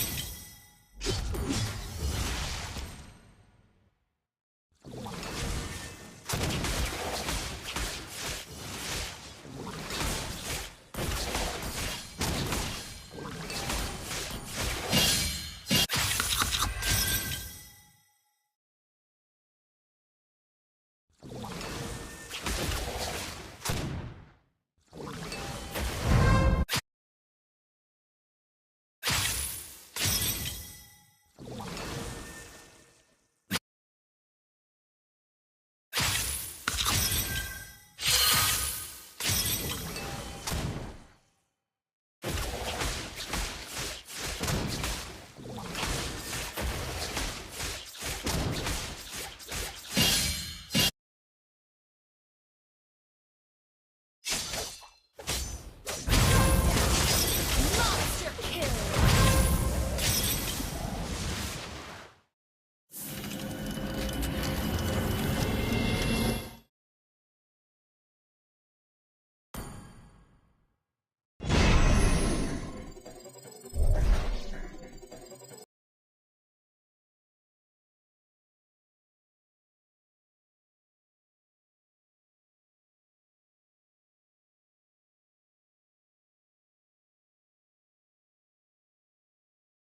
Galaxy, the Kings of the Sea, all the titles of the sea here held by Fnatic, Onic. Can they recover? Can they prolong their reputation of taking down royalty? Let's get into the Land of Dawn, ladies and gentlemen, for the final game of this series. Upper bracket slots is at stake, ladies and gentlemen. Let's see, Geek Fam and Fnatic Onic for the last time today. Seems like there's going to be a lot of action. As for now, it seems like Onic are the ones who have the lead when it comes to the speed in rotating towards these neutral objectives. The Lethal is a small victory. Looking at the emblems right here by GamesMax, you can see that Luke going for a bit of tankiness from the firmness and of course the Festival of Blood. So he's trying to be sustainable and around in these fights. Peloyski with the Bargain Hunter. Whoa, hang on. Early purifying, early aggressive rotation. Sans even committed the wings by wings. Not to a fruition though, still killless in game 5. They're trying to put pressure onto Chidera. They're trying to put pressure onto the Natan. Noticing that the Natan is so weak, so vulnerable in this early game, but Sans is quick to rotate back down.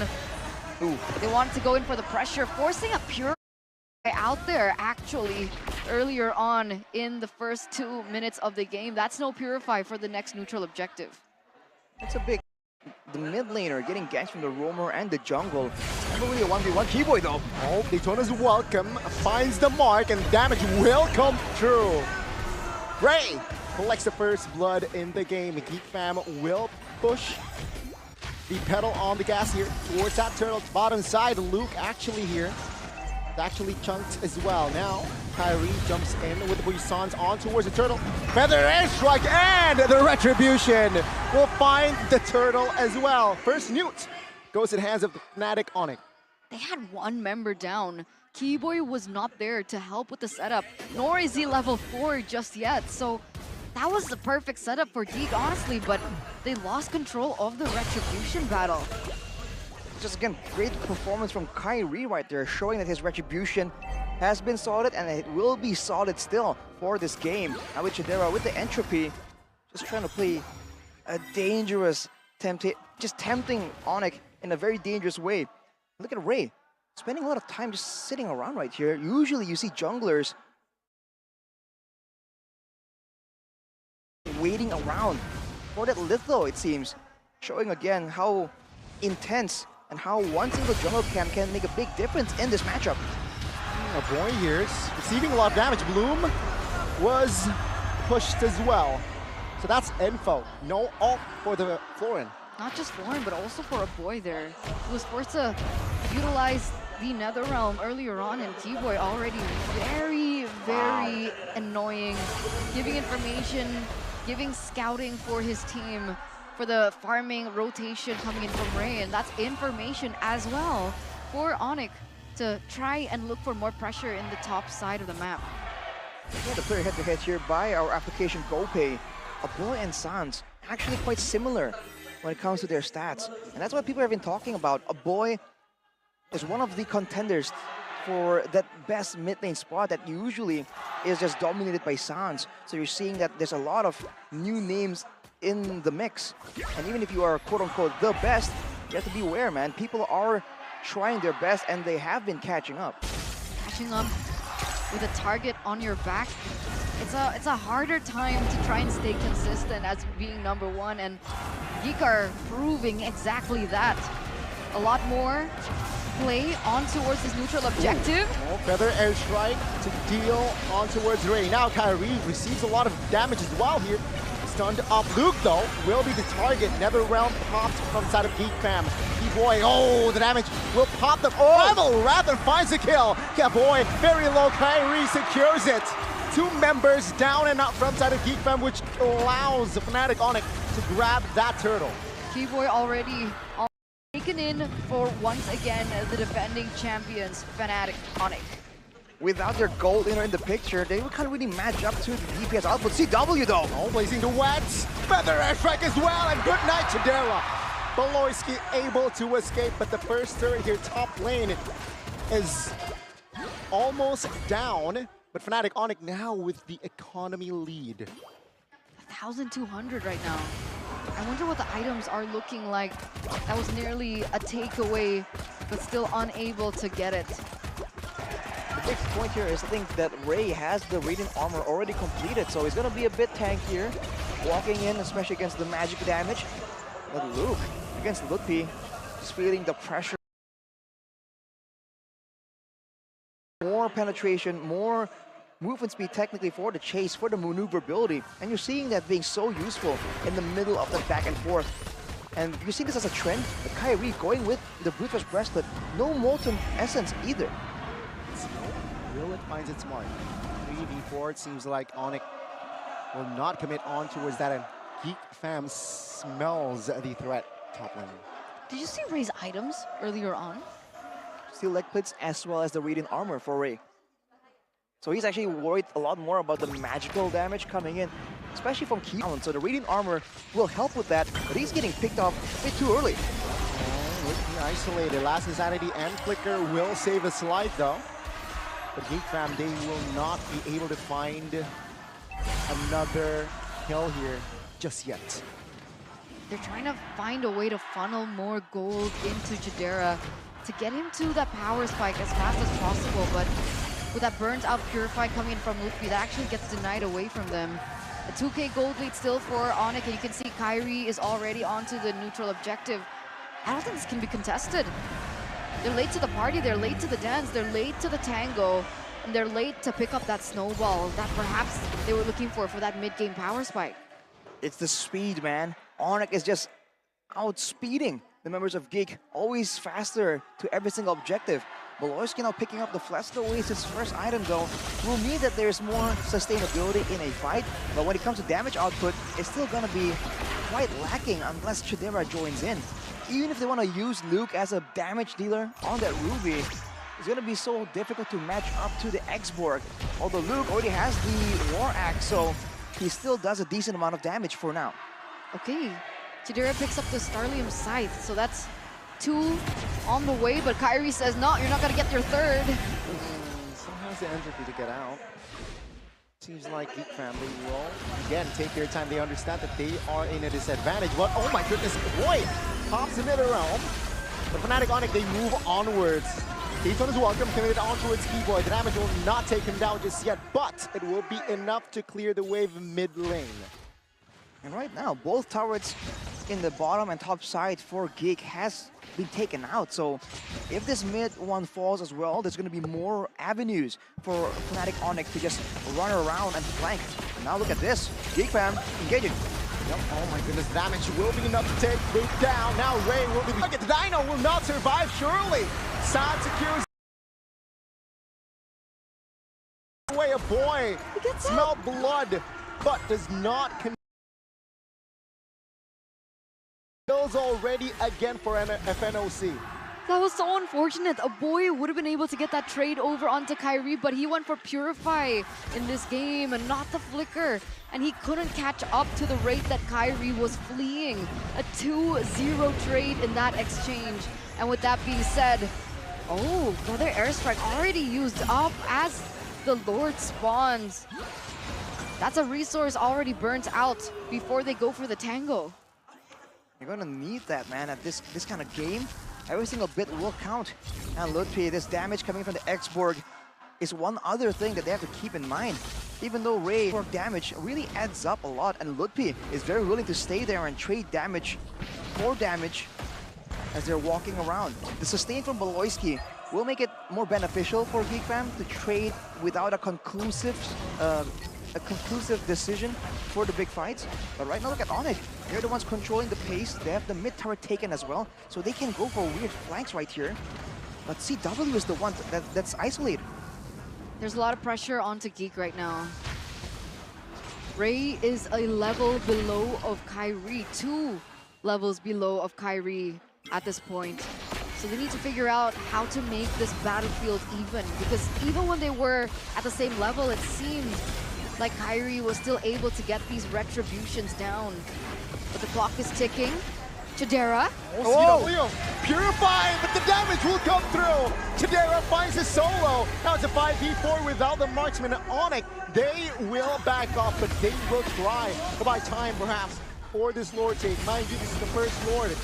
Fnatic Onic still hovering around T-Boy. I'm offended towards this guy, but he survives. Fnatic Onic again just trying to buy a lot of time here with Luffy in the vicinity as well. Trying to perhaps pop that last inside. He sounds a good position with the wings by wings. Feather airstrike onto the boy. Forwards to Purify, but now Ray finds the Lord. They were doing everything that they could, ladies and gentlemen. They were even able to take down CW. And even with those odds, Kyrie is still able to get that retribution down and to get that Lord for themselves. So unfortunate for Geek. Geek fam is not happy about that whatsoever, man. 40 crystal for Chidera, but in the whoa, hang on a minute. Damage will come through towards Chidera. That will be all. No casualties yet. Lord watching top lane. As I was saying, man, it's just such a clean take because they send Ludwig to zone everyone away, and they use the primal wrap from Keyboy to just burst the Lord down. And I think Geek weren't expecting that extra bit of damage that allowed Kyrie to immediately take it away. And now with the Starlium for Keyboy as well, he's a damage dealer. It's going aggressive. Extremely aggressive. But remember, I'm offended whips. Fnatic Onic taking their time. They know that's just the first Lord. They don't need to force anything just yet. Let's take all the inners. If they don't have, there's no window, let's just back away. Back to that point, right? Aggression. Chidera has now secured this third item. I think that was the Holy Crystal for him. It's a massive power spike for sure. So he'll be doing a lot of damage, but the question is, will he be allowed to do so? With the Feather Airstrike, with earlier, we just saw it earlier, the last Insanity. Everyone just barreled away, not willing to take the damage coming in from that X-Borg. That is the value that you can get, especially against Barats. It's a well-known counter we've talked about so often, but now we're seeing it really big for the good use. Whenever Lupi walks forward, Ray immediately just backs away. Still has a Graga armor. Now we'll lose it though. Oh my goodness. Take a look at the Chidera now. Trying to deal damage. CW will find the Blazing Duet, but Keyboy will fall first. Now Fnatic Onic running for the hill. As Geek fam, they want business. Lupi low. CW able to find space to get out. But Geek fam, they turret first. Did Keyboard get a Earth Shatter on more than one member earlier on? Was that the knockup? Was that where it came from? It has to be. I don't see any other knockups available for Fnatic Onic. But look at Geek fam, immediately barreling through just with the roamer advantage. Yeah, the timing couldn't be more perfect as well. 20 seconds towards the Lord. Last Insanity will try and deal hefty damage. But with the Bloom, Geek fam, they are now back at full HP. Fnatic Onic slowly but surely getting out of their own jungles, but the Lord now is up. Still 4,000 gold, benefiting Onic. Oh, Divine Glaive for Tadera. But he has to be careful, right? He's going full damage, full glass cannon, and the problem is Sans just picked up the Holy Crystal as well. So they're banking on utilizing the range and the burst potential from Sans to get Tadera in the back line. Purified, caught by a boy. Fnatic Onic looking to reposition, especially CW. Ludpi though, on another angle. Recipient of that Daytona as well. Can lose some more Firaga armor, but take a look at Keyboy. In the backside, other round committed, but Tadera is just feeding alongside CW. Now, CW blazing duets on towards a boy's face, but Ray will fall. No retribution for Geek fam. That's a green light for Fnatic Onic to take on the Lord. Let's see, 4v4 situation right now. Ludpi caught very low. The Viraga armor does come back up, and Luca does get behind. And it looks like CW now going to be focusing on trying to get that slow push in the top side towards their benefit. But neither teams want to go for this. They're going for another reset in this 15th minute of the game. So the whole backline of Geek fam. Unfortunately, he had to be taken out. He's just not tanky enough with that Starlium build, but he definitely was a big problem in the backline. If that kind of fight happens again, Geek fam have to respond by taking him out. They cannot let him free hit like that. Now it's back to the waiting game. Luke tries to make the play happen, but it did not land. No, I'm offended here for the next 10-15 seconds. Fnatic Onic now, they are together. And the Geek fam, they right response, right? They just back away. And with this, it's just not a lot of time. Now, boy, though, this time will pop and force the Bloom early. Perhaps that's a green light for Fnatic Onic to really commit on towards his Lord. But remember, the Netherrealm is still available if they want to utilize that extra layer of sustainability in these team fights. But look at Claude, look at CW, keep an eye out for him. Oh, Ludpi, oh, immortality is still there, but now with the help of the Feather Airstrike, will it be enough? Ludpi trying to survive, trying to sustain last Insanity. Will it be enough? Geek fam running for the hills as Keyboy finds an angle. CW in the bottom side of the map with the split push finds the base. And this time, Fnatic Onic, with their new armor, they have defended their throne. The defending champions, the Sky Kings, the kings of the galaxy, remain untouched. Their throne remains unchallenged as they move forward in their playoff run, as they move forward in the upper brackets. And the Kings, the King Slayers, the Geeks, they are forced to continue their journey from down below. What a conclusion. It was so intense that we did not see it coming. The Sky King refuses to lose, forcing the King Slayers to fight their way back from the lower bracket. It's a denial, but Geek fam will still be around. For Onic though, that is a statement made. We're a different kind of king. It looked shaky there. It looked worrisome for a bit. But they still remain determined to defend what is rightfully there. Geek fam, their job is not done. They can still fight their ways off the lower brackets. But what a series. What a series indeed. A full best of 5. Full best of 5. That's kind of been the trend so far for the playoffs. First match, full best of 5 series. Will it be the same for the second match though? I don't Be know. compared. Full best of 5 series.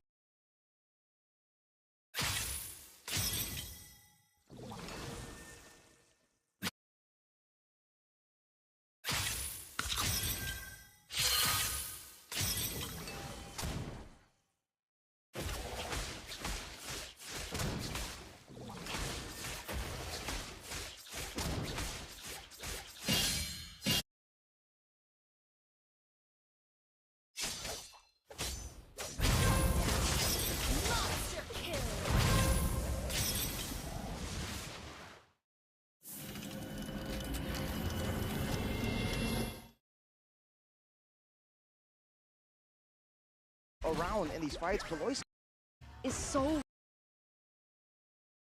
Oh, no. The villains of this season, Fnatic, Onic.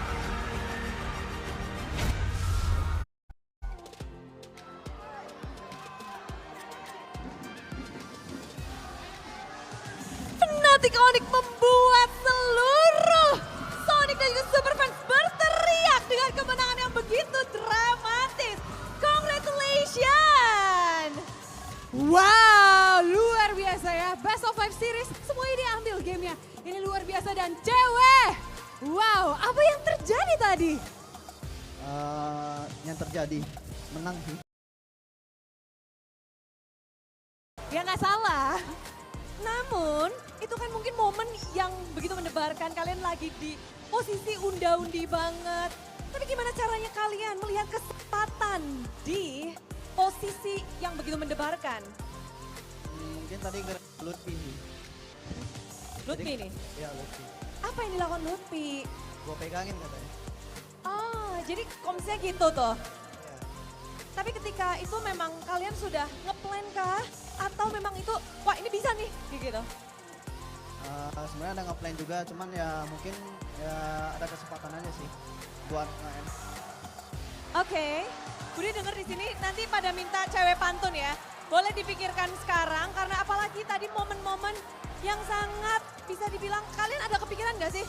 Wah kita turun ke lower bracket nih guys. Ada pernah kepikiran kayak gitu nggak di saat gamenya susah, balas membalas? Nggak ada sih kalau aku percaya kok sama timku. Percaya. Tapi kan ini kalau dari awal match hari ini kita sudah lihat kayak ini deja vu Grand Final Season 12. Sans, ini kamu jadi teringatkah dengan Grand Final Season 12 kemarin lawan Geek? Nggak ada sih, nggak ada teringat. Nggak ada Cuman teringat. main biasa aja. Ada yang beda nggak sih ketika kamu ketemu dengan Geek Fam di Season 12 kemarin di Grand Final dengan hari ini? Nggak ada, sama aja deh. Sama aja. Tapi kayaknya nggak sama ya untuk Fnatic Onic dengan jersey terbaru, warna baru untuk Onic. Sans datang ke playoff membawa warna biasa aja nih untuk Sans, nggak ada yang spesial dari Sans? Nggak ada yang spesial. Nggak ada, cuman kita datang buat main aja. Nggak ada buat yang spesial, nggak ada. Buat main datang buat main aja gitu. Main dan menang atau hanya mikir udah main aja? Ada harus menang gitu nggak Sans? Pasti dong, pasti. Main dan menang, 2M untuk Sans. Bener dong. Tapi tadi menarik juga di mana ini begitu ketat, balas membalas. Gimana caranya kalian bisa ngeriset setiap saat untuk Onic di babak playoff? Ini kan panggung perdana kalian di season 13, babak playoff. Ya risetnya mungkin ya seperti biasa, teman-teman pada bilang riset, lupain game sebelumnya, fokus ke game kedepannya. Jadi ya riset, lupain game sebelumnya. Reset ya, lupain game selanjutnya. Tapi di samping Sans ada Lutfi. Wow, luar biasa. Ini rookie kita di MPL Indonesia Season 13 dan langsung nih masuk ke playoff bersama dengan Fnatic Onic. Gimana rasanya panggung playoff Lutfi? Ya, senang ditonton banyak orang kan, beda sama yang di reguler. Seru-seru. Seru sekali, tapi kali ini ketemu Geek Fam dibanding mungkin pada saat regular season ada yang berbeda nggak nih? Beda sih. Sekarang poinnya lebih banyak kan, kayak bisa 2-3 gitu. Kalau di reguler kan cuman itu doang, BO3 doang. gamenya lebih banyak. Wow, berbeda betul Lutfi. Tapi Lutfi, di sini kan kamu bisa dibilang player yang anyar, menjadi yang begitu megah, begitu banyak penonton dan supporter. Dan gimana sih cara kamu untuk seperti, apalagi lawannya juga international stage, mereka sudah babat. Teman-temanmu pun demikian, apa yang mungkin dikatakan oleh teman-teman teammatesmu sebelum bertanding kepada Lutfi? Main enjoy aja, jangan dibikin pusing. Jangan dibikin pusing, udah sesimpel itu. Ya. Jangan dibikin pusing. Tapi Lutfi, dari tadi kalau kita di backstage ya, ngelihat kayaknya ada Coach Boots nih mondar-mandir sibuk gitu ya. Gimana peran Coach Boots nih buat Lutfi? Ya sangat penting sih, dia sering ngingetin. Ingetin apa? Banyak lah pokoknya. Pokoknya di situ ada boots yang khusus buat Lutfi aja nih, apa buat semuanya? Buat Lutfi doang. Lutfi. Coach khusus ya ternyata. Tuh, senyum-senyum katanya, bagus, bagus nakku, bagus. Tapi Lutfi melihat hari ini lawanmu juga lawan yang cukup berat. Dan tentu saja kita menantikan performa selanjutnya dari tim Fnatic Onic. Tapi kamu sendiri dari sudut pandangmu, apakah ini Lutfi sudah mengeluarkan kekuatan penuh by Lutfi? Belum sih, hitung aja nanti nextnya. Belum, ditunggu nextnya. But how is for you, Kyrie? This is the first match. Ini match pertama kalian di babak playoff. Are you okay with the result? Ya seru banget. Seru banget. Ya. Meeting with Baloy? Ya Baloy sama ya Marki. Terus ada jungle baru juga, Ray. Oh, bagaimana tuh pertemuannya di playoff ini? Apakah di panggung ini berbeda, Geek Fam? Dan mungkin player-player yang kamu sebutkan tadi, siapa yang paling bikin Kyrie pusing tuh di match ini? Pasti Baloy. Baloy. Wow, ini luar biasa sekali. Tapi kalau tadi dengar-dengar ya katanya, Monica sama Bude tuh ngobrol-ngobrol belakang katanya, hari ini ada yang spesial dari Onic pas persiapannya. Bangun pagi katanya. Benar nggak sih bangun pagi? You wake up early this morning katanya. Why? Itu persiapan untuk menuju playoff kah? Nggak tahu sih, konsep tau. Kocep yang membangunkan. Namun support system dari kalian akhirnya kalian rasakan dari para Sonic, dari semua super fans dan khususnya Mama Kiboy hadir hari ini. Kiboy, hari ini apakah season ini begitu spesial sampai pada akhirnya kamu meminta Mama untuk hadir ke sini? Ya kan kemarin Papa udah datang, sekarang gantian lah. Gantian. Sekarang gantian ya. Tapi rasanya gimana nih? Akhirnya kalau tadi kan ngobrol kata Mama Kiboy, ini pertama kali nontonin Kiboy secara langsung. Rasanya gimana tuh? Jadi gugup gak sih? Atau makin semangat? Ya yang pasti seneng banget lah. Kayak ada motivasi tambahan lagi, terus buat bisa kayak lebih fokus lah. Biar kayak pokoknya pikirannya harus menang, tapi gimana caranya menang gitu. Harus bisa menstabilkan ya, pengen menang tapi harus tenang, tapi harus bersemangat juga. Dan itulah yang dilakukan oleh tim Onic. Kalian adalah tripit champion untuk mempertahankan gelar itu di season ini. Apakah tantangannya berat buat kalian? Cewek katanya. Dia mau jawab. Iya. Tadi cewek dari tadi kayaknya mau ngomong kok, iya betul. Apa ya, ya namanya mempertahankan ya pasti sulit lah. Cuman kita bakal ngelakuin yang kita bisa buat pertahanin gelar itu. Pertahanin gelarnya Bude ya. Tapi ada yang menarik, kayaknya ini masih agak terlalu early. Tapi nggak ada salahnya kalau kita tanyain kalau season lalu kan. Ini pada saat grand final udah siapin kaos nih. Kali ini udah siapin juga nggak? Sepede itu nggak sih untuk bisa menjadi champion di season ini? Sebenarnya kalau ngurus kaos sih Gilang sih. Oh Gilang ya. Tentang kaos ya. Oke, tapi Gilang mungkin bukan kaos ya. Tapi Budi mau penasaran nextnya. Untuk upper bracket final kalian udah ngedapetin satu slotnya. Kira-kira siapa yang akan menemani kalian di upper bracket yang mana? Harus memenangkan match setelah ini. Apakah Bigetron atau EVOS menurut Sans? Kalau dilihat-lihat mungkin lebih unggul BTR. Soalnya kita udah beberapa ketemu sama EVOS, kita menang-menang, jadi mungkin lebih unggul BTR untuk semifinal. Berarti bakal challenging dong buat kalian untuk upper final.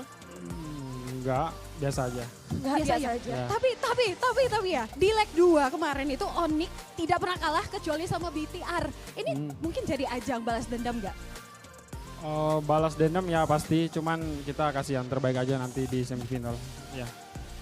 Kasih yang terbaik aja, tapi last word untuk menutup match hari ini karena kita akan menutup sesi kita kali ini. Ada yang mau disampaikan? Mungkin buat Pantun. Sorry ya, pantun ya. Kayaknya udah disiapin dari tadi Bude ya. Ini nggak ada sumpah. Tapi tadi Sans buat siapa? Sans mau buat siapa spesialnya? enggak, mau berterima kasih sama fans saja. Ya. Untuk Sonic. Buat Sonic, makasih banyak yang udah datang. Buat keluarga juga, kita besok ketemu lagi. Thank you. Thank you, tapi cewek.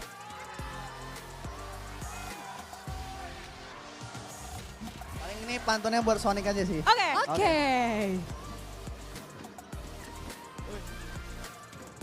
Lapar-lapar makan keripik. Cakep. I love you Sonic. Oh, mantap. Dan mari kita sambut inilah sang Raja Langit pemenang dari match ini. Fnatic Onic.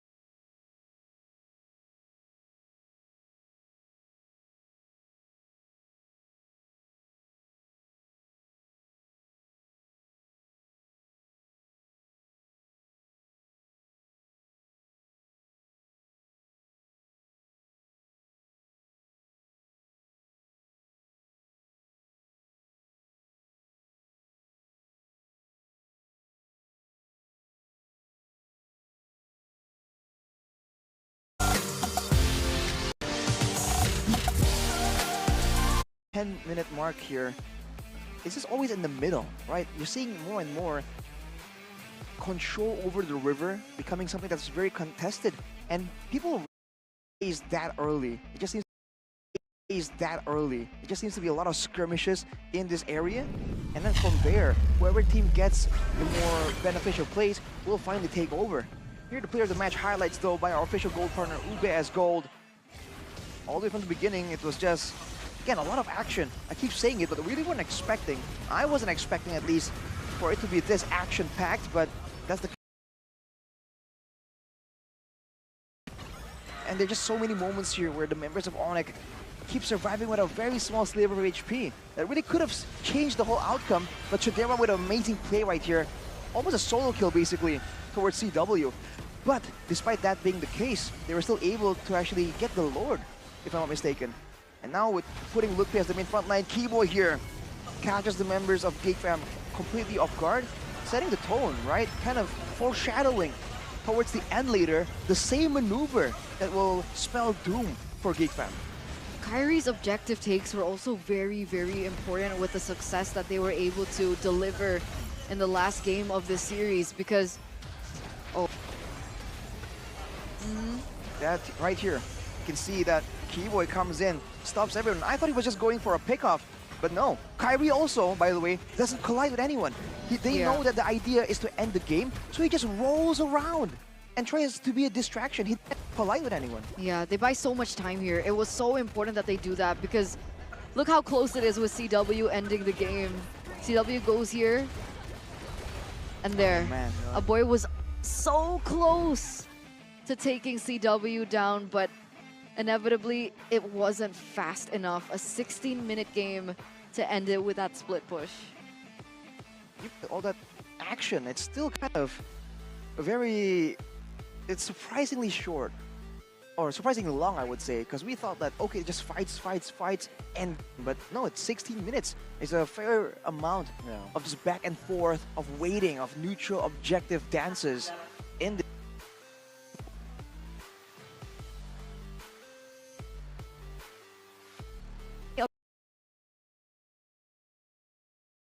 you would see like there were amazing setups that were taken in by Geek, but towards these setups,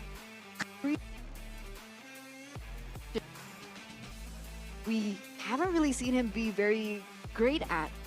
So like that retribution game from Kyrie has come back. And it's very, very scary. It's gonna be very scary here. The rest of the... Where...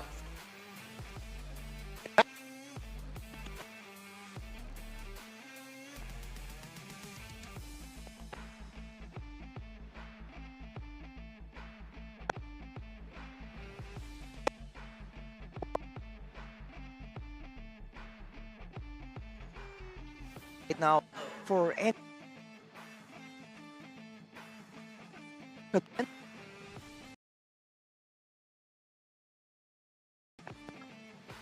like Matt. Looking at the items right here though, Natan and Dance of Chidera, we were thinking that with the Florin, it's gonna be out of control, it's gonna be too strong, too sustainable. But that's why Onic is showing again adaptability. We can't beat them in an odd fight, even with the X-Borg, even with the Edith in the hands of Keyboy with the Starlium. Fine, okay, then we won't even fight. We go for the base immediately, and just like that, even though on paper maybe Geek Fam would have won in that fight, it doesn't even matter. Showing again that it's not about brute forcing your way to victory, it's about finding the best solution while still dealing with all the problems. That is what makes a team so great, and I think Onic displayed that perfectly in this game. It also reminds us to do our housekeeping. Yes. You know, clear the lanes, clear the far lanes, clean your room. Very interesting. You remind me of Nicey, bro. Hey bro, make your bed. Clean your room. That's like their tradition before a cast. Exactly. They always have to make their bed, and if one of them forgets, the other one does it for them. Oh. They take the picture just for good luck for their cast. Shout out to Leo and Naisu, by the way. Leo and Naisu. And truly is an immense and an intense matchup. We're now going to take to the golden moment by UBS Gold. Bisa maju guys, udah tarik udah guys. Gua siap ulti guys kalau mau guys. Sabar, Hitler dulu guys, santai. Harus sampai al kanan nggak sih? Atau nggak bakal al kanannya ping? Gua banyak. Ayo, gua banyak kalian. Ada prefect nggak sih dia? Santai. Gua coba buka ulti buka. Atasnya bagus kok. Jangan. Kayaknya Nathan nggak trap gua lagi deh. Di bawah. Guys, mainin tapi ya gua Hitler dia guys, santai dulu. Sekarang tuh ya, ayo Florin ulti guys. Pelan-pelan. Oke. Tadi Florin ulti guys. Gua mainin guys atas guys, sabar. Ya udah, reset dulu. Itu ulti Florin bisa mau fight atau ini aja, gua atas sekali lagi ya. Mundur. Udah tarik ya, aman sih guys. Pelan-pelan aja guys. Gua udah makan. Why are you laughing? Oh, you know. Right, they saw where CW was. But there was a call. Okay, there was a call. But I just don't know who it was from. Was it Keyboy? Could have been Keyboy. That wasn't me, that's for sure. But overall though, I think we can agree that they were all still very vocal though, Yeah. right? There are some moments where everyone just seems to pitch in. Talking over each other. It's almost like a... But yeah, that will be the end of this first match. It is, and I guess that marks the end of the day, ladies and gentlemen. it doesn't. Just kidding. Just kidding. We do have one more match ahead of us. One more to see who will be facing.